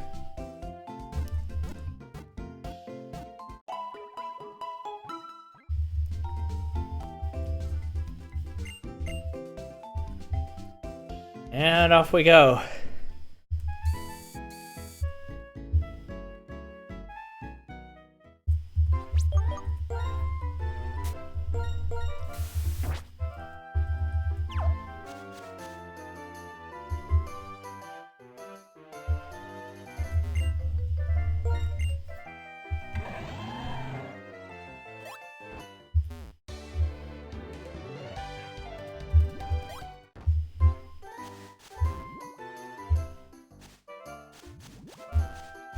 Would be convenient if it hatches soon, but we'll see.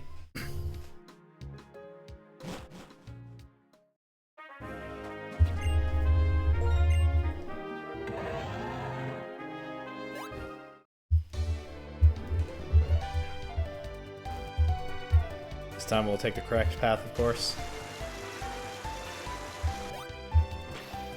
Let's see what kinds of trainers are over here. There might be a hidden item there, but no.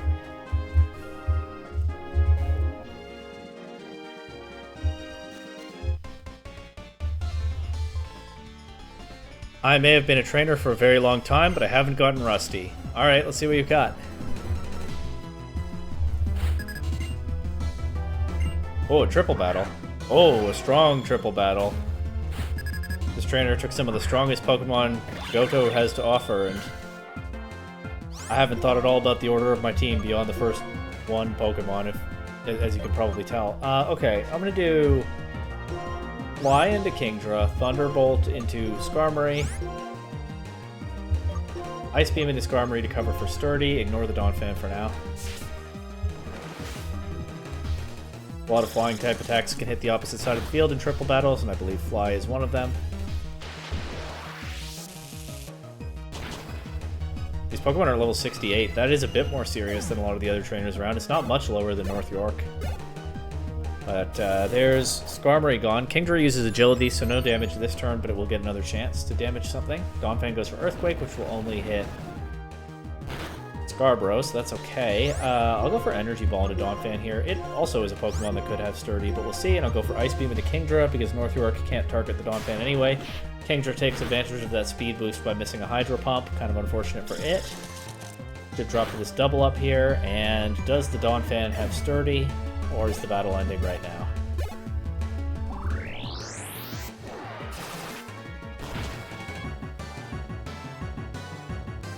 It has Sturdy. Nope, it doesn't, but it takes the hit.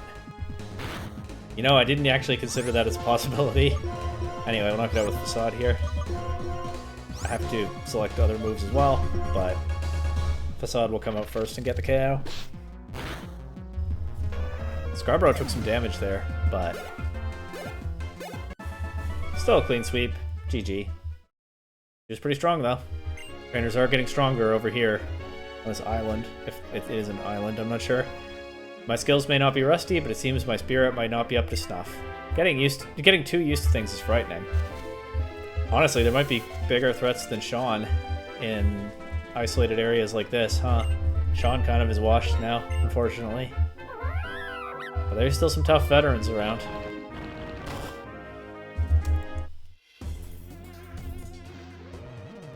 Oh no, I won't let a precious training partner get away that easily.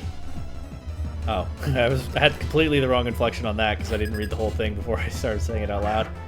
Oh no, I'm not letting a precious training partner get away that easily. Is what that guy was going for, I think. Anyway, let's use fly. Bait out the turn 1 endure without even really meaning to. Love when that happens.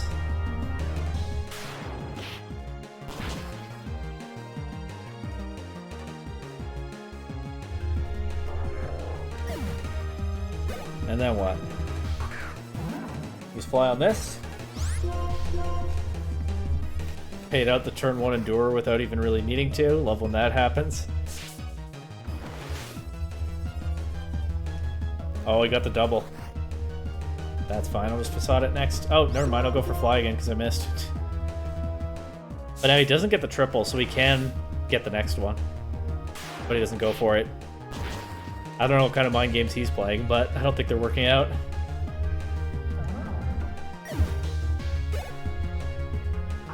I thought it might be Sock last, but it's him on top.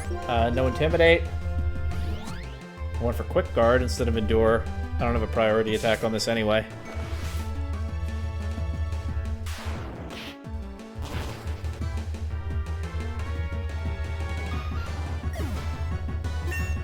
And there it goes.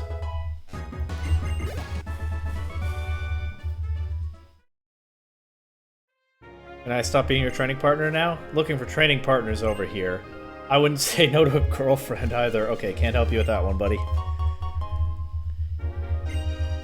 Good luck looking for all of that in a remote area that not many people go to. I wish you the best.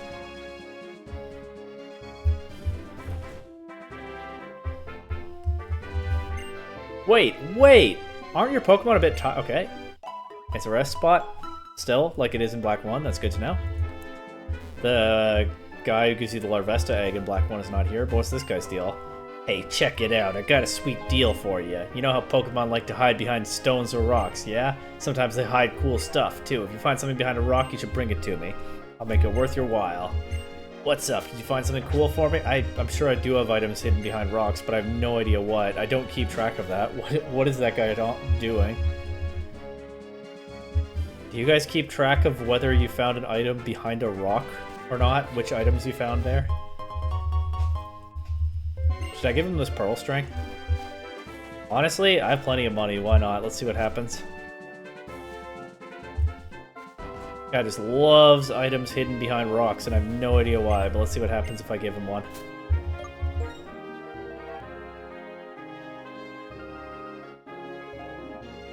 I'm sorry, what? Okay, I don't want to know what this guy's deal is. We move on.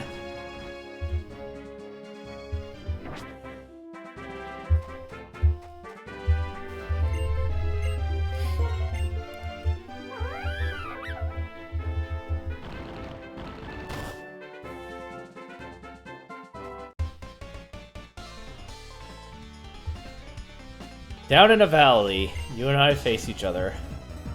It's true. This is gonna be a rotation battle? Nope, he only has one Pokemon. Pretty good one, though. I think I'm gonna have to switch. Level 70. Yeah, these trainers are getting a bit more serious.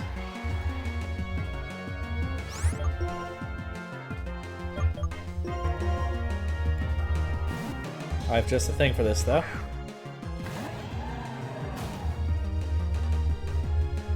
Especially if he misses his Stone Edges. A lot of that going around lately.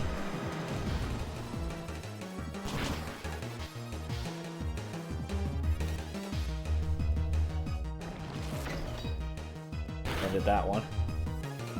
Sand Chip would knock it out. Unfortunately, Tyranitar haven't figured out how to turn into flying types yet in this generation. There we go. Should have expected it to put up some kind of fight, I guess. He said something about Team Plasma just now. Even if Team Plasma had succeeded in releasing all of the Pokemon, I'm sure that people would have just found other ways to fight. Oh yeah, we get the Fist of Justice in here.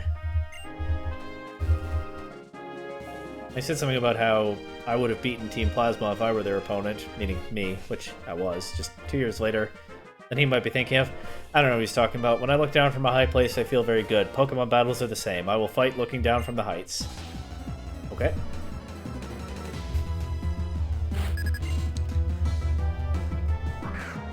Hippopotamus?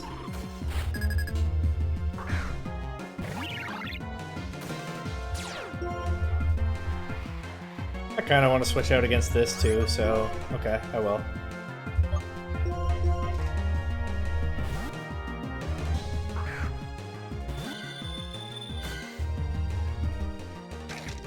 Wow, he predicted the switch.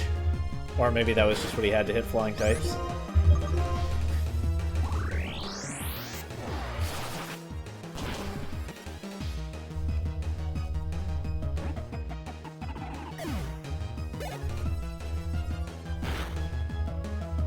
I didn't gain any visible experience from that.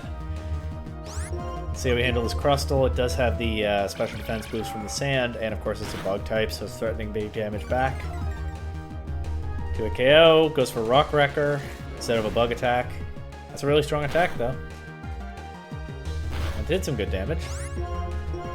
Anyway, goodbye Crustle. And what's left?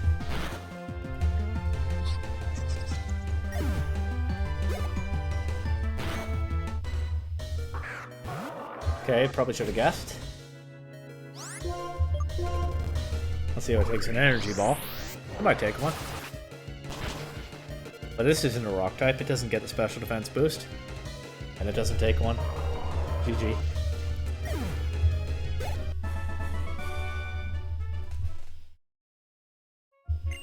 We climb mountains because no matter how hard it is, the higher we climb, the closer we get to the sky. That's nice. Have fun looking down from the heights.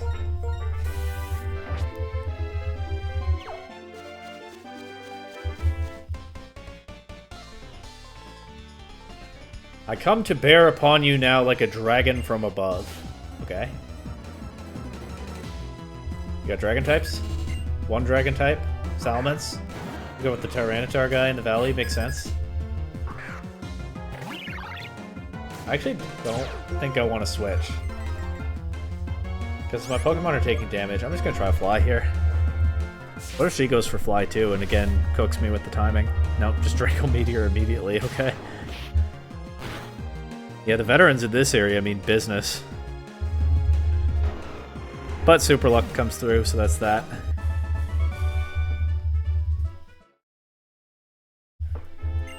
A lone island in a distant sea, a steep and treacherous ravine.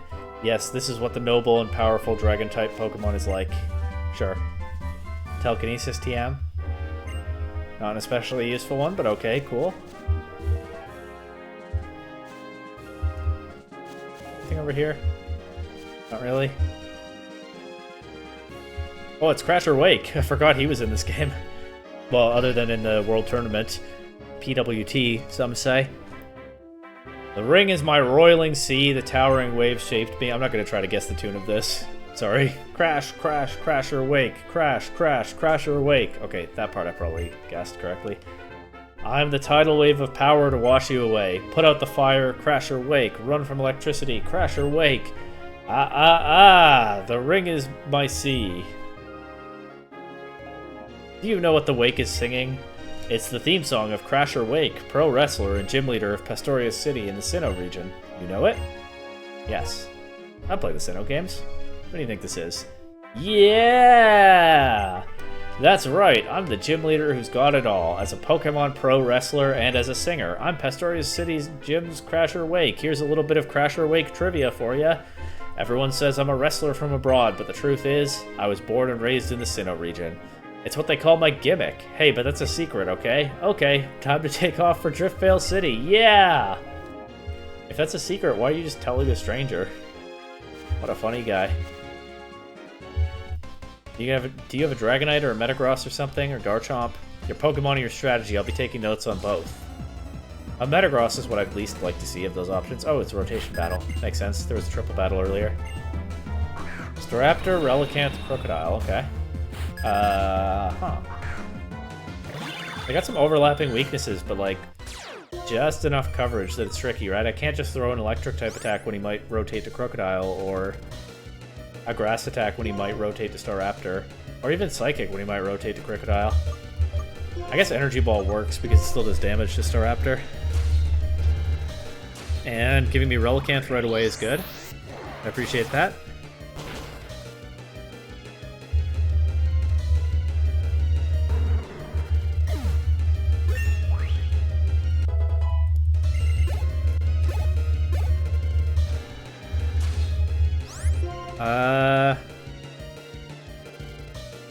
I can Ice Beam from here. I just knocked out his only Ice Resist.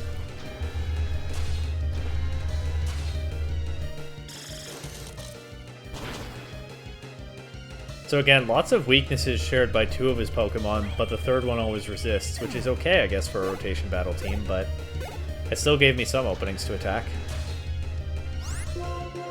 I used Acid. I hate that on the next turn after you rotate, it defaults you back to the first move slot. Why does it do that? I get got by that so many times, even after all these years. At least the Acid Armor made that Stone Edge do not very much. Was there a technical limitation that explains why they set up rotation battles like that? I have no idea. Tell me if you know.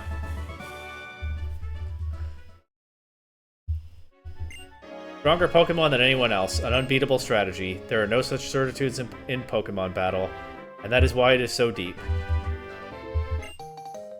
Here, I knew it was around here somewhere. The Magma Stone. The item for the last legendary encounter of this playthrough, I think. Heatran. But not just yet, a little more to see first. Along here. So many legendaries in this game. I do think Heatran is the last one that I'm going for. Unless I'm forgetting something. But it would be awkward at this point if I am, because playthrough's ending soon. One way or the other. So, anyway. I am good at Backstroke, Freestyle, Butterfly, and of course Pokemon battles. Too bad I can't... Well, I can catch Heatran, but too bad I can't do that and then Mega Evolve it in this game. Mega Heatran would go crazy in this region.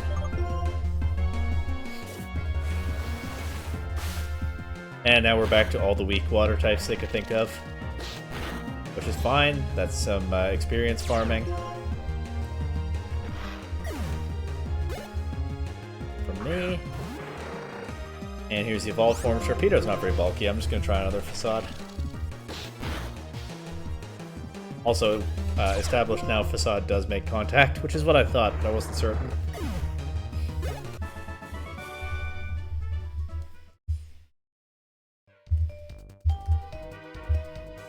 Now we go down here, of course. Oh, I forgot to talk to the guy. I was taking a little break, but hey, I always have time for Pokemon battles. Let's enjoy it as much as possible.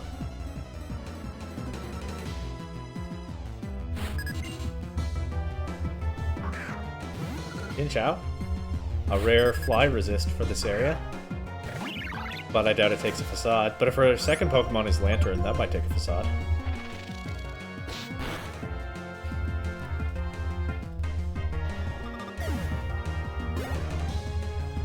Corvus. Okay. Go with that other trainer's Huntail, I guess. I'm not messing around with the dive strats this time. Let's just Facade.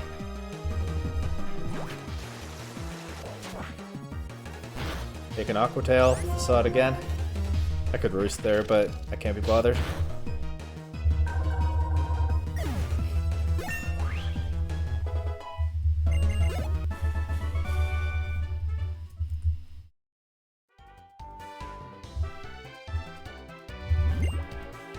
Shall I practice my swimming or shall I train my Pokemon? It's hard to decide, so I will swim with my Pokemon. That seems like a good solution. I'll tell you why I was taking a break. I have trouble with my bikini. It could be washed away. Alright, didn't ask.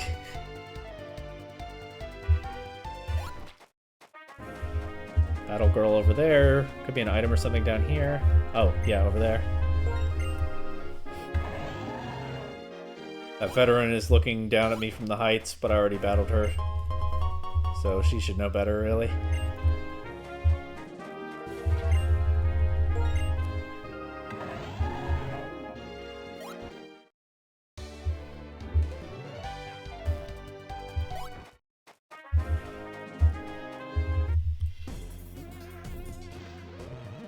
Fights have their own rhythms. I wonder whose Pokemon can fight rhythmically.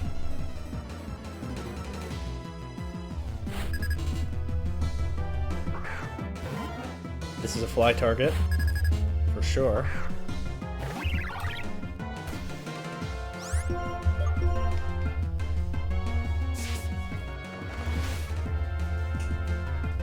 Avoid a dynamic punch, which is good. Don't want to have to deal with that. Crazy move, dynamic punch. How did they come up with that one? Sock. This could have sturdy, so I don't feel like using 2 turns of fly just to deal with that. So facade, it goes for endure anyway. And then another facade will knock it out, unless it gets a double endure, which it doesn't go for. And last Pokemon, Metacham, which fly into that. Hopefully it doesn't annoy me with detect.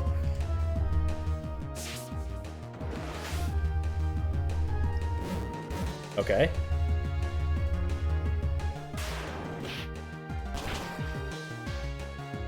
Well, that's that.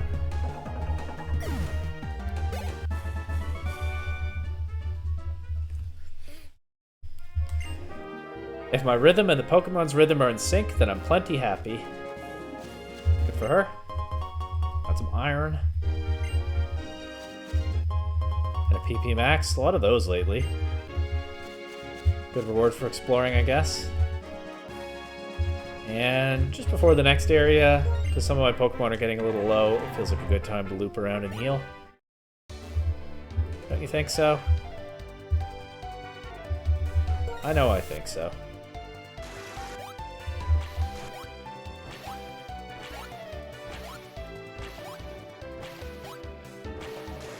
Turns or something else, huh? Oh, I didn't get that item? What in the world?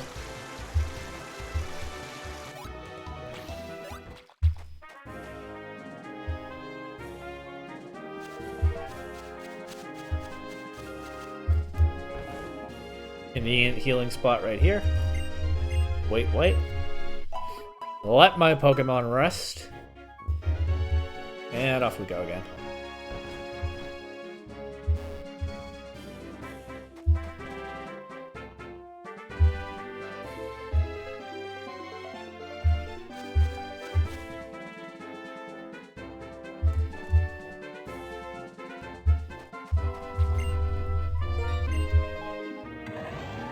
Okay, so where's that item I didn't get? I'll probably have to go this way first. Oh, wrong way. Only me. I meant that.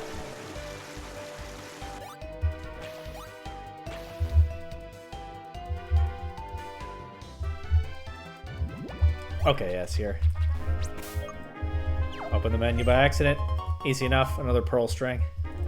Sure. Free money if ever I need money for some reason, but that's kind of hard to fathom at this point.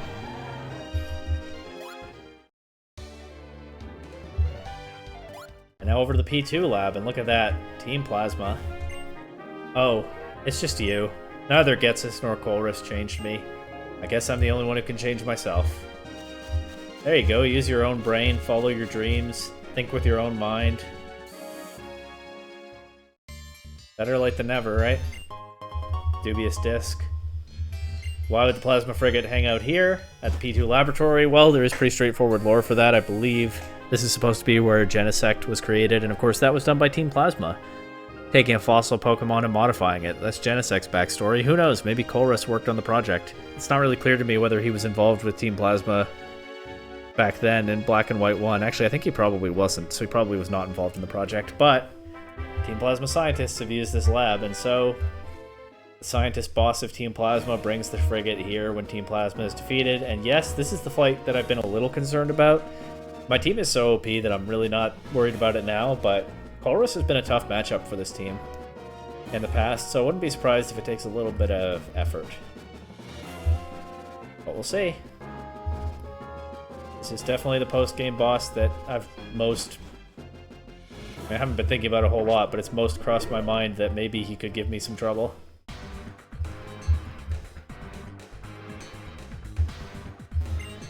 Plasma Frigate is a ship designed to be ecological. It runs on Kyurem's ice energy and solar panels. You've got to keep the environment in mind when ruling a region like Unova. Wow, such nice, wholesome, thoughtful terrorists. Oh, poor Kyurem, it was cruelly forced to work. It must have felt terrible. Colress doesn't know N. I wonder how he'll react if he meets him. Oh, Colress's room is through here. I actually meant to explore other parts of the ship first. I just forgot where Colress is in the ship. I think this is where that ambush happened, right? The Grunt who says, "Knave, I do ambush thee." And then the other Grunt who's like, "Ha ha ha, you've been ambushed." That's a memorable moment, and I think it's in that entryway. But yeah, let's check out these areas first.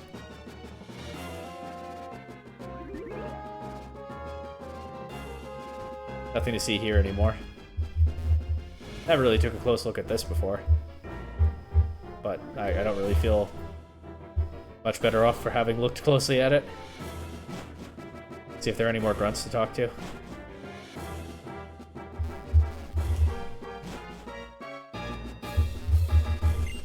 This Pokemon, I feel sorry for it because it's been left alone. What should I do? Should I ask the guys in Driftvale City to take care of it? That's a good idea. They won't say no to you. They're kind people who will help a Pokemon in need. Even when they have issues with the person who shows up to deliver it. Ooh, maybe you could even join them. They're trying to atone for their mistakes. Probably not too late for you. Do it. If you have these Pokemon, it's so easy to control the Unova region, right? It feels like she's supposed to show me some Pokemon for my decks, like the legendary dragons or something, but no such thing happened. Maybe because I've already seen them? I think someone even showed me Reshiram already. In fact, it might have been a Plasma Grunt. Maybe that was who did it. I don't remember. Helping someone even though the person doesn't ask for help. It's like, who do you think you are? I don't get it, because I can't tell whether another person is happy or not. Oh boy. Well, you still just do what you can, right? Try to be the best version of yourself. One would think that's the thing to do. Instead of, you know, becoming a terrorist. Okay, we move on.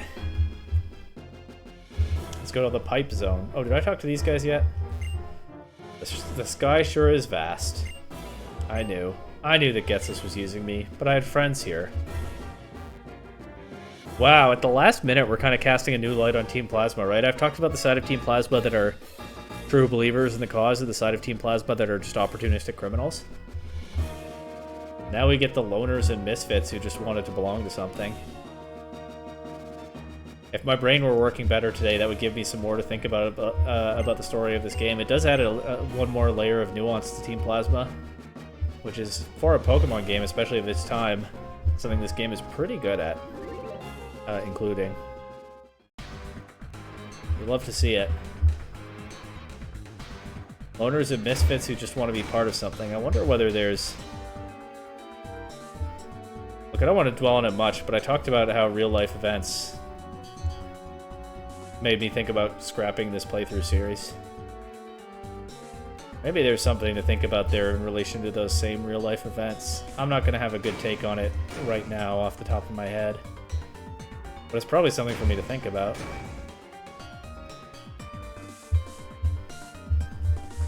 You know?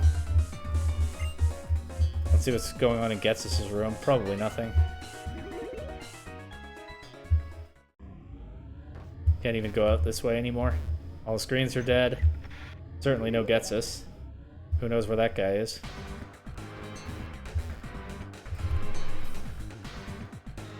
Yeah, an empty, angry, narcissistic, cruel,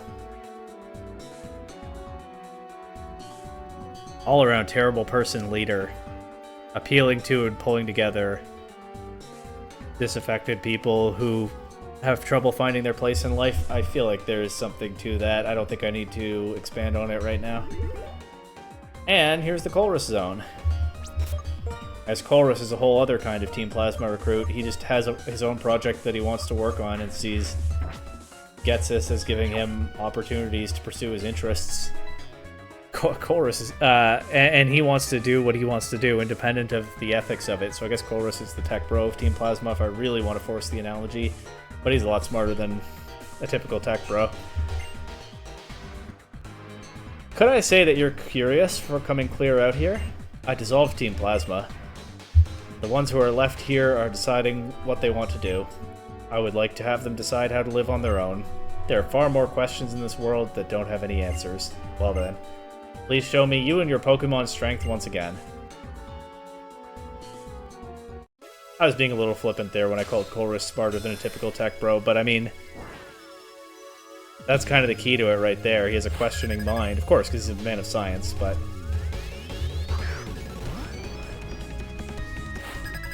he's out here questioning the world and not assuming he has all the answers. It leads him to a bad place in this story, but there's something to be said for that approach to life in broader terms. No doubt. Anyway, like I said, Colrus has been a tough matchup for my team throughout the playthrough. I didn't check this Magneton's level yet. It's level 72. It should be manageable. I hope I land my jump kicks, though. He's got so many electric and steel types. A lot of my team doesn't do too well into those. Here's another one with both types. Now I'm getting the hiccups. That's awkward. Hope I don't have to pause the recording again to deal with that.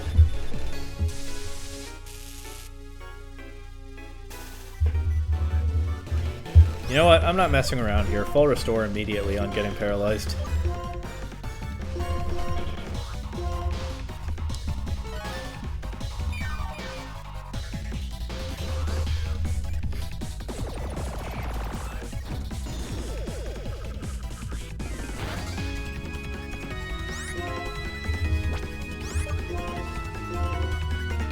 Did similar damage to the Magneton, I forgot, but Magneton and Magnezone do have pretty similar special attack stats, actually, don't they? Link Lang? With an air balloon? Not that I have ground coverage anyway. If I could just jump kick through his steel types, that ought to help a lot. Gift Gear, will it be faster now? This is +2 speed, so I think probably, right? Wild Charge? Medium power, no stab, doesn't KO. We land a jump kick. Is that all his steel types, or does he have another one? I think he has Behem, he has Rotom. I can't remember the last Pokemon. Here's the Rotom, wash form. I didn't say, but I knew. I'll just keep going with the Lopunny sweep if I can. Lands the Hydro Pump, that might be it for Topico. Alright. Life Orb. Didn't remember that. Scarborough should have good coverage into at least most of the rest of his team. I can start with an Energy Ball, of course.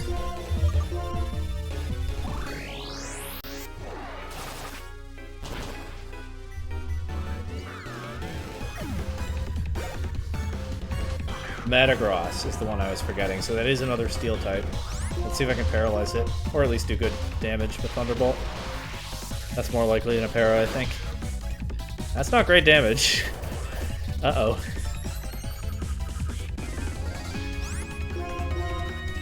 What a Pokemon to forget he has. He only I remember his whole team except Metagross, of all things. And now it's going for agility, now it gets the attack boost from Meteor Mash on the first attempt. At least Meteor Mash has shaky accuracy. But this one connects. This will KO, I think, thanks to the attack boost. And he gets the boost again. Colrus is smart and lucky, and has a decent team matchup. This just feels unfair. Let's go to my Steel Resist and see what happens. Maybe he'll miss his Zen Headbutt.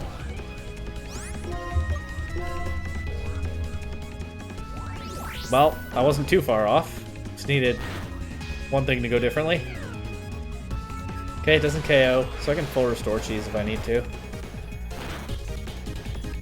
But I don't need to. I think his last Pokemon is Behem.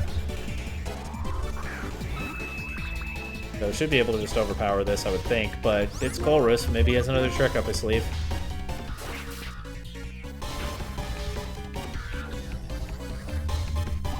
Always an interesting battle against this guy, at least with this team. I think Toronto will get knocked out here, but East York should be able to clean up. Or I could give North York a shot at this with Signal Beam. But now let's just stick with my strong Pokemon. Not let up on the gas here. Good thing those four got all that training on the way out here, huh? In a way, moving the frigate to a remote area kind of backfires on Colress, though obviously there's good reason for him to do that. In Pokemon battles where you can't afford to make a mistake, the true nature of the trainer's personality becomes clear. I see. If trainers believe in their Pokemon to the fullest extreme, as you do, their Pokemon partners will also give everything they have. So that must be the answer I've been looking for. Still, I'm glad you won. For one thing, I detested Getsus from the start. Take this with you. This Master Ball can catch any kind of Pokemon. Getsus was saving it, but you'll probably put it to better use. So there's the second Master Ball in this game. And I mean, Colress saw an opportunity to advance his own goals working with Getsus, but I have no trouble at all believing that he hated Getsus. That completely fits with their personalities and how they would interact. And I'm not saying Colress is a good guy. He's pretty true neutral. Obviously, this is his low point for him in this game, and he doesn't really do anything evil in his other appearances, but and better than Getsus. I'll give him that. Marginal respect there. If you'd like, please have a Pokemon battle with me again. Indeed, I'm having trouble deciding what to do next as well. You'll figure it out. Alright. That's it for this area. Nice little boss fight at the end there. One more Master Ball. Nuvema Town is not far off, but it's still not time to go there just yet, because you might recall I did just pick up the Magma Stone on this very route. Oh, I can't fly for the frigate? Well, I'll be able to fly from just outside the frigate, but it's kind of silly. It's an open-air deck. I did just pick up the Magma Stone. There is one more Legendary to try to catch. Legendary battles have been going pretty well so far. Nothing is changing that at this point, but it would be nice to end them on a high note. Let's see what happens.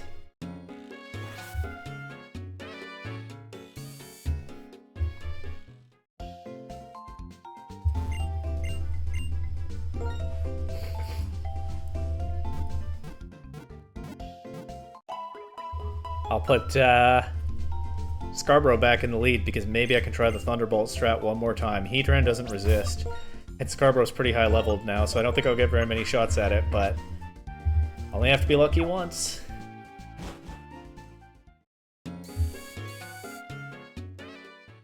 I doubt I have a Repel active after all that running around in the ship. Sure enough, now I do.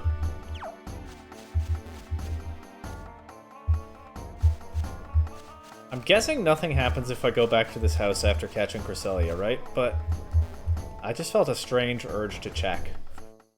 As if a spirit was reaching out to me.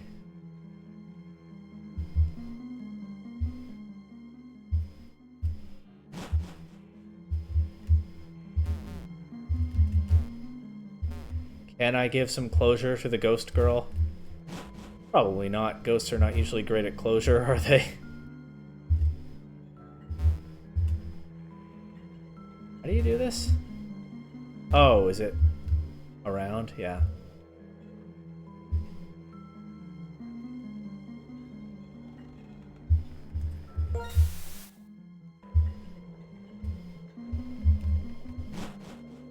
Hope I have enough max repels for this and Heatran.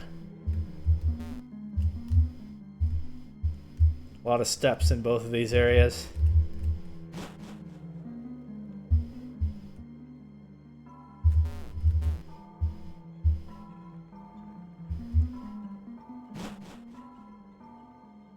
Yeah, nothing. Well, it didn't hurt to check, right? I didn't think so, but the idea came to mind, and I don't know, I felt like I wanted to be sure. Alright, now it's Heatran time.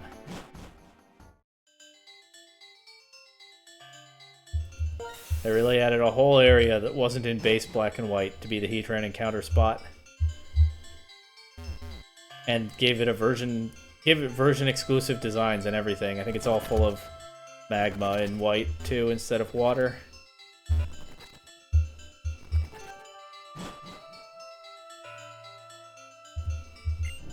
I will set the magma stone down here. An unseen presence will say Gwogabo, Gwobobo. Whop, and it's Heatran, dropping from the roof of the cave. Let's go. Gwogabo, Gwobobo to you two.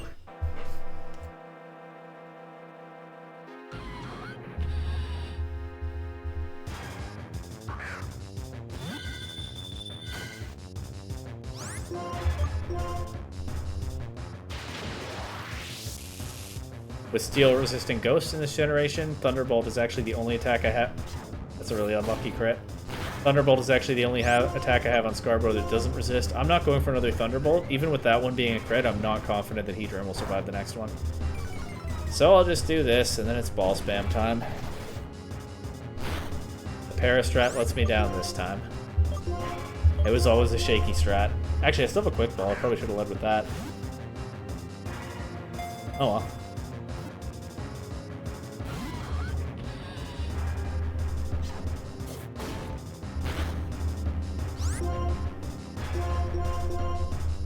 Still have a lot of Ultra Balls, we'll see what happens.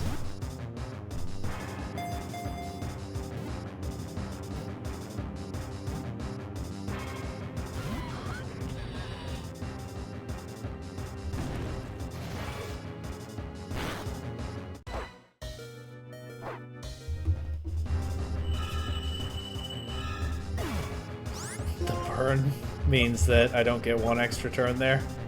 Kind of an unlucky Heatran battle. Surely using a Vanillux to tank damage from it will help, right?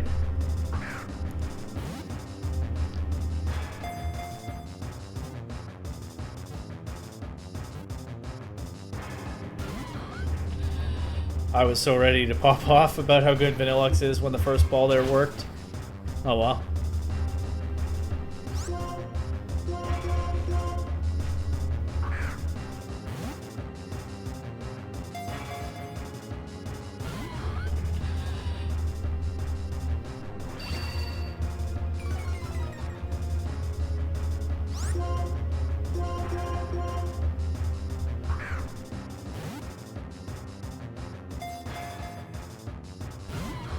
And now the balls aren't shaking.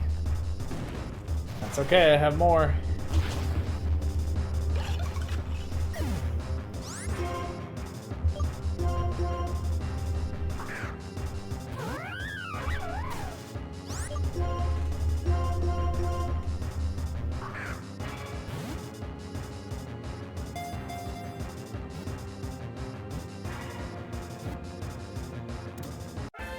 Lopunny's too good. Tobacco has honestly maybe been the MVP of the playthrough. Its body is made of rugged steel, however it is partially melted in spots because of its own heat. Mega Heatran sure does ramp that up in its design. Unfortunately, not in this game.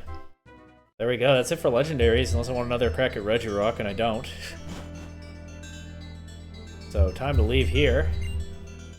Life Force to the max, or whatever that guy just said. I'm pretty sure that's what he said. Still gotta go to Nuvema Town, but there are a couple of other things I want to do first, so a little bit of flying around running errands here. But hey, that's the kind of playthrough this is. And by this point, if you're watching, you know that.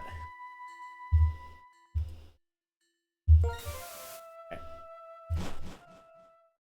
I want to track down the water guy on the bridges. I don't remember what I get if I give him all that water. It's probably not worth it, but I'm down to find out.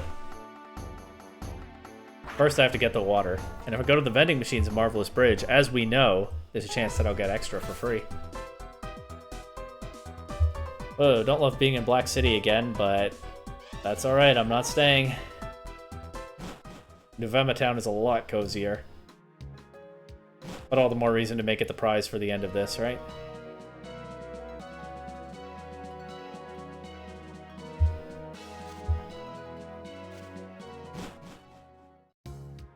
Alright, I want 5 freshwaters. I don't think the marine tube will count as one of the bridges here, but in case it does, let's Let's get that extra fresh water now. So that's 1, 2,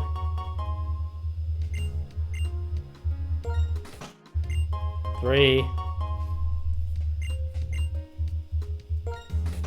4, 5. No extras. What a joke. Lazy game freak. I'm guessing Driftvale Drawbridge is where the guy is now. He all he said was the next bridge, but I mean that would be my guess for what that is. I don't have to run, so it doesn't take me too long and I don't get too thirsty doing this. Hope he doesn't get jealous. But hey, he seems to be doing what he loves. Running around on bridges and 2 bridges.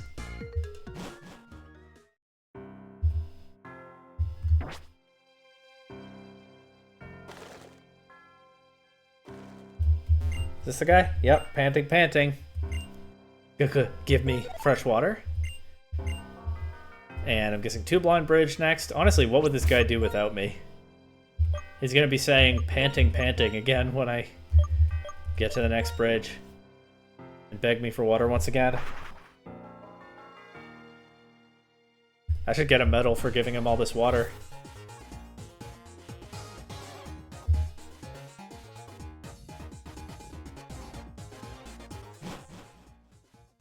Wonder how many gates there are in Unova.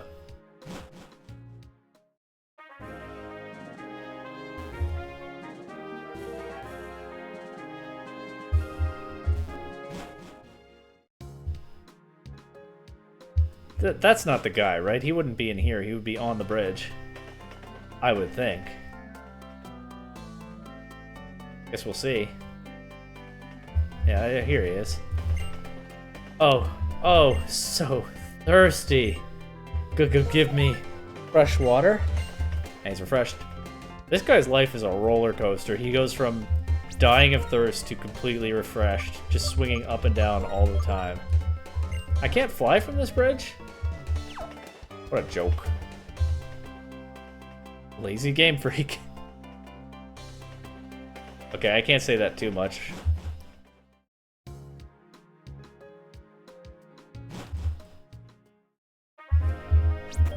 That's a joke that will get old if I spam it.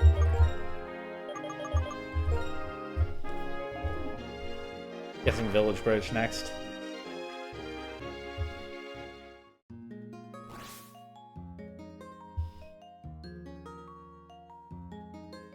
Still early enough in the evening that the people in Lekinasa Town are out and about. But I'm not stopping there right now. I'm going here. At least the guy... It's a good thing I gave the guy all that fresh water. At least his bridge tour has made it to the best bridge. I think I said Sky Arrow is my favorite. I just enjoy crossing Sky Arrow. Perspective shifts and everything. But this has got to be best bridge, right? Oh, so thirsty. Give me fresh water? He's 100% refreshed and rehydrated. Let's see how he handles Marvelous Bridge. They have vending machines right there. He might not need my water anymore, but let's see.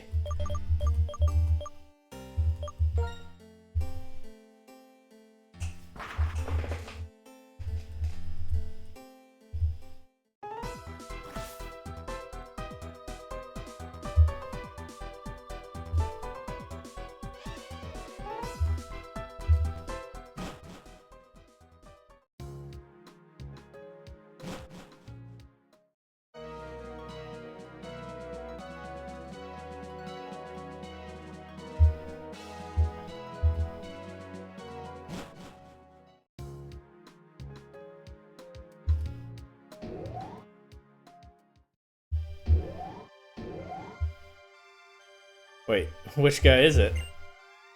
Not that one. There he is. Go give me fresh water? I'll dash to the next bridge. No, I'll leave for the marine tube.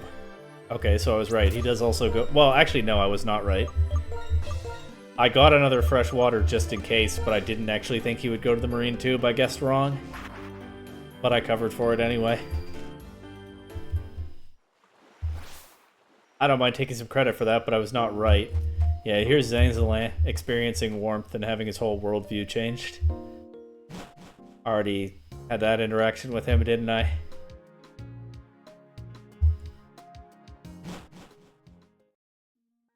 Didn't think I'd be back here in this episode.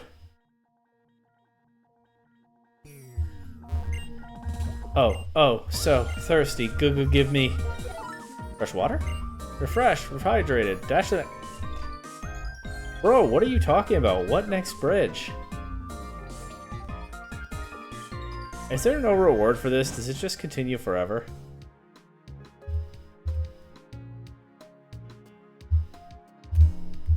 Vending machine. I'll humor this for one more bridge, Sky Arrow. And if he just does the same thing again, I'm out.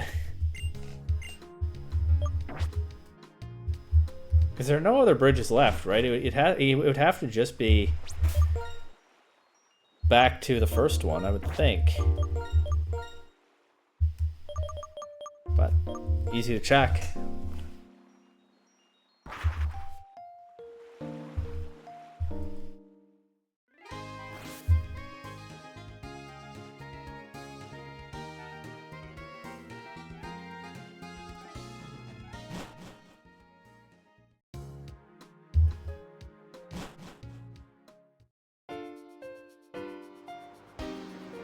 He just does the same thing again, and that's that.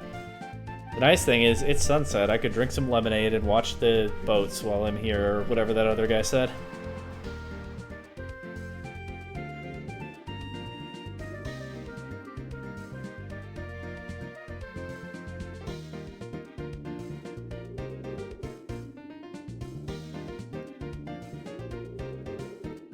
Yeah, Village Bridge is awesome. I love it, but it's kind of hard to beat the spectacle. I don't know. Maybe I don't need favorite bridges. Maybe they're just all cool. But perhaps some of them are cooler than others. Okay, he's come full circle, and I guess he's satisfied now. Yay, I ran on all the bridges in the Unova region. It's all thanks to you. Please, accept these. Moo Milks. Okay, that's not the worst reward. The bridge I like best for running is the two-line bridge. I get to race the trains. That gives me power. You know, I do love this guy's enthusiasm. Just can't help it. Okay, now...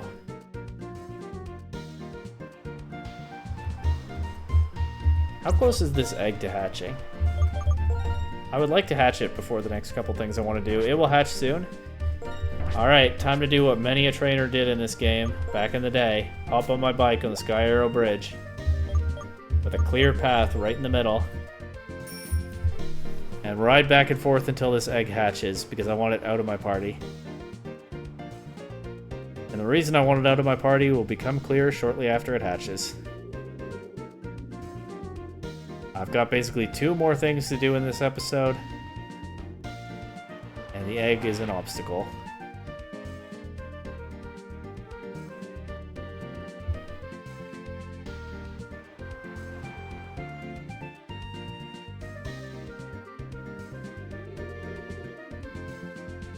That didn't take too much longer.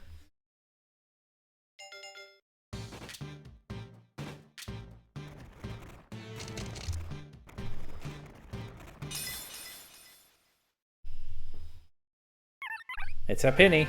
I don't think I guessed that. I think I very vaguely remembered that, but it was so faint that I didn't remember that I remembered it. I don't think I really made a smart guess there. That doesn't seem very likely, does it?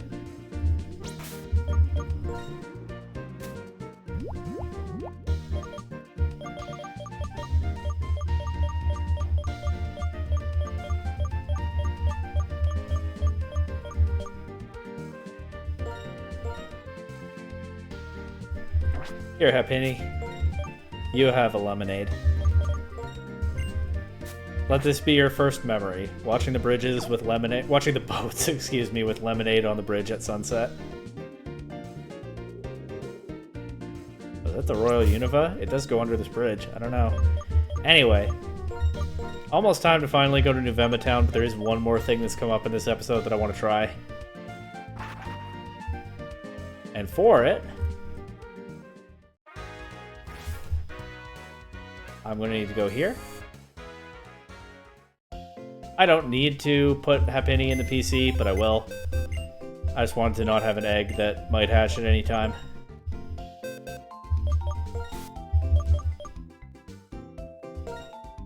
Enjoy your lemonade, if you haven't drunk it yet. It's time to bring York back to the party.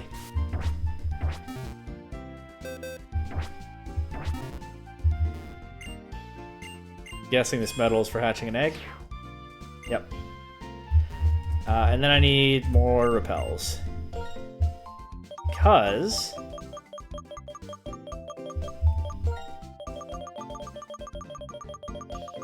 an NPC somewhere along the way in this episode, long enough ago that I don't remember who, when, where, suggested something that was called like the Unova Spartan race or something, where you start in Nimbasa City and race clockwise around the region.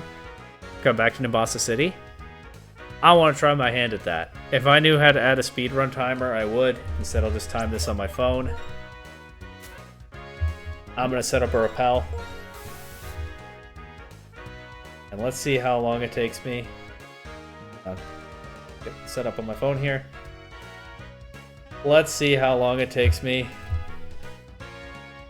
to run all the way around the whole loop back to Nimbasa City. Because that does seem like a fun and cool idea. 3, 2, 1, go.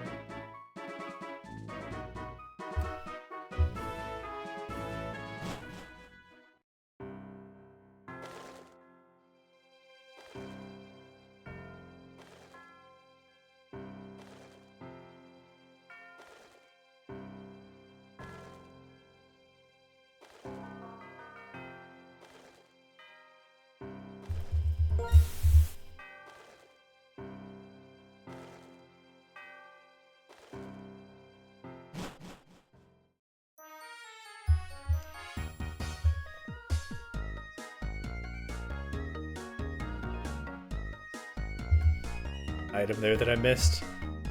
But I'm obviously not getting it now.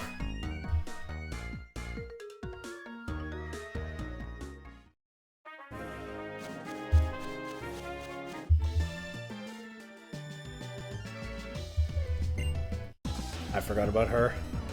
Oh, there's gonna be another one on another route, isn't there? Oh, this is gonna add so much time. Oh well, if I have to run through here, I have to run through here. Rules are rules, right? If a breeder is posted up unavoidably, anyone else doing this would also have to battle. Unless they have no Pokemon, and then the joke's on them.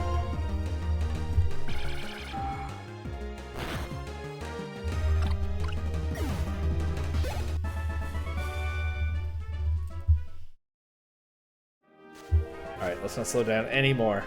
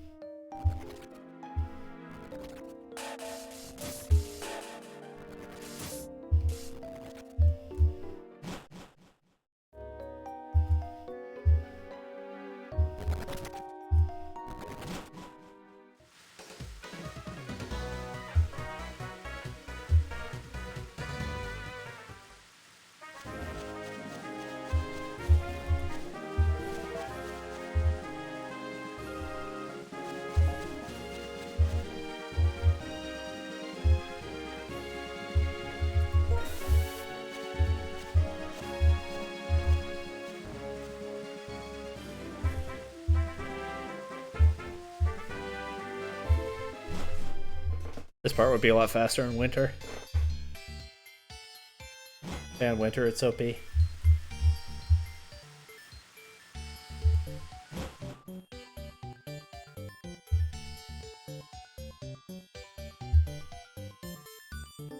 But don't actually ban it because I like it.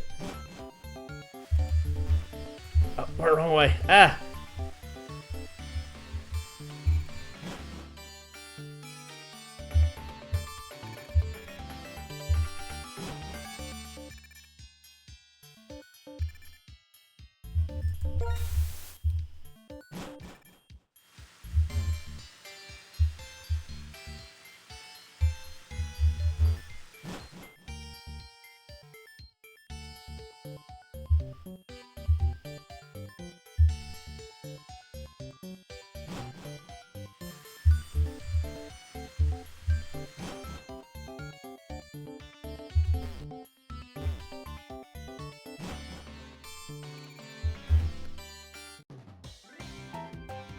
Are you serious?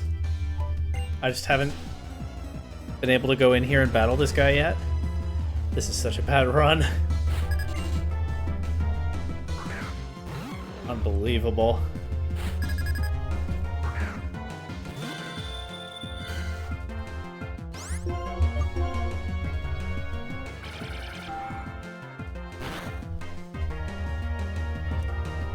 That didn't even one shot. What if I get frozen? Okay, that didn't happen.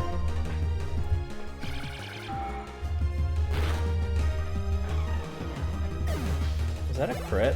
On the turn it didn't matter? Oh, why am I so bad at running?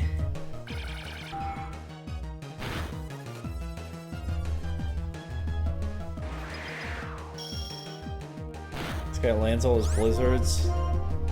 No freezes though. Okay.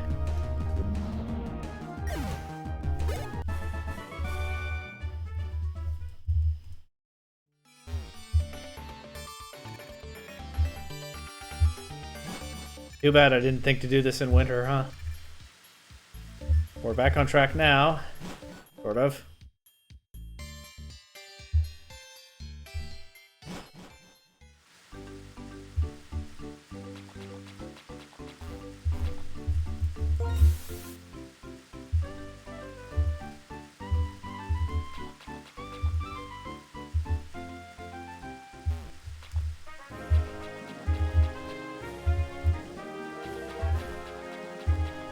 This part's better in spring, at least.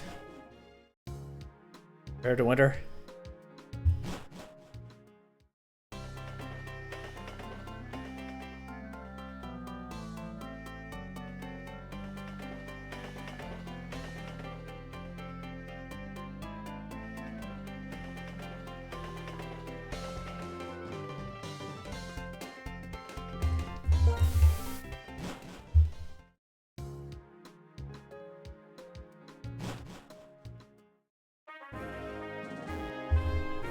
Out of the way!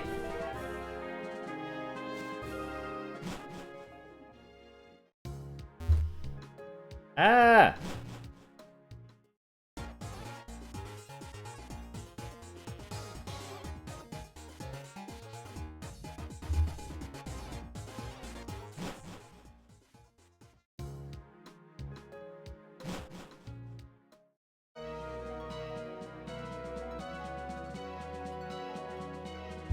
Yeah, can't avoid her.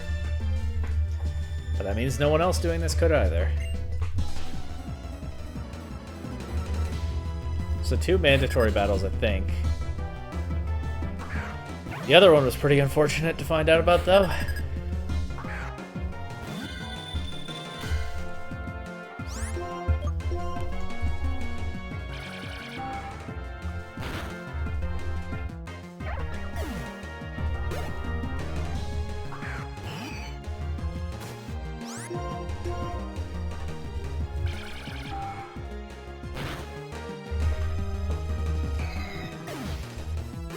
I don't know if I said. I have decided my endpoint for the race is the exact spot I started, so immediately outside the Nimbasa Pokemon Center.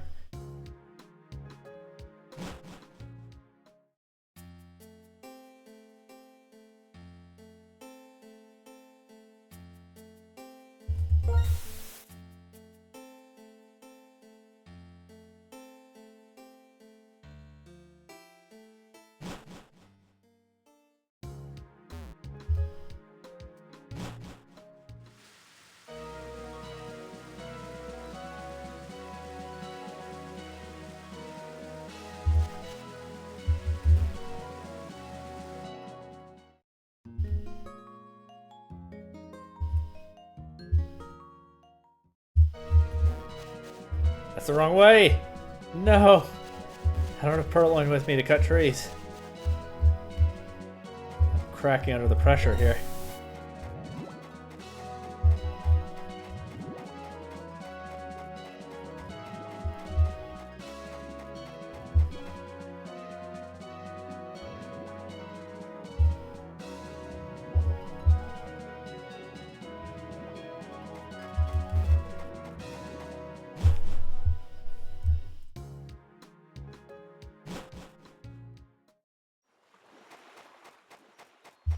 It better not get in my way, Zanzalai. Crying out loud.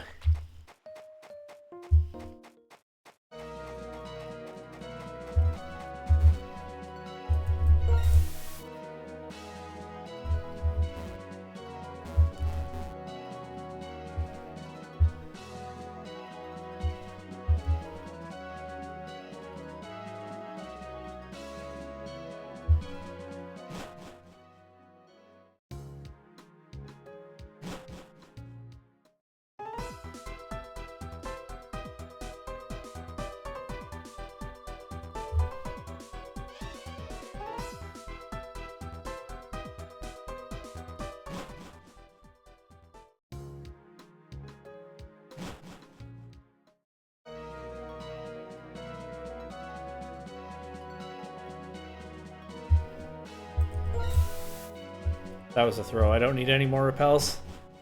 Oh well. Not the worst thing that's happened in this run.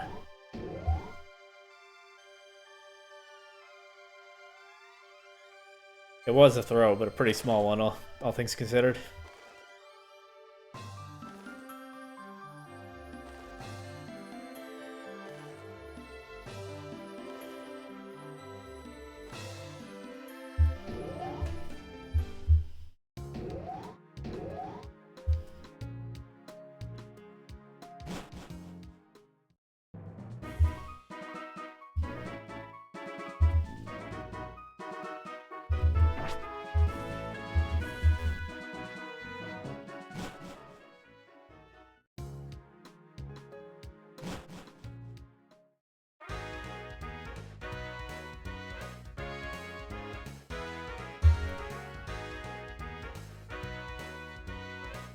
And time.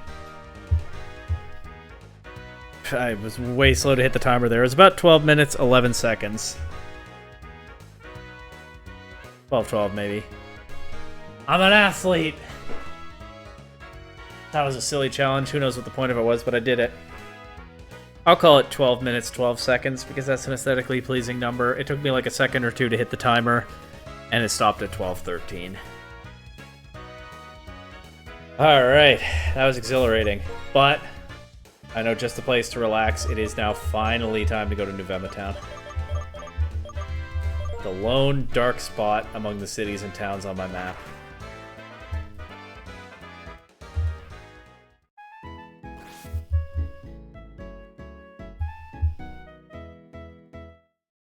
You can see the cherry blossoms at sunset. See if there are any more trainers to battle along here. I talked to you already, right? Yeah. You gave me a potion. And now it looks like that's it, just the town. Here's where Black, Charon, and Bianca took their first steps as trainers together. Remember that? Now what? On my next birthday, Professor Juniper is going to give me a Pokemon as a present. I'll get a Pokedex too, of course. Maybe I'll grow up to be a Pokemon professor or champion. I haven't decided yet, but I'll pick my own dream to pursue. Future champion right there. The next generation's so smart and talented. Power of science is amazing. Also true. Now you can use infrared to trade Pokemon and have battles, all in the blink of an eye. Wow. This will be Charon's house, I think. Yep.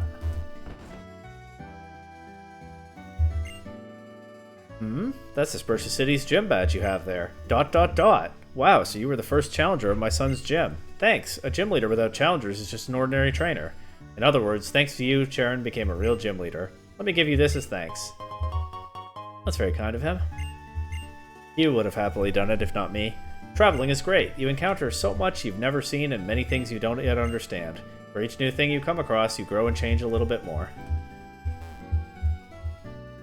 Isn't that a lot of what this journey's about, huh? And learned. Oh, so your name's Black too then? Wow, you have a Pokedex too. Everyone grows up like this now, don't they? Nobody's questioning that my name is the same name as that of the hero of truth who came from this town, except with a 2 after the name. Anyway, here's Charon's bedroom. Neat, orderly, full of books, about what I'd expect from him. He has a lot of books. And now let's see Bianca's house. Let's see how her dad's doing after 2 years to get used to her journey. I see. So you're on a Pokemon journey too. I'm quite impressed with you, and with your parents too. After always being together as a family, and now not having you around, I'll bet, no, I'm sure, they're worried about you out on your own. Be sure to tell them all about what happens in your travels. I like that. It implies he's done some thinking in the last couple of years. You know, self-reflected a little bit. Oh, so you also received a Pokemon from Professor Juniper. That daughter of mine looks at her Pokedex every chance she gets. She's always going on about the many Pokemon and memories it contains. Did I not tell these two that their daughter delivered my starter to me? It was from Professor Juniper, but Bianca actually gave it to me. Hey, I know your daughter. She helped me start my journey. I don't know why I'm not telling them that. This fits nicely for Bianca's bedroom, about what I'd expect.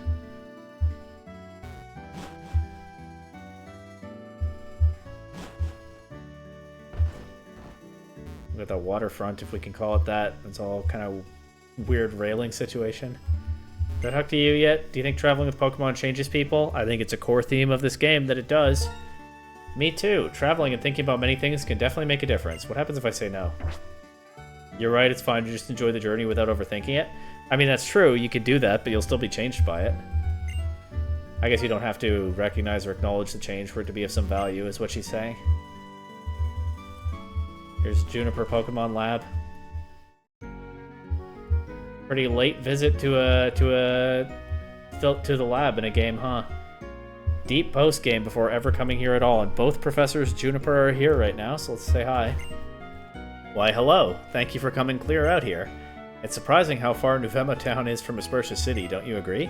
Did you take Sky Arrow Bridge and encounter a lot of Pokemon? On that note, how's your Pokedex coming along? Can I see it? Let me see. Oh, you've seen... That sounded like happy music. You've seen 270 Pokemon in the Unova region. That is an excellent Pokedex. Just a little more and it will be full. Keep up the good work. I have something I'd be delighted to give you if you meet every Pokemon registered in the Unova Pokedex. Check every corner of the Unova region for Pokemon. Do your best. I don't remember what she gives you. Does anyone know? Does a shiny charm exist in this game? Or maybe some other charm? Let me see what I'm missing in the Unova Dex. Tepig and Emboar. That makes sense. Azurill. Somehow I haven't seen one of those in this whole journey.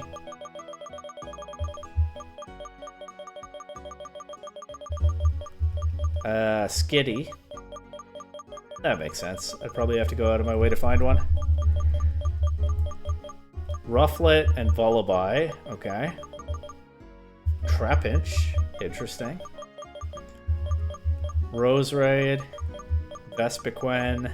Zoroark. Dynamo.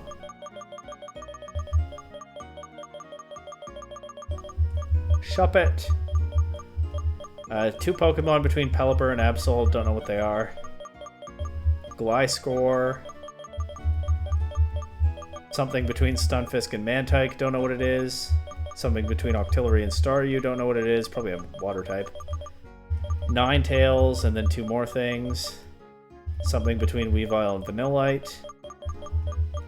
Something between Mamoswine and Beldum. Dugong.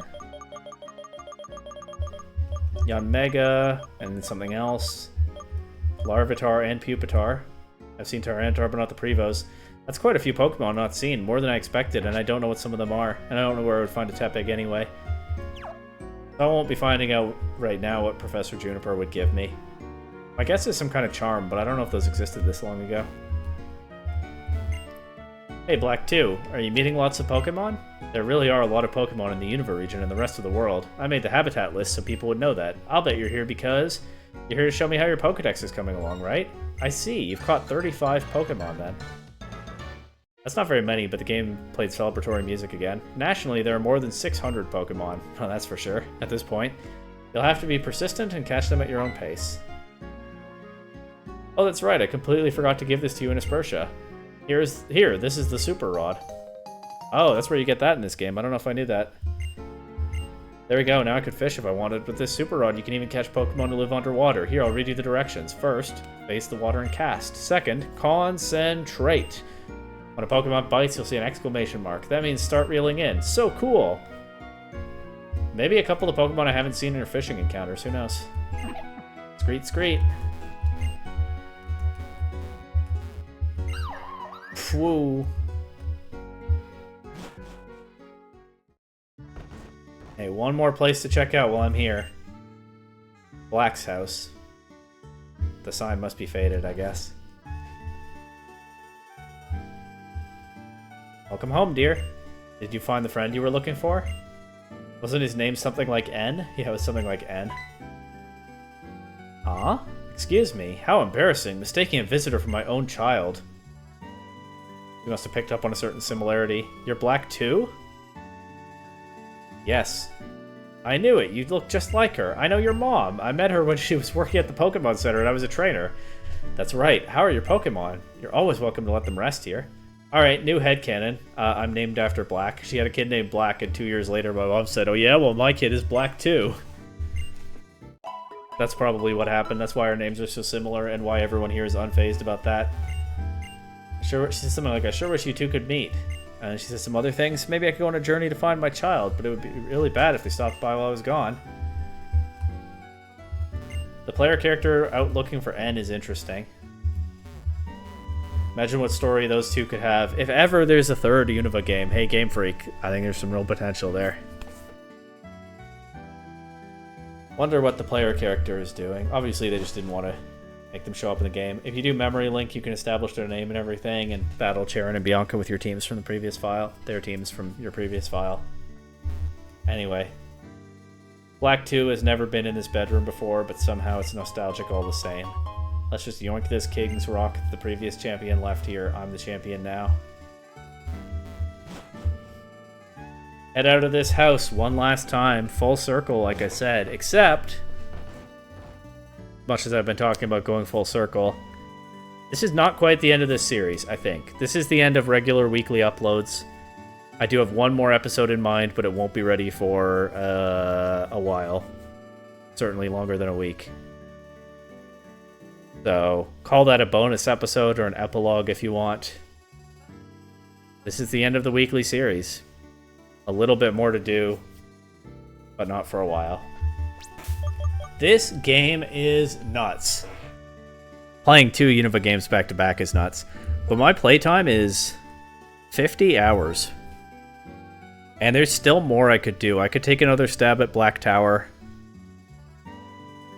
I could fill out the Pokedex, maybe do some habitat lists, mess around with the World Tournament, start fishing, because I only just now got a fishing rod about 50 hours in. I had some other ideas, I don't remember all of them right now.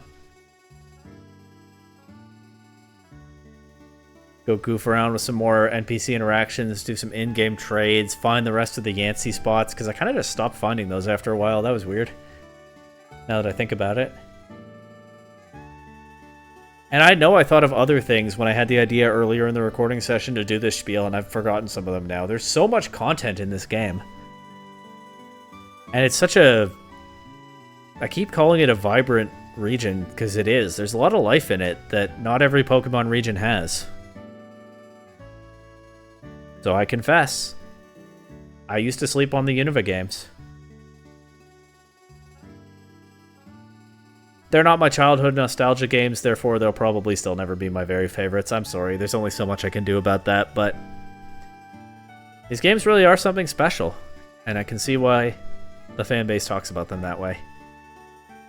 50 hours just in Black 2, and I still feel like I'm cutting some things short. unreal. And it's been a fun journey all the way through. There's a lot to love about this region. Glad I saw this through. Next playthrough series, honestly, probably starting soon. That's the current idea. We'll see if I stick to it. I'm a little bit tired of these long recording sessions, but I do have an idea and I probably want to do it soon. I've already started and failed the Platinum Randomizer in the time it's taken me to finish this. I don't know what else to say. I'm just going to call it here. Again, this is probably not quite the end of the series. I'm thinking one more episode, but it won't be ready for quite a while, so don't tune in for it next week. But it's been fun. To be continued, I suppose.